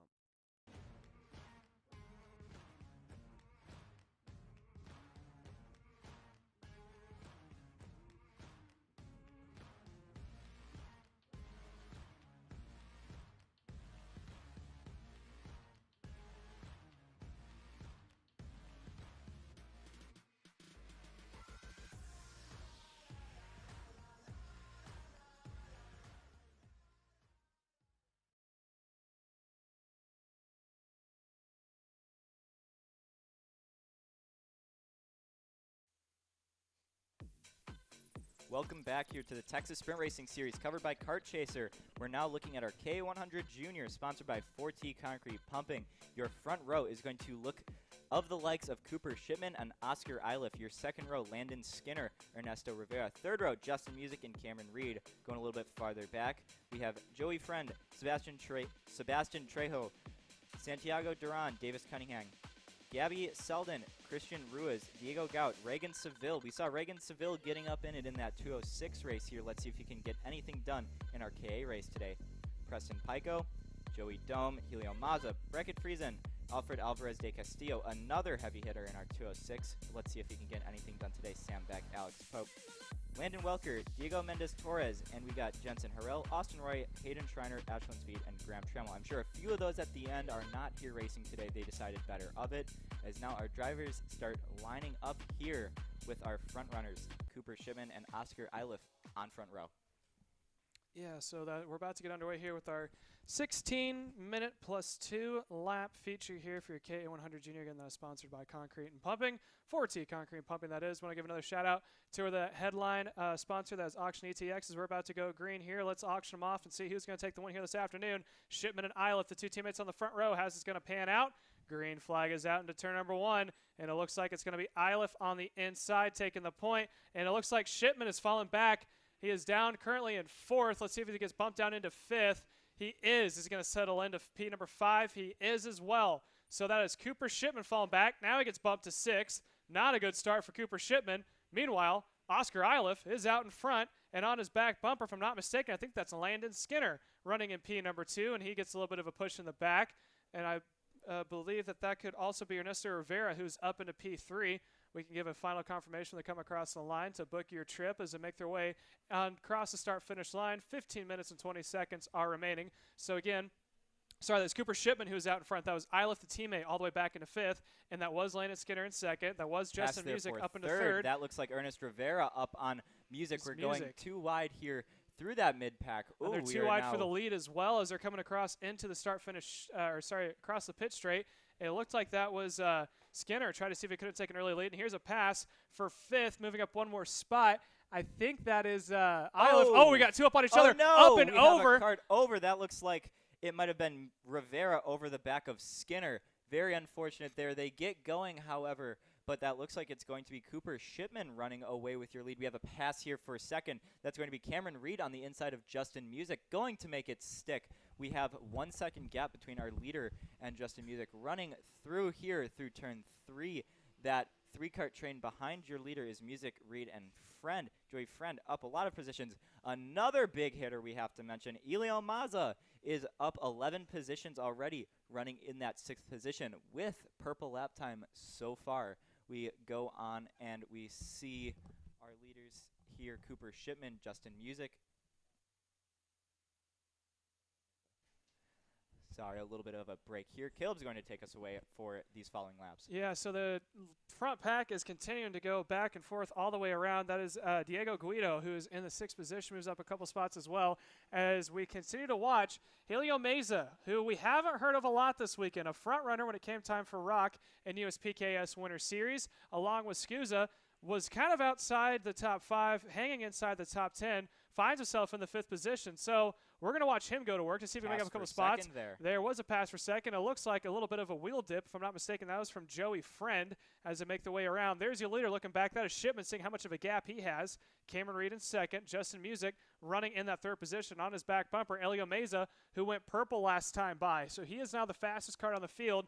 And if anyone is able to catch up to his teammate of Cooper Shipman, it's going to be Helio Meza, as they make their way now down into turn number 3. There's a nice 4-pack, wouldn't you say? Again, that's Music, Reed, Meza, and Skinner. Again, Skinner had a cart go all over his back and then come back down on track. Somehow he keeps it rolling, and he is now inside the top 10, battling it out in the 5th position. Right behind him, again, Diego Guido running in P number 6, and Oscar Iliff, who has not had the best race so far, finds himself in the 7th position. Look for him to try to work his way back up. We're looking here at this gap. Oh, we have a full course caution after a driver goes off in turn 2. So that is very unfortunate here for your leader, Cooper Shipman, who had a over 1 second gap going into this 5th lap here. We are going to line all these carts up in order until we check on that driver to make sure he is all right. He is out of the cart, looks completely fine. They're going to start taking care of that situation as your leader, Cooper Shipman, takes him around here. Very good race here from the likes of Music, Reed, Elio Meza. Great drive here from Meza, up 13 positions, running very fast lap times, go a little bit back down the order. Skinner, Gout, Iliff down a few, and then Beckett Friesen, as well as Alfred De Castillo, is up 10 positions. And we are now going to keep going around in our full course caution, not going to take the green flag this time by, but we see some drivers scrubbing their tires, trying to keep it warm here as these drivers continue to go around. Yeah, that driver that had the off in turn number 2 looks to be a cruise cart, and it looks like they are walking away. The reason for the full course yellow is because of the instant where the crash happened at. We've seen a couple of guys go off over there. It's best to get these guys woed back down so that no one goes off in the corner and accidentally either hits the cart or the driver as they're trying to get him out of it. So all this is bad news for Cooper Shipman, but it's great news if your name is Elio Meza, who has been fast all this race long currently. And around him, he's got some other fast competitors. If you're Landon Skinner, who need a little bit of break, this is good for them. Oscar Iliff is also going to get assistance out of this. So a lot of drivers who kind of fell farther back, this is like your second chance for them to, in order to work their way back up. We're still going to stay under full course yellow for one more time by, and it looks like they're getting the 1 to go. So next time by, we're going to go green. You can see some guys trying to work their tires in. Maybe a little bit of a hint of who's trying to go for a longer setup and who's trying to go earlier. If you're trying to work your tires in, that typically means that you're set up to go longer distance and have your carts come in a little bit sooner, as they're now working the way around. Again, Cooper Shipman and Music is 1 and 2, but keep an eye on your 4th placement of Meza, along with Oscar Iliff running in 7th, where it's going to be under 10 minutes to go when they get the green flag this time by. A very important piece of information to note is a full course caution keeps the timer running here. So we've seen a few minutes go by. We have 10 minutes on the clock, probably going to be within the 9-minute range. So the race is closing in on halfway over. Cooper Shipman is your leader, leading out in front. Very unfortunate for him. 1 second gap, now down to 0. We see a hand signal there from Justin Music after he gets a little bump there from Cameron Reed saying, come on, push me. I'm going to dive deep down the inside into turn 1. We are staying in line here, heading down to our flag man. It seems like Shipman has gone for a little bit of a jump. We have the green flag out. We head into turn 2. Seems like most drivers staying in line. A big bump there from Music to Shipman. No problem there for Shipman, though, as he keeps the cart completely under control. All of these drivers staying very, very clean throughout these first few corners after this full course caution. Many drivers out here running over the curves. We got Shipman, Music, Reed, Meza, and Skinner, your top 5. We see blocking down the inside to Shipman into turn 6, now running into our 7-8 complex. Music is not going to be able to make a pass due to that blocking maneuver. And here we are watching the leaders go back down. Keep an eye on your 4th placement. The IROC card of Elio Meza, there's a pass on the inside for 2nd, and it is going to be Music, your new leader. Meza, as I was saying before, in P4, he is now looking low, almost defending that inside line from the cart running right behind him. That appears to be Landon Skinner, who's also trying to make his way back up. Skinner's getting a little impatient, trying to get back around, and now he is going to try to work it going into the chicane. It looks like Skinner's going to have it, so he is now your new 4th placement. Meza falls back to 5th. Top 3 nose to tail. That is Music, Shipman, and Reed. Dive and bomb. now dive bomb to the inside. Here comes the 2 carts following. That was going to be Shipman back on front. Music is now struggling to stay back up into it. And we got a cluster of carts working through that 2nd chicane coming down towards the main straightaway. So Shipman back in front. He is tucked into the wheel going past the start-finish straight. That is going to be Reed and P2. Skinner finds his way all the way back up into 3rd. Music running in 4th. Meza falls back 1 position, be running in P number 5. So now that is your top 3 of Shipman, Reed, and Skinner working their way through turn 3. Just off of the distance in 4th place is Music, followed by Meza. But Meza right now is holding out the rest of the field. Oscar Iliff, who's starting in the front row on pole position, is now struggling to maintain the top 10. There's a good shot of your top 3. Now 4. Again, that is led by Shipman, and that's being caboosed by Music, who is the fastest car on track so far. This time across the line, we are under 8 minutes. We are over halfway. Music seems to be getting pretty aggressive here. We're seeing him throw some deep attempts into these corners, giving a little bit of a bump here on the back of Skinner. Speaking of that, Skinner runs wide, which is going to allow Justin Music an overtaking opportunity. Cooper Shipman still your leader, now followed by Reed and what looks to be Justin Music. Heading through our chicane here, back down the straightaway. Shipman your leader, Elio Maza still in 5th. We're running Here's through a pass for 2nd, I should say. That is going to be, if I'm not mistaken, that was your 3rd placement of Skinner. Gets around Reed. So now he moves up, Skinner settles down into 3rd. He tried to make a move on Reed. And now Reed running in the 3rd, that is now Reed into the 3rd, Music into the 3rd position. Skinner goes back to 4th. Who knows? They're all over the place right now. All I know is Shipman's out in front as we're waiting for the timing sheet to update. Cameron Reed should be registered in the 2nd position. And then Skinner 3rd, Music 4th. Although I think Skinner may be running in the 4th position, and that should be Music up into 3rd. Music up into 3rd, that is correct. Shipman has had a very good race here. Seems like he has only lost the lead once or twice here as we now lunge deep into turn 6. All these drivers staying in line. They're trying to work together here. 6 minutes, 45 seconds on the clock, heading through our chicane back down the front straight. Shipman is your leader. Justin Music, good to note, he is your fastest card on track, 37.653. Now heading into turn 1. All these drivers staying in line. Landon Skinner is your 3rd place position. Cameron Reed and Shipman, your top 3. We have a big line of carts here. What looks to be 7 carts, 6 or 7 carts. We have 1 cart down the inside of Skinner. Not going to do anything about it, though, as we head through the chicane. Cooper Shipman takes a quick look over his shoulder as now we see... I think that's we Music. see Music up the inside of Reed, is able to make it stick.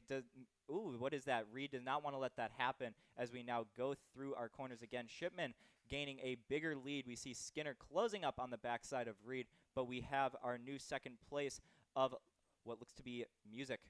Yeah, and there was Skinner trying to make a move on the inside to get around. If I'm not mistaken, that was Reed for the 3rd position as they make their way down into turn number 3. All in the while, this battling is happening out for 2nd. Shipman is pulled away by not by a huge margin. Right? Last time by, it was about 2/10.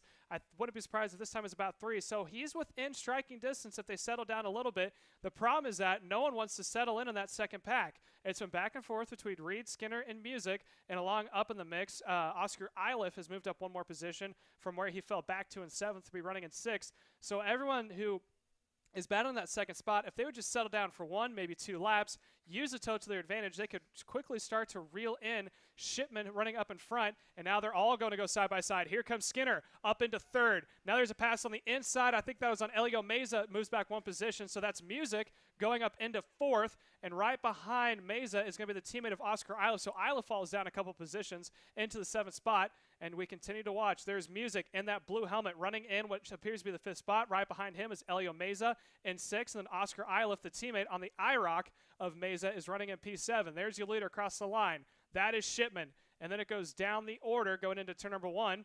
Looks like a little defensive there from your 2nd placeman I believe that is going to be Reed. Following him is Skinner as they make their way through. And then after that, there's another pass on the inside. I think that was Meza moving up one more spot, or attempting to get around Music. And then it goes Music in fourth, Meza running in fifth, and then right behind that is Oscar Iliff in the sixth position.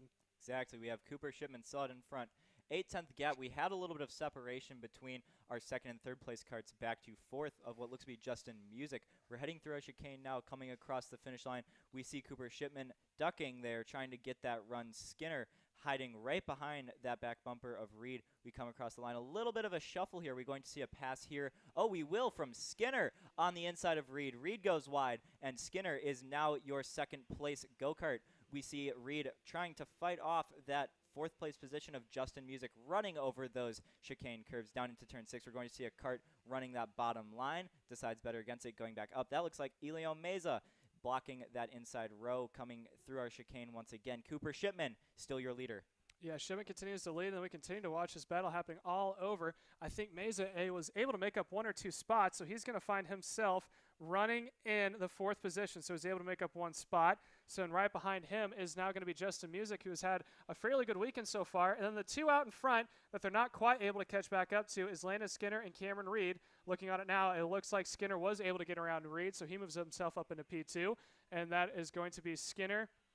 Sorry, it stayed the same. It's Skinner in P2, Reed in the third position, and then there's a whole gaggle of cars from behind. That's Meza, Music, Iliff, Reagan Savell, who we talked about, is up 7 positions, is currently running in 7th, and then Beckett Freshen is running 10 positions up after starting at 18th in the 8th position. So there's big movers all the way through. We're going to continue to watch this battle for second as you're watching Skinner leading this pack. Right behind him is Reed, and then Elio Meza. He is trying to have a recover from the okay-ish start to the weekend, but now he's trying to see if he can't put it up on front into that second spot next to his teammate of Cooper Shipman, who, if you saw, it has a fairly decent lead. He's going to be working his way out of the 180 hairpin, is down the inside of Meza, tries to make a move on Reed. He does so that's now Elio Meza up into P3, and he's now going to try to run down Skinner, who's in P number 2 this time across the line. There's going to be 2 minutes and 15 seconds remaining.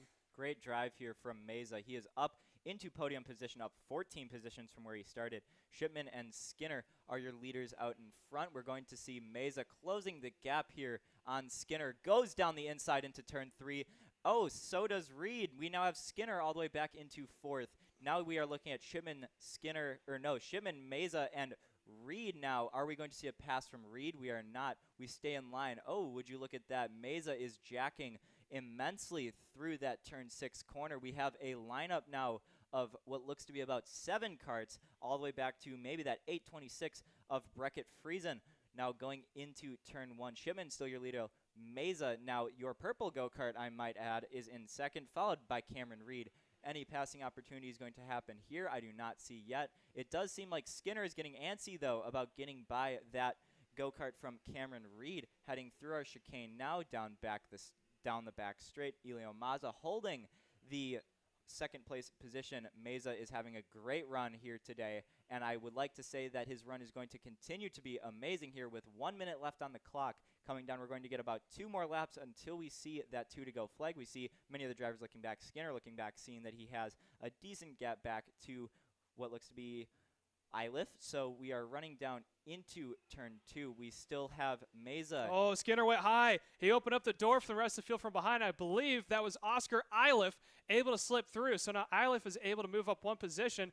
I don't know how Skinner was able to save that. He had a wheel up into the grass going into turn 2, and he has now fallen back down through the order. So that is now Meza up into P2. Right behind him is Reed, and then Oscar Iliff, who's trying to recover. And then I believe that is going to be Music also following well. So both Music and Iliff was able to get around Skinner as he lost it going into turn 2 there, Tristan. Cooper Shipman still your leader, 1.5 seconds out in front. Elio Meza is second place, Cameron Reed third.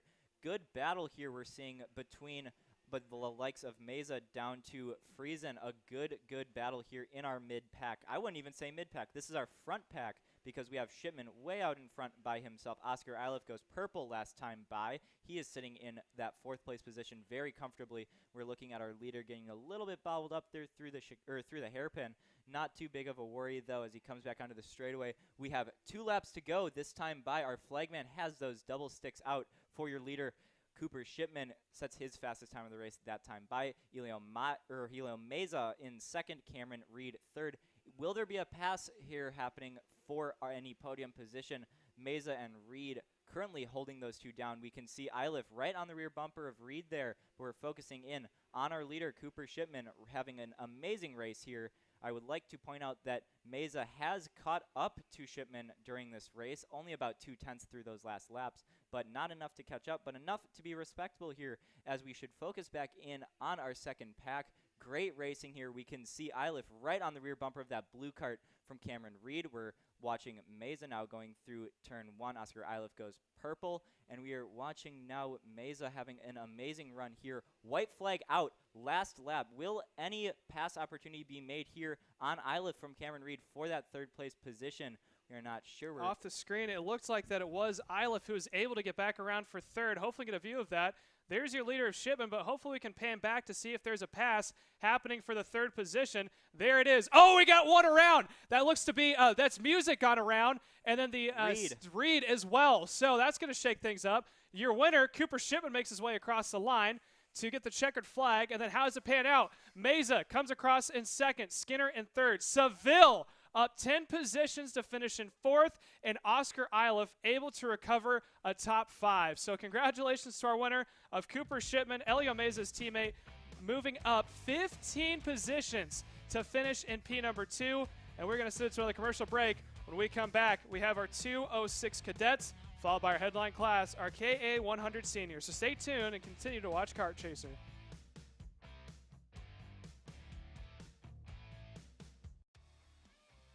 Racing Products, your #1 producer in engine mounts since 1992, along with our leading-edge designs and product development, such as the Odenthal Racing Products Easy GP camera mount, which comes in 4 different styles and can be used on any karting platform. See our products online. Go to odenthalracing.com.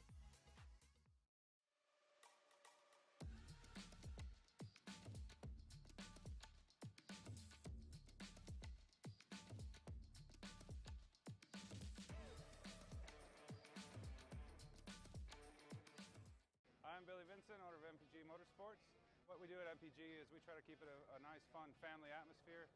Try to combine sort of the bigger things and of the bigger teams and the professionalism down with sort of some of the fun, sort of family-oriented atmosphere. We try to not only develop drivers, but also the parents and the families for just in knowledge in general in motorsports. It all starts in karting. What we try to do is try to help the drivers, the moms, the dads understand the sport of motorsports in general, not just karting, but what it takes to get all the way up through.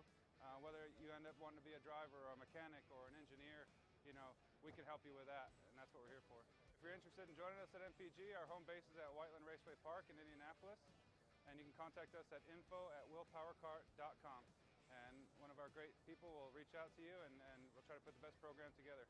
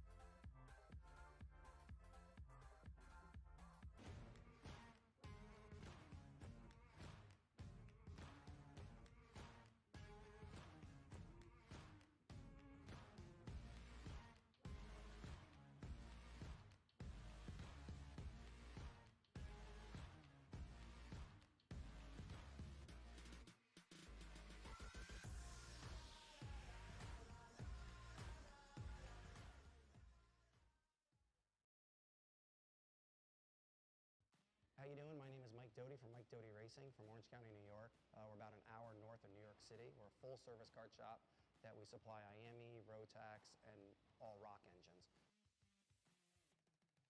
We sell OTK parts and all the tires for all the different series. We support USBKS, SCUSA, Rotax, which is the Stars and Stripes, and the Rock Winter Tour. What we do is we try to get the drivers better by data, driver coaching, and setup. We have a lot of good drivers that come through our program. We have a lot of experience. I've been doing it for almost 35 years. and we just try to translate that to all our customers. For more info about Mike Doty Racing, you can contact us at mikedoty.racing@gmail.com or call us at 845-551-0572.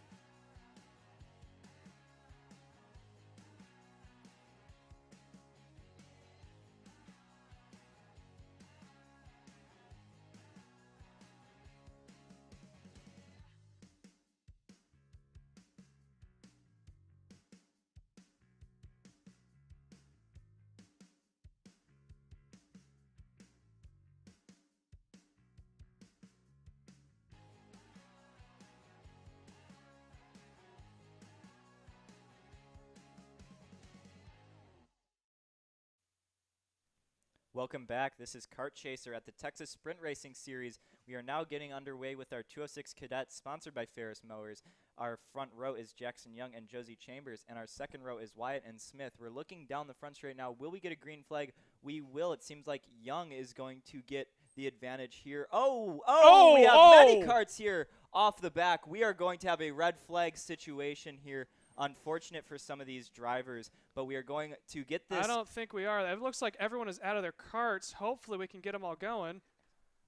It's already red flagged. All right, so we are going to go to a red flag, which means we're going to thank our sponsors, and when we come back, we'll have more karting still yet to come.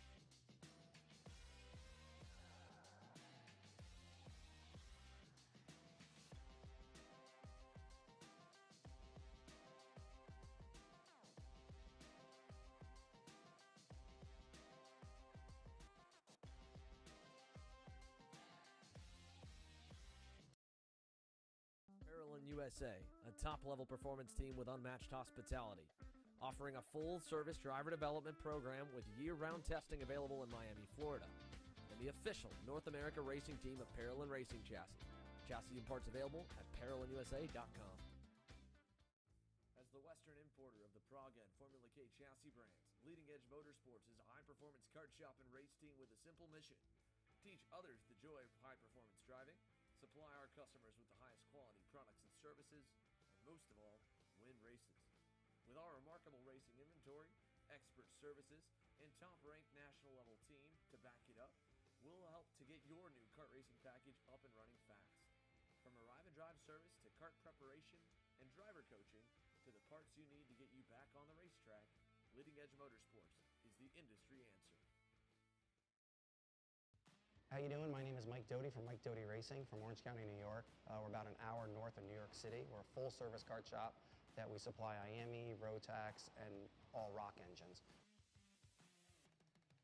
We sell OTK parts and all the tires for all the different series. We support USBKS, SCUSA, Rotax, which is the Stars and Stripes, and the Rock Winter Tour. What we do is we try to get the drivers better by data, driver coaching, and setup. We have a lot of good drivers that come through our program. We have a lot of experience. I've been doing it for almost 35 years, and we just try to translate that to all our customers. For more info about Mike Doty Racing, you can contact us at mikedoty.racing@gmail.com or call us at 845-551-0572.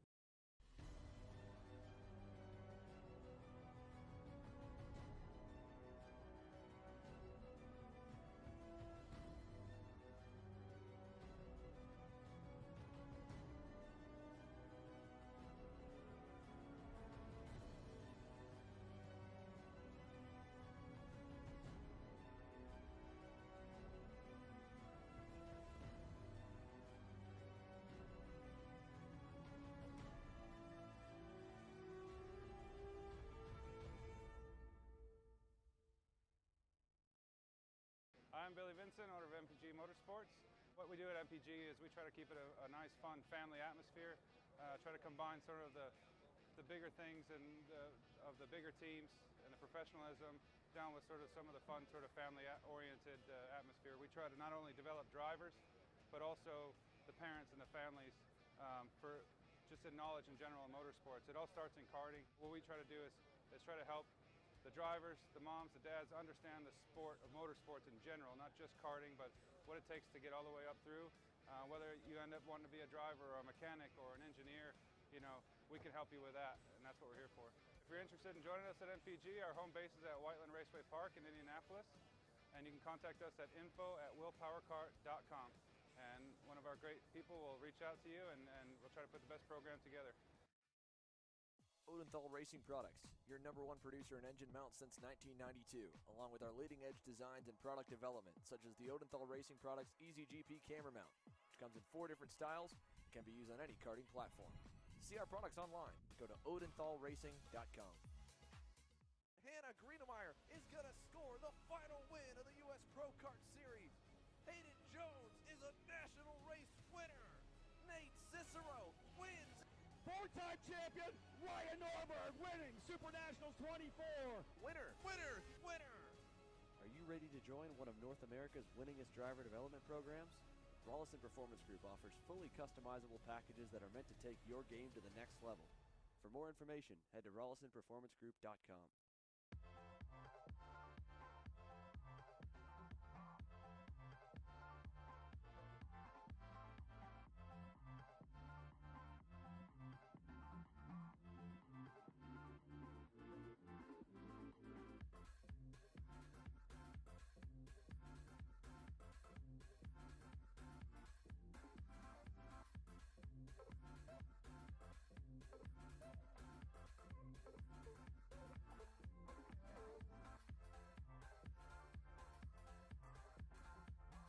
If you're looking for top-grade equipment, look no further than Rev Performance Materials engine mounts, sprockets, and arcade chains.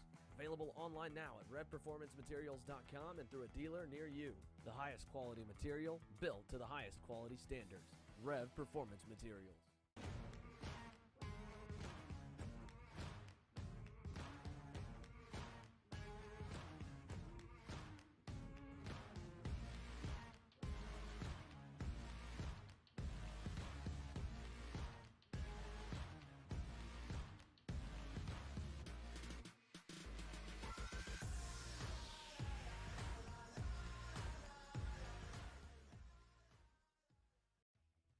Store USA is a kart parts supplier that racers and retailers can count on when they need reliable advice and service. We focus on servicing all racers with honesty and pride while maintaining customer satisfaction. We carry a full stock of Kart Republic and Tony Kart chassis, as well as IAME and Vortex Rock engines. We've also got a host of other parts available and in stock, such as products from Rev Performance Materials, Jecco Racing Seats, and more. We have a 100% satisfaction guarantee. And on top of that, if your order exceeds $200, shipping is on us. Check out all we have to offer today by visiting us online at kartstore-usa.com.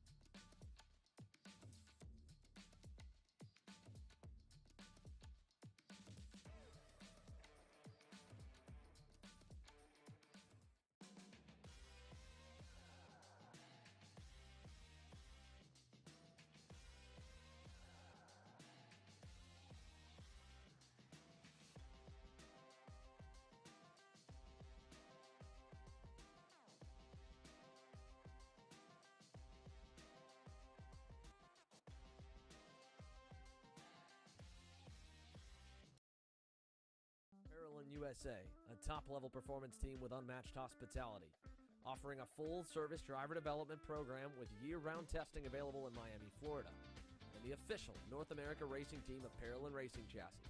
Chassis and parts available at ParolinUSA.com. As the Western importer of the Praga and Formula K chassis brands, Leading Edge Motorsports is a high-performance kart shop and race team with a simple mission: teach others the joy of high-performance driving, supply our customers with the highest quality products and services, and most of all, win races. With our remarkable racing inventory, expert services, and top-ranked national-level team to back it up, we'll help to get your new kart racing package up and running fast. From arrive and drive service to kart preparation and driver coaching to the parts you need to get you back on the racetrack, Leading Edge Motorsports is the industry answer. How you doing? My name is Mike Doty from Mike Doty Racing from Orange County, New York. We're about an hour north of New York City. We're a full-service kart shop that we supply IAME, Rotax, and all rock engines. We sell OTK parts and all the tires for all the different series. We support USBKS, SCUSA, Rotax, which is the Stars and Stripes, and the Rock Winter Tour. What we do is we try to get the drivers better by data, driver coaching, and setup. We have a lot of good drivers that come through our program. We have a lot of experience. I've been doing it for almost 35 years, and we just try to translate that to all our customers. For more info about Mike Doty Racing, you can contact us at MikeDotyRacing@gmail.com or call us at 845-551-0572.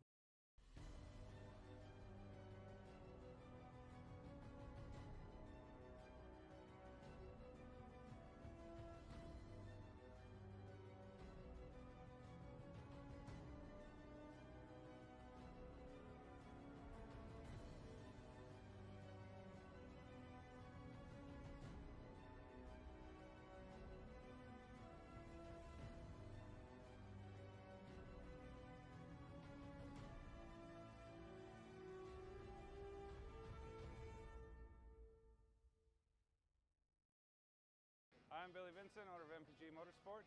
What we do at MPG is we try to keep it a nice, fun family atmosphere, try to combine sort of the bigger things and of the bigger teams and the professionalism down with sort of some of the fun sort of family-oriented atmosphere. We try to not only develop drivers, but also the parents and the families for just in knowledge in general in motorsports. It all starts in karting. What we try to do is try to help the drivers, the moms, the dads understand the sport of motorsports in general, not just karting, but what it takes to get all the way up through. Whether you end up wanting to be a driver or a mechanic or an engineer, we can help you with that, and that's what we're here for. If you're interested in joining us at MPG, our home base is at Whiteland Raceway Park in Indianapolis, and you can contact us at info@willpowercart.com. And one of our great people will reach out to you, and we'll try to put the best program together. Odenthal Racing Products, your #1 producer in engine mounts since 1992, along with our leading-edge designs and product development, such as the Odenthal Racing Products EasyGP camera mount, which comes in 4 different styles and can be used on any karting platform. To see our products online, go to odenthalracing.com. Hannah Greenemeyer is going to score the final win of the U.S. Pro Kart Series. Hayden Jones is a national race winner. Nate Cicero wins. 4-time champion Ryan Norberg winning Super Nationals 24. Winner, winner, winner. Are you ready to join one of North America's winningest driver development programs? Rollison Performance Group offers fully customizable packages that are meant to take your game to the next level. For more information, head to rollisonperformancegroup.com.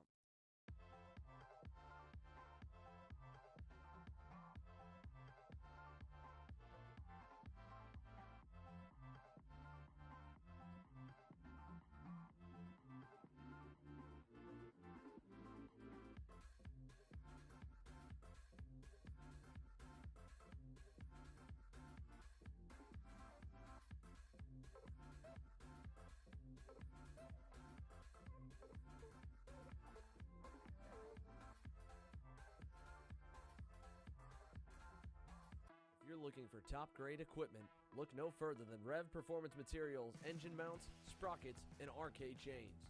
Available online now at revperformancematerials.com and through a dealer near you. The highest quality material built to the highest quality standards. Rev Performance Materials.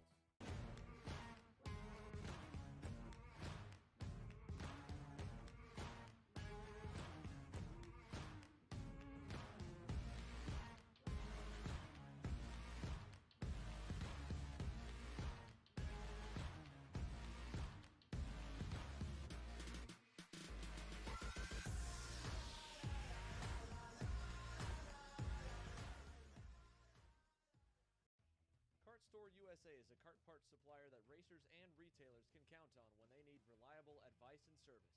We focus on servicing all racers with honesty and pride while maintaining customer satisfaction. We carry a full stock of Kart Republic and Tony Kart chassis, as well as IAMI and Vortex Rock engines.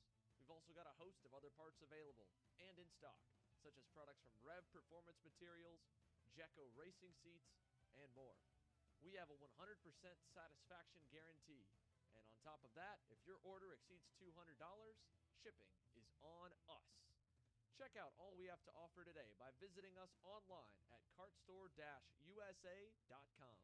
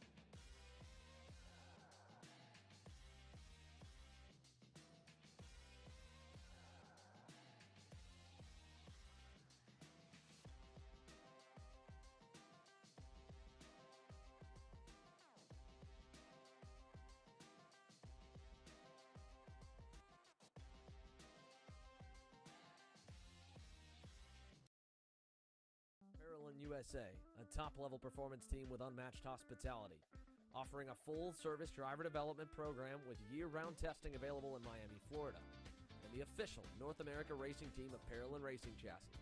Chassis and parts available at ParolinUSA.com. As the Western importer of the Praga and Formula K chassis brands, Leading Edge Motorsports is a high-performance kart shop and race team with a simple mission: teach others the joy of high-performance driving, supply our customers with the highest quality products and services, and most of all, win races. With our remarkable racing inventory, expert services, and top-ranked national-level team to back it up, we'll help to get your new kart racing package up and running fast. From arrive and drive service to kart preparation and driver coaching to the parts you need to get you back on the racetrack, Leading Edge Motorsports is the industry answer. How you doing? My name is Mike Doty from Mike Doty Racing from Orange County, New York. We're about an hour north of New York City. We're a full-service kart shop that we supply IAME, Rotax, and all rock engines. We sell OTK parts and all the tires for all the different series. We support USBKS, SCUSA, Rotax, which is the Stars and Stripes, and the Rock Winter Tour. What we do is we try to get the drivers better by data, driver coaching, and setup. We have a lot of good drivers that come through our program. We have a lot of experience. I've been doing it for almost 35 years, and we just try to translate that to all our customers. For more info about Mike Doty Racing, you can contact us at MikeDotyRacing@gmail.com or call us at 845-551-0572.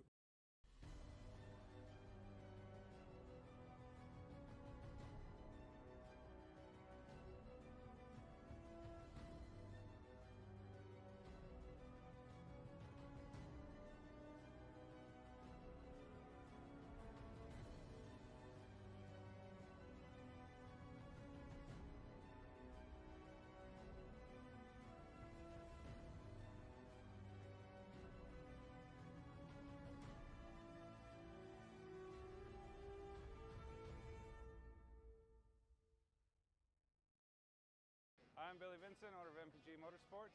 What we do at MPG is we try to keep it a nice, fun family atmosphere, try to combine sort of the bigger things and of the bigger teams and the professionalism down with sort of some of the fun sort of family-oriented atmosphere. We try to not only develop drivers, but also the parents and the families for just in knowledge in general in motorsports. It all starts in karting. What we try to do is try to help the drivers, the moms, the dads understand the sport of motorsports in general, not just karting, but what it takes to get all the way up through. Whether you end up wanting to be a driver or a mechanic or an engineer, you know, we can help you with that, and that's what we're here for. If you're interested in joining us at MPG, our home base is at Whiteland Raceway Park in Indianapolis, and you can contact us at info@willpowerkart.com, and one of our great people will reach out to you, and we'll try to put the best program together. Odenthal Racing Products, your #1 producer in engine mounts since 1992, along with our leading-edge designs and product development, such as the Odenthal Racing Products EasyGP camera mount, which comes in 4 different styles and can be used on any karting platform. To see our products online, go to odenthalracing.com.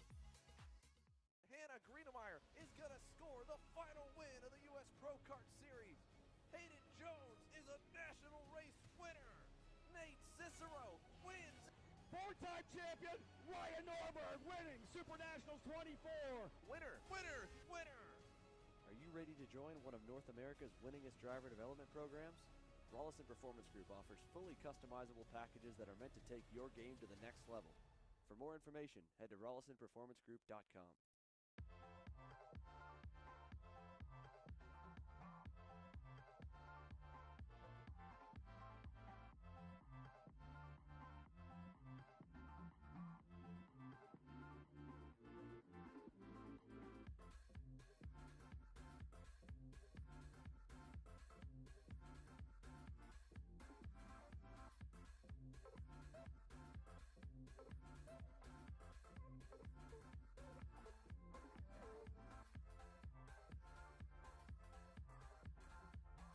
If you're looking for top-grade equipment, look no further than Rev Performance Materials engine mounts, sprockets, and arcade chains.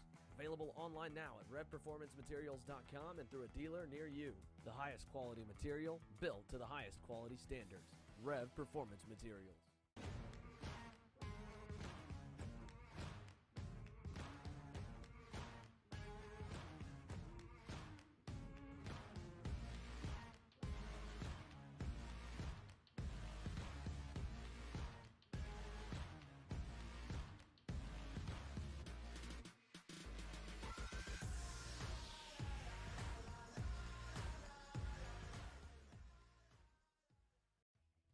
Store USA is a kart parts supplier that racers and retailers can count on when they need reliable advice and service.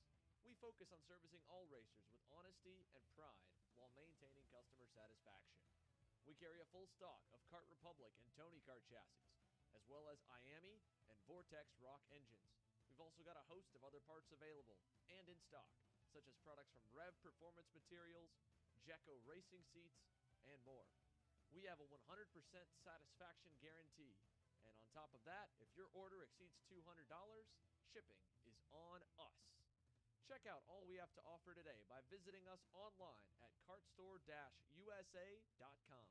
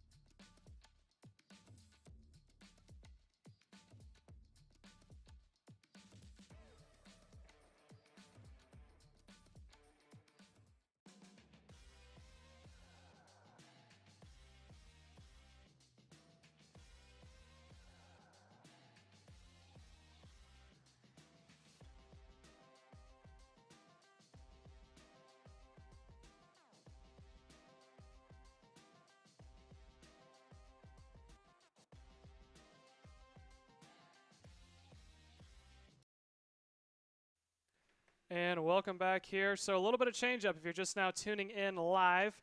If you recall, there was an incident with the 206 Cadet. From what I've seen and heard from the viewers in the booth, I believe everyone was okay. However, we are going to have a little bit of a change of schedule because on track right now, if you notice, is not a 206. It's your KA100 seniors. So the KA100 seniors are actually going to go out now, and then following the K100 senior, we're going to send out the 206 Cadets. So we have the headline event coming up first, and the 206 Cadets will follow right after.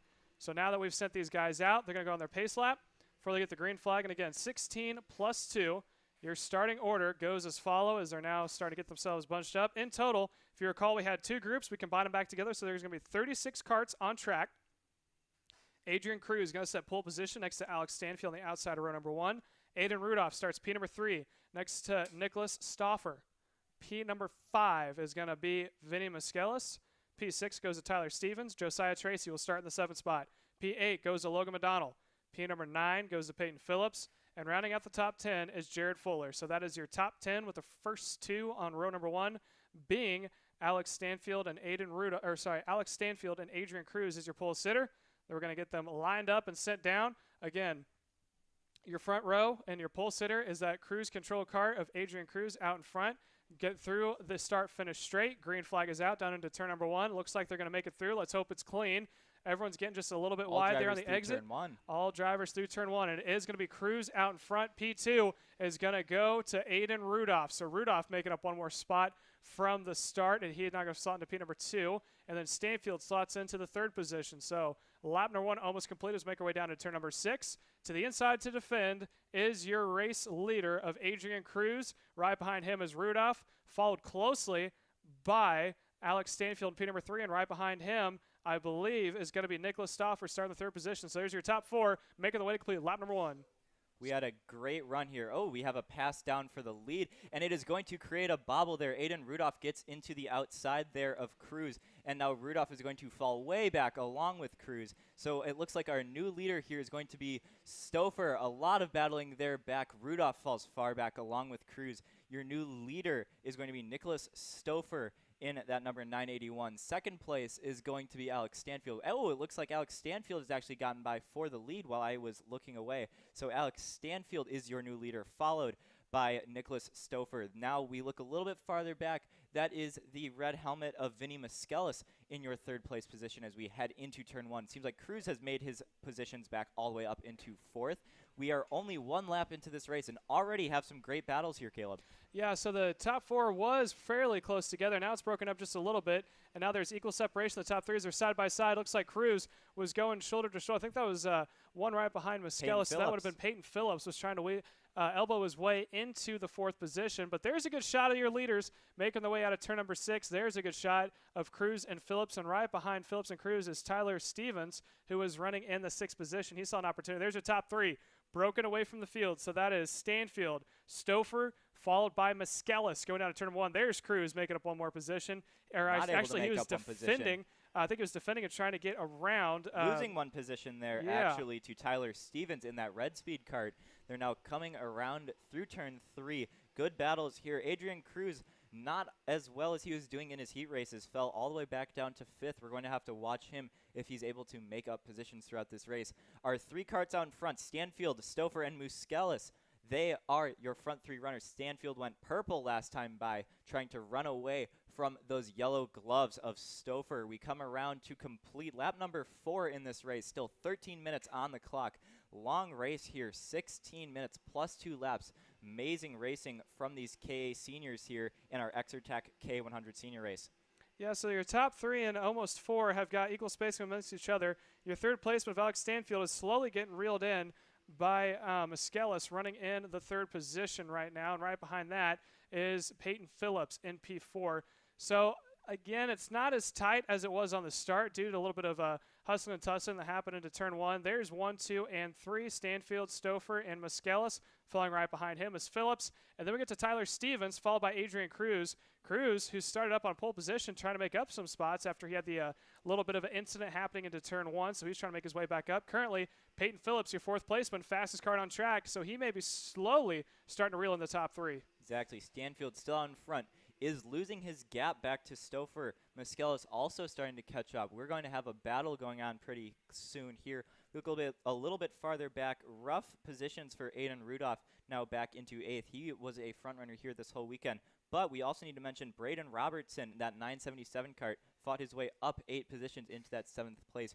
We look at our front 4 drivers here, Stanfield, Stouffer, Miskelis, and Phillips. Those are your main drivers currently. Nobody yet making any moves since they are not close enough. But we are looking, Miskelis closes that gap a little bit there to Stouffer through turn 3. Closing up now, you see Stanfield ducking, trying to get as much aerodynamic advantage as he can down into that off-camber turn 6. Oh, it seems like we now have Stouffer getting right up on that rear bumper of Stanfield. I think we're going to see a pass here soon, Caleb. Yeah, I think you may be right, as Stouffer seemed to turn it up in the last 3 or 4 laps, really starting to reel in your leader of Stanfield. And also in that 3rd position, Miskelis would love nothing more than the top 2 to go back and forth.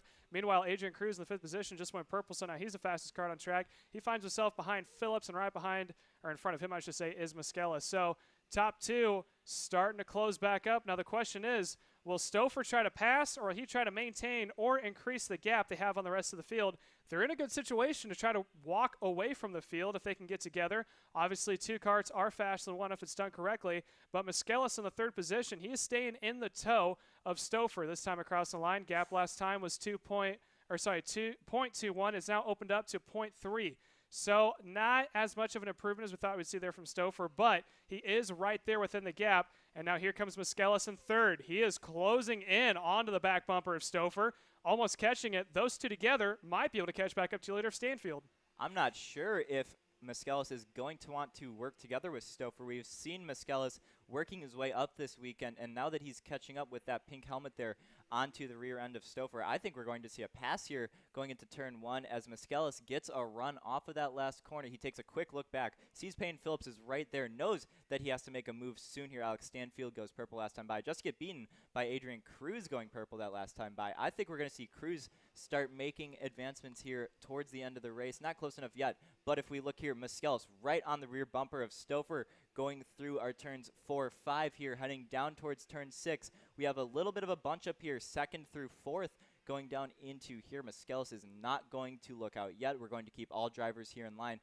Everybody here in this front runner, they are pretty much perfect. I have not seen any major screw-ups here from these drivers. This is amazing racing here. Very, very tight racing in this very professional K100 senior event. Stouffer still leading that pack. We have Alex Stanfield extending his lead 0.8 seconds this last time around as we see Miskellis go a little bit wide. Payne Phillips down the inside of Miskellis, and he is going to take the position through turn 3. We now have a new driver sitting in that podium position. Payne Phillips takes over your 3rd position. Yeah, and that's not what Miskellis wants by any means, as they still go side by side. There goes Miskellis going back, gets the wheel up. Cruz And, sorry, that's actually inside. Cruz got on the inside of Miskellis, so he moves himself 1 more position up into 4th, and that is going to push Miskellis, who looked to be the one to possibly work with Stouffer to catch back up to Stanfield, running in P number 5. So change of order, it's still Stanfield, Stouffer, Phillips in 3rd, Cruz up to 4, still the fastest car on track, and now Miskellis running out the field in 5th position. There's Alex Stanfield,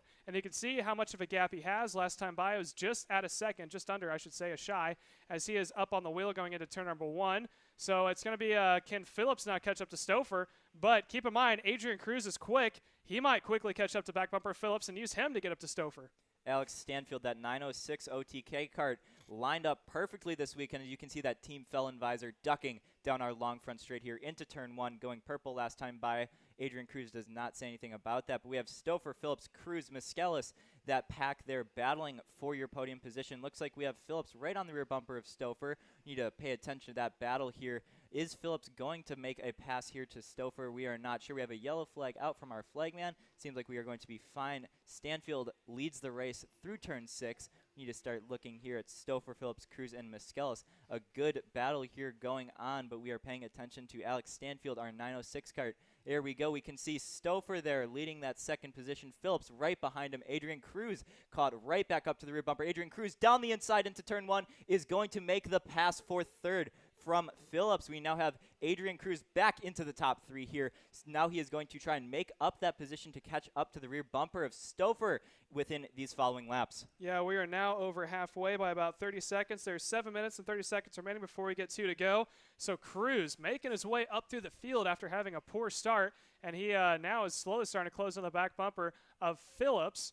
And he may or may not try to get around him. If he chooses to stay with him, they might be able to work. Sorry, that's Stouffer, I should say. He needs someone to work together to catch back up to Stanfield. Last lap, Stanfield went purple, so he is now the fastest car on track. And look for him to try to continue to pull away. Last time by, the gap was at 2 seconds. So Cruz, if he is going to try to do something, he's quickly running out of time. He's going to need some help from this 4-pack.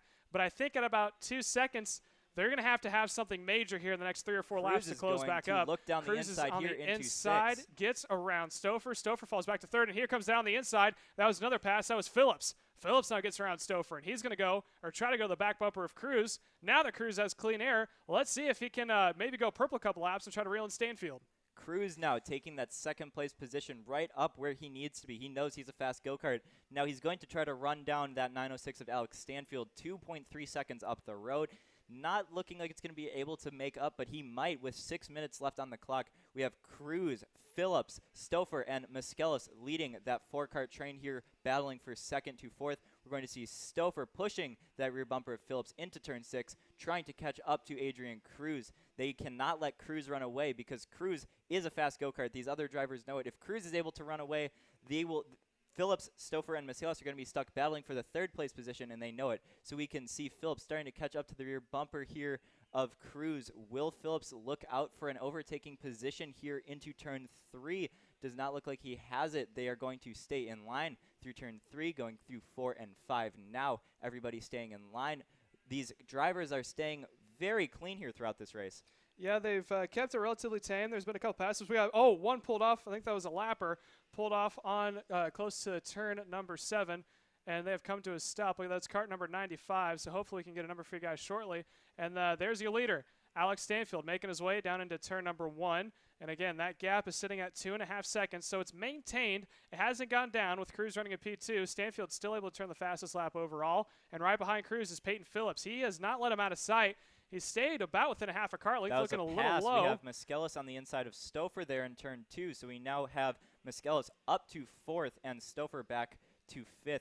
We're going to watch now. Stanfield, still your leader. Adrian Cruz leading out front of Phillips.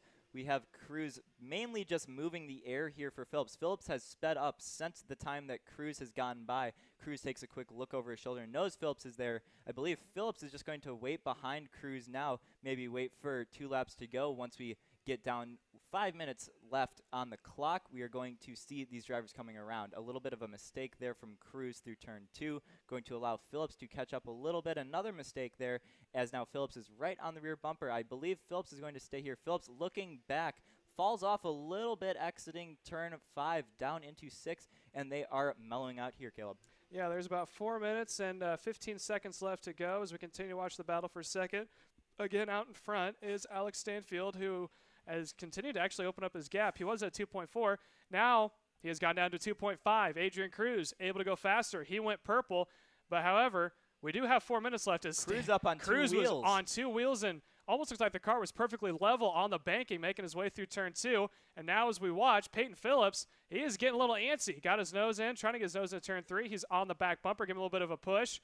With 4 minutes left, if they're able to, they're going to have to calm down. Phillips cannot pass. Cruz has to be perfect. And Phillips is going to have to use that toe and be a best pusher as he could be. So let's keep an eye on this time. It was a 2.5 second gap across the line. How much does it improve? It is at a 2.6, so it actually opened back up. So I think Stanfield, if he can maintain this pace, he is going to bring it on home here. But there's 3 minutes and 30 seconds left. Anything can happen as we continue to watch the battle for second with Cruz in second. And running at P number 3, Peyton Phillips is all over his tail. Looks like we have Cruz starting to catch up to what could be a lap cart here. Seems like Stanfield has already gone by. Not too big of a problem for him, but it might be a problem here for Cruz and Phillips as they come through our turn here. We're looking a little bit farther back. Braden Robertson and Aiden Rudolph fighting back there for the 6th and 7th place position. That's CRG Kart and the Burrell Art of Aiden Rudolph. They're coming down the front stretch here. They are fast go-karts. They did not have too great of a start. Well, Braden Robertson did. Aiden Rudolph did not have a great start, so they are stuck here battling 6th and 7th in through turn 2. We watch these 2 go-karts go. Alex Stanfield, still your leader. Adrian Cruz, purple go-kart, sitting in 2nd. Peyton Phillips 3rd. Miskellis 4th. And Nicholas Stouffer is here in 5th. We're still paying attention here on Kart Chaser to Rudolph and Robertson as they head into turn 6. They are now bumper to bumper here. Rudolph says, come on, push me here down the straightaway. I believe Robertson's going to have none of it as they start catching up to the rear bumper of Stouffer. Stouffer might have had a little bit of an incident there that is slowing him down a little bit, allowing these 2 drivers, Rudolph and Robertson, to catch up. I believe Rudolph and Robertson are friends off track, so they are going to want to work together. They know that it is beneficial for both of them to be fast instead of trying to fight with each other. They are catching up very quickly to the rear end of Stouffer. Braden Robertson goes purple last time by 36.551, but your leader, Alex Stanfield, still 2.2 seconds out in front. Cruz was able to lower that a little bit. Not enough, though, as we see Rudolph closing that gap very fast there to Stouffer running down the front stretch here. Yeah, so those 3 are currently nose to tail, Stouffer, Rudolph, and then Robertson as they make their way down into turn number 1. Again, that is Braden Robinson running on that CRG, trying to be a part of that rebirth of that company that came back a couple years ago. And here's a pass on the inside. That is going to be 1. Now 2 karts able to get around Stouffer. He falls back, and that's going to push him back into the 7th position. Rudolph now goes up into the top 5. Robertson goes into 6th. So Rudolph, who is potentially a big contender as he was running in the 3rd spot, now he's trying to claw his way. He's back inside the top 5, and it looks like Robertson and Rudolph may be a good combo. Now let's watch that second combo. out in front, I thought for a moment, was between Cruz and Phillips. The gap now has actually gone down to 2.3, but again, with 1 minute left before 2 to go, unless something drastic happens to your leader of Alex Stanfield, I think it's pretty much set how it is. But we're going to continue to watch both Rudolph and Robertson go to work here. There's still one more kart in front of him. That is Vinny Miskelis, who was running in the third at the start of the race. So let's see if these two together may be able to close back up and catch in. Look at that teamwork there from Robertson. He comes up to the back bumper of Rudolph, gives him a little bit of a kiss to the back bumper before going into the hard braking zone, and that's just what they need to be doing to slowly reel in Miskelis. Coming down to the line, there's 30 seconds to go, so we have one more lap before we get 2 to go. We see Rudolph in that 6th place position, followed by Robertson. They're working together very well here. Almost looks like a 2:06 race, but it's not. In KA, we're working together, something rare you don't see in these really aggressive two-stroke classes. They're going to catch up to the rear bumper of Miskelis. We are going to see Aiden Rudolph and Brandon Robertson making a pass here for 5th shortly. However, 8 seconds left on the clock. When we get our leader, Alex Stanfield, around, it looks like we're going to be coming to 2 to go as our flagman puts it out there for Alex Stanfield. 2 to go for your leader, Adrian Cruz, still second. Phillips in third, but we are still paying attention to Aiden Rudolph and Braden Robertson. We're going to look and see if they can make a pass here on Vinny Miskelis, that 948 kart going into turn 2. Not able to make it stick going into turn 3. Rudolph closes that gap immensely here. We are now going down the back straight through our chicane. Stanfield still your leader. Cruz, props to him, has closed the gap back to Stanfield, yet not enough to be a battle to pay attention to. Right now the battle, we got what looks to be Robertson hard into the back of Rudolph. Rudolph is just going to take it, and we are going to see as Rudolph now all over the rear bumper of Miskelis, we are going to see, we got hands up in the air from some of these drivers. They are thinking they're working together. They are not. In Rudolph down the inside. We are going to see Brandon Robertson try to go as well. Robertson is able to make it stick. We now have Aiden Rudolph into your 5th place position, and we have what looks to be Robertson up into 6th. Yeah, so now they're side by side. There's Robertson on the inside of Rudolph as they make their way around. Again, this is the last lap. Let's see if Rudolph has anything to say about that. Coming down into turn number 6, Rudolph backs up. Now he's going to try to roll the high side, look for a crossover. Can't get it done. Miskelis now is trying to take that spot back from Rudolph as they make their way into that final chicane. Your winner is going to be Alex Stanfield, but let's see how this is going to pan out for the top 5. Coming down to the line, they're all on the line, and it's going to go to Robertson. It's going to come across in 4th, and that's going to put Rudolph in 5th. So your running order is Alex Stanfield is your winner. Adrian Cruz able to recover to P number 2. Peyton Phillips comes across 3rd. Braden Robertson finishing in 4th, and that is going to be Aiden Rudolph in 5th. Vinny Miskelis was in that group, finishes in 6th. Nicholas Stouffer finishes in P number 7. Josiah Tracy in 8th. Dylan Towney finishes in 9th, and Ruben Asensio finishes in P10. So that was supposed to be our last race of the afternoon, but we got one more. It is your 206 Cadet coming up next here on Kart Chaser.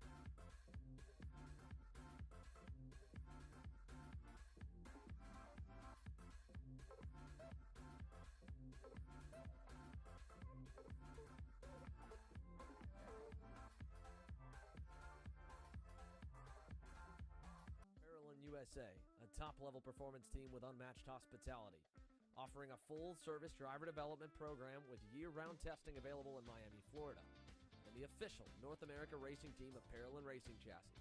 Chassis and parts available at ParolinUSA.com.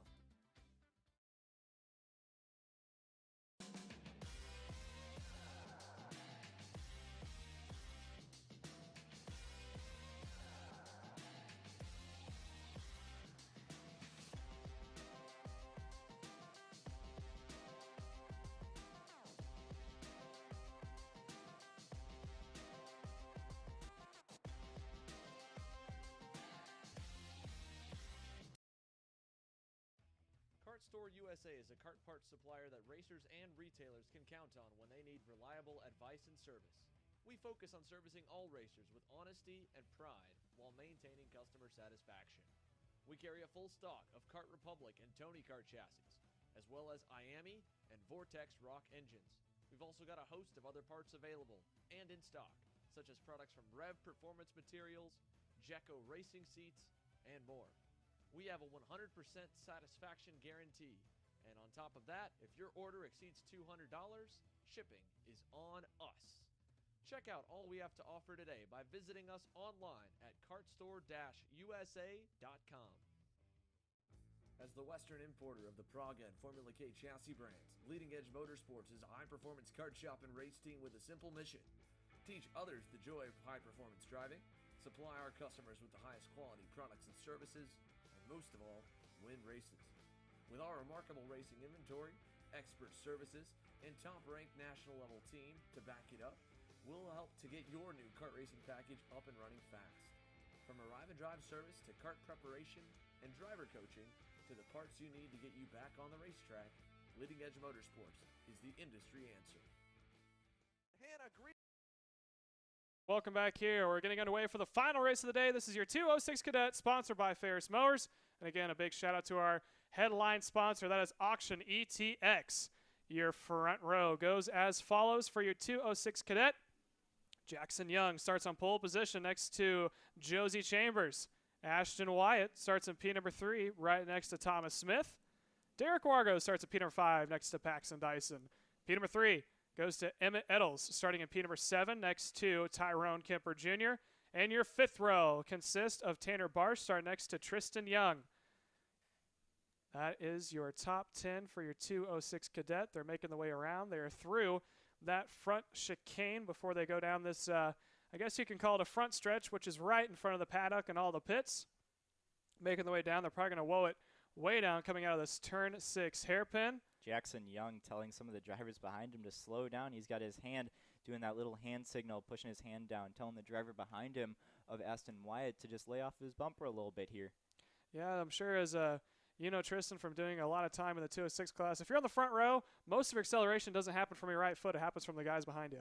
That's exactly true, Caleb. This 206 race, and you've heard it enough this weekend, you just got to work together, especially on these starts here. It really matters. If you can get 3 go-karts to all bump at the perfect time, you're going to get a great start. And they're about to take the green. You can see your pole sitter, Jackson Young, still trying to slow him down as they make their way into turn 1.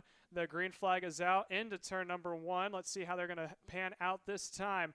They're going to make it through cleanly. If they go 3 wide, heading now into turn number 2, they're still slicing and dicing. And it looks like, I believe that is Chambers is going to pull away from the lead, and Young is going to settle into P number 2.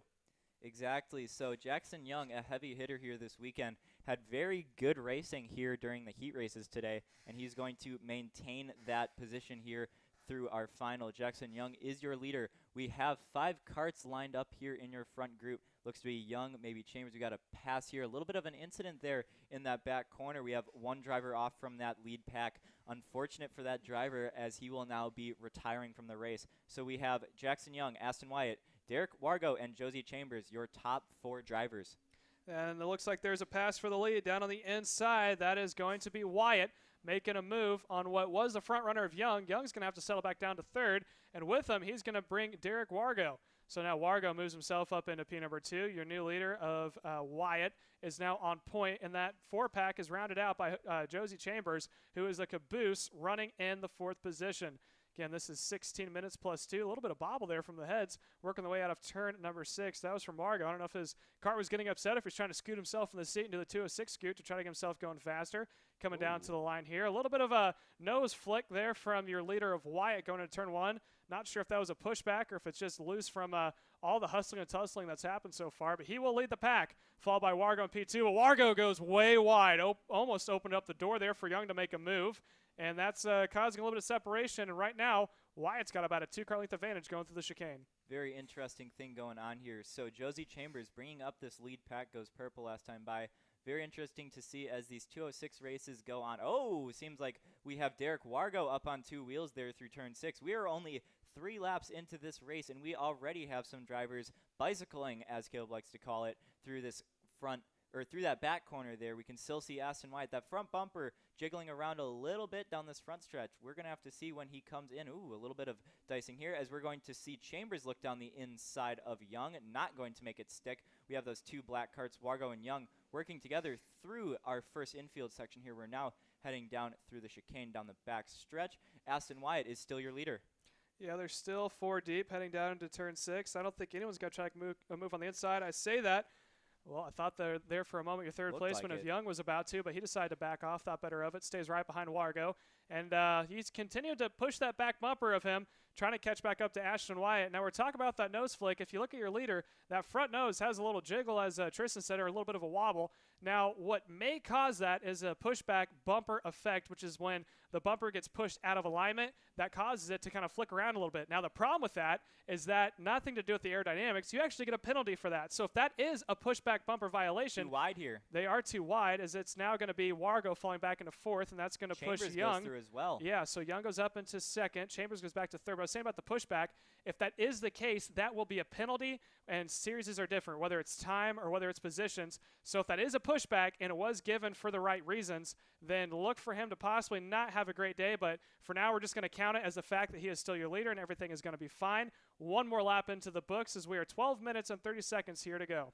12 minutes, 30 seconds left for Aston Wyatt to try and pull away with his lead. Doesn't seem like he's going to do it, though, as Jackson Young still is sitting in your 2nd place position. Jackson Young goes for the lead here into turn 2. It looks like Chambers is going to go through as well. We now have a new leader, Jackson Young, followed by Josie Chambers through. Is Chambers going to look down the inside into turn 6? Does not look like it's going to happen. Chambers knows that he has to work together with Young here to pull away from Aston Wyatt. Aston Wyatt, a very fast go-kart here, as proven by leading those starting laps. We still have 11 minutes, 50 seconds on the clock here. We can see what looks to be Wyatt throwing some hand signals up. Maybe that could be to the other drivers, to his pit wall team there, but we still have Jackson Young leading the way with Chambers behind. Chambers goes purple last time by lap 6, 41.171. We're going to see him start to close that gap up to that number 270 plate of Jackson Young here on the Kart Republic go-kart with the 206 racing engine. We are heading down now into turn 6 again.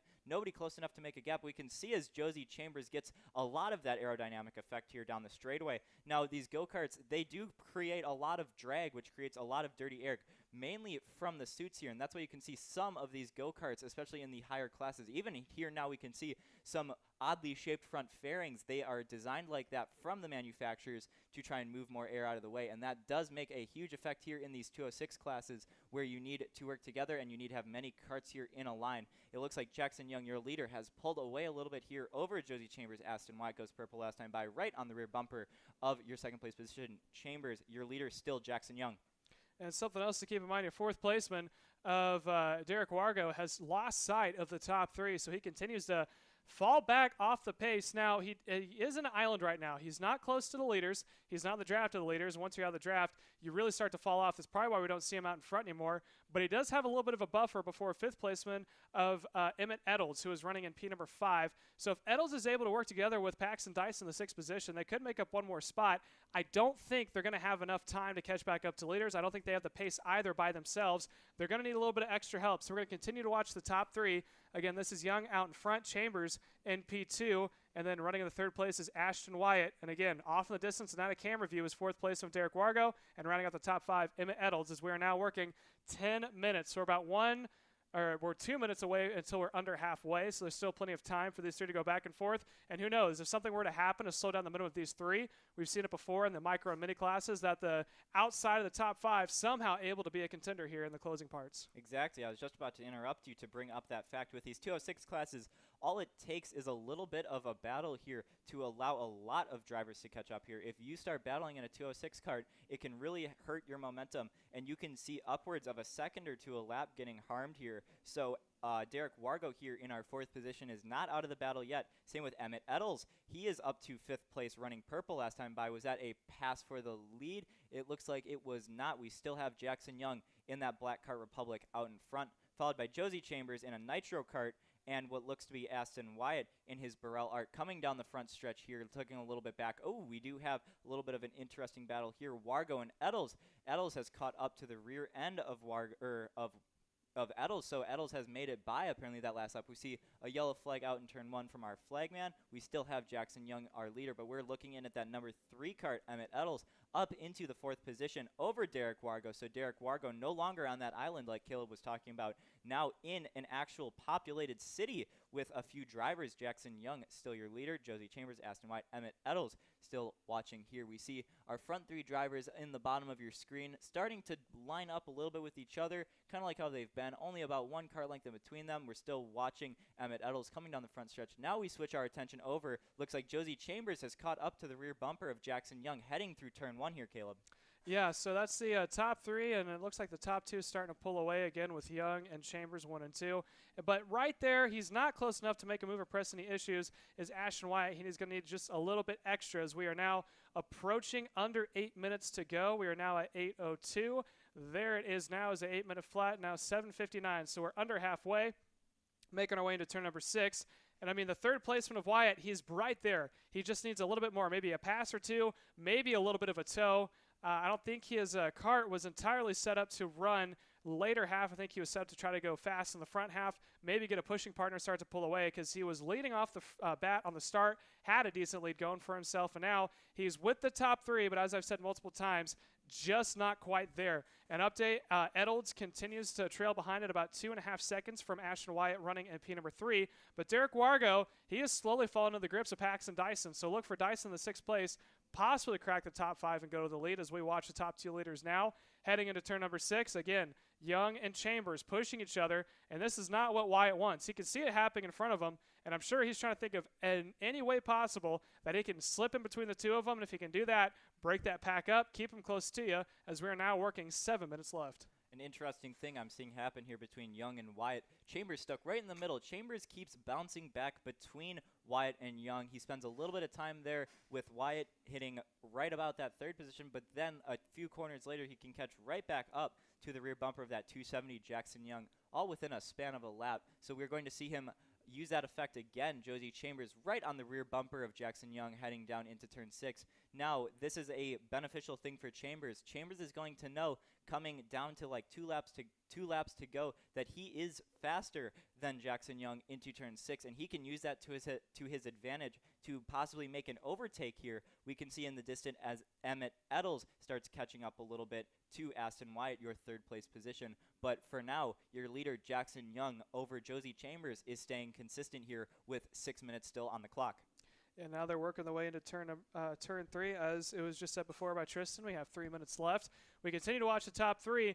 And Ashton Wyatt, who was fast in both the heat races, was kind of the make-or-break guy when it came down to it yesterday, is trailing behind in 3rd, really closes up there in turn 6, was taking the high line. But again, he's taking those extreme lines, but he's still maintaining the spot where he's at. He may have to settle down here just a little bit and save his tires, let them cool off. It's not as hot as it was yesterday. It's roughly up there in the high 90s. Now it's probably down into about 96. It's actually at 96 degrees on the dot, so I can predict the weather even from being inside if anyone was wondering. And what I'm saying from that is yesterday the track was extremely greasy. That Rhino liner had a lot of grip to it. It's been a quick change of pace, and also they didn't run as long as they did yesterday. They did about half the time. So now it's kind of new to everyone to figure out how you can run here at this track. And what I'm saying is that Wyatt, I don't think has adapted as quickly, maybe missed it on the setup, Or what he would really love right now is someone in fourth on his back bumper working with him to catch back up. And again, he is right there, but he's not close enough to make a move. And I almost want to say Chambers, who's in third, is backing off just a little bit, or he's struggling to keep up, one of the two. I think it's the fact that Young is just opening up such an immense amount of time right now, and we haven't really seen Chambers make an opportunity or have the opportunity to get around and make a pass for the lead. Quick note here, we see Paxton Dyson has made it through on Derek Wargo there. Paxton Dyson is now completing your top 5. We pay attention back to Jackson Young, Josie Chambers, and Aston Wyatt leading your front 3 group. We can see going down into turn 6 again, Chambers all over that rear bumper of Young. He is going to know that he's faster through there. We have 4 minutes, 30 seconds left on the clock. Still plenty of time left for these drivers to battle out. Here we go through that final corner. We see Jackson Young, big look over his shoulder here as he heads down into turn 1. He sees that little bit of a gap back to Chambers. Now, speaking that Chambers was all over his rear bumper going into 6, he might think that Chambers made a mistake there and now he has a clear gap. However, he does not, as Chambers, I assume, is going to close up that gap into turn 6 again. Looks like Wyatt is staying very consistent there in that 3rd place. Wyatt has been close enough to make a move on that backside of Chambers, but has not decided to do it yet. We see Chambers closing up that gap into turn 6, just like I was saying before. Emmett Eddles still in 4th, Paxton Dyson 5th. We see a little bit of a bobble there from Chambers exiting the corner. We look here now at Emmett Eddles running by himself in that number 3 cart there in 4th, heading through our chicane, paying attention back to our front pack drivers. Jackson Young leads the way.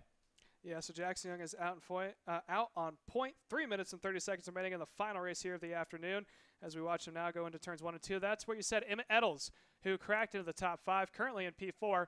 He is trailing Wyatt by about 3.5 seconds, so again, not close enough to make a move right now. He's just got to ride it on out. He's got 3 minutes left, or 3:15, almost 3 minutes left. So if he can just maintain what he's doing, he will find himself inside the top 5. He'll get good points here going forward for the rest of the TSRS series as he works his way out of turn number 6.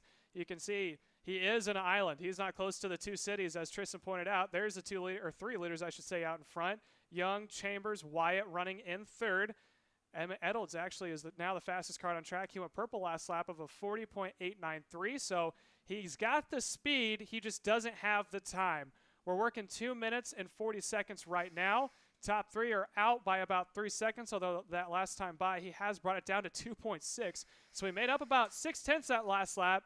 He might get there, but he's going to have to turn into overdrive now and hope that the top 3 continue to go back and forth. All he needs is a couple passes out in front to really bring him into the tow distance as we watch him now make his way into turn 6 and 7. This time across the line for your leaders, along with Emmett Eddles, you're looking at 2 minutes left to go. Jackson Young still your leader. Josie Chambers only 1/10 behind as we head into this lap. Aston White a little bit farther back, 0.5 off. We're looking here right now at Emmett Eddles. He is sitting in your 4th place position. Purple go-kart, he is fast. He has been fast all weekend. He had amazing heat races except for one which put him a little bit farther back. He is 4 positions up, started in the 8th place position, but now all the way up to 4th. Fast lap time as we still look farther up the road. Jackson Young still your leader. Josie Chambers, Aston Wyatt.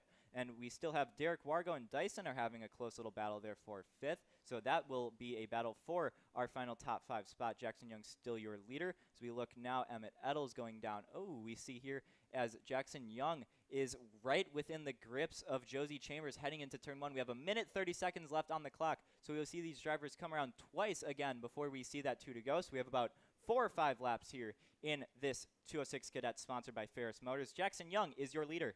Yeah, Jackson Young out in front, Chambers in P2.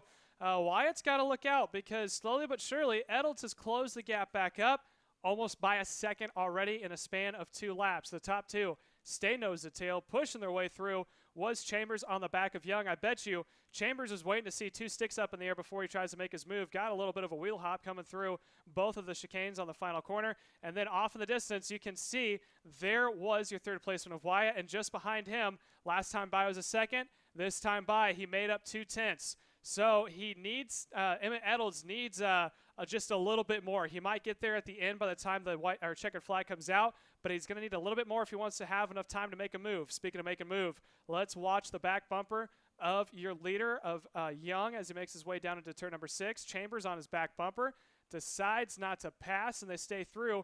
25 seconds left. I think they might get 1 more lap until they get the 2 to go sign. Let's find out.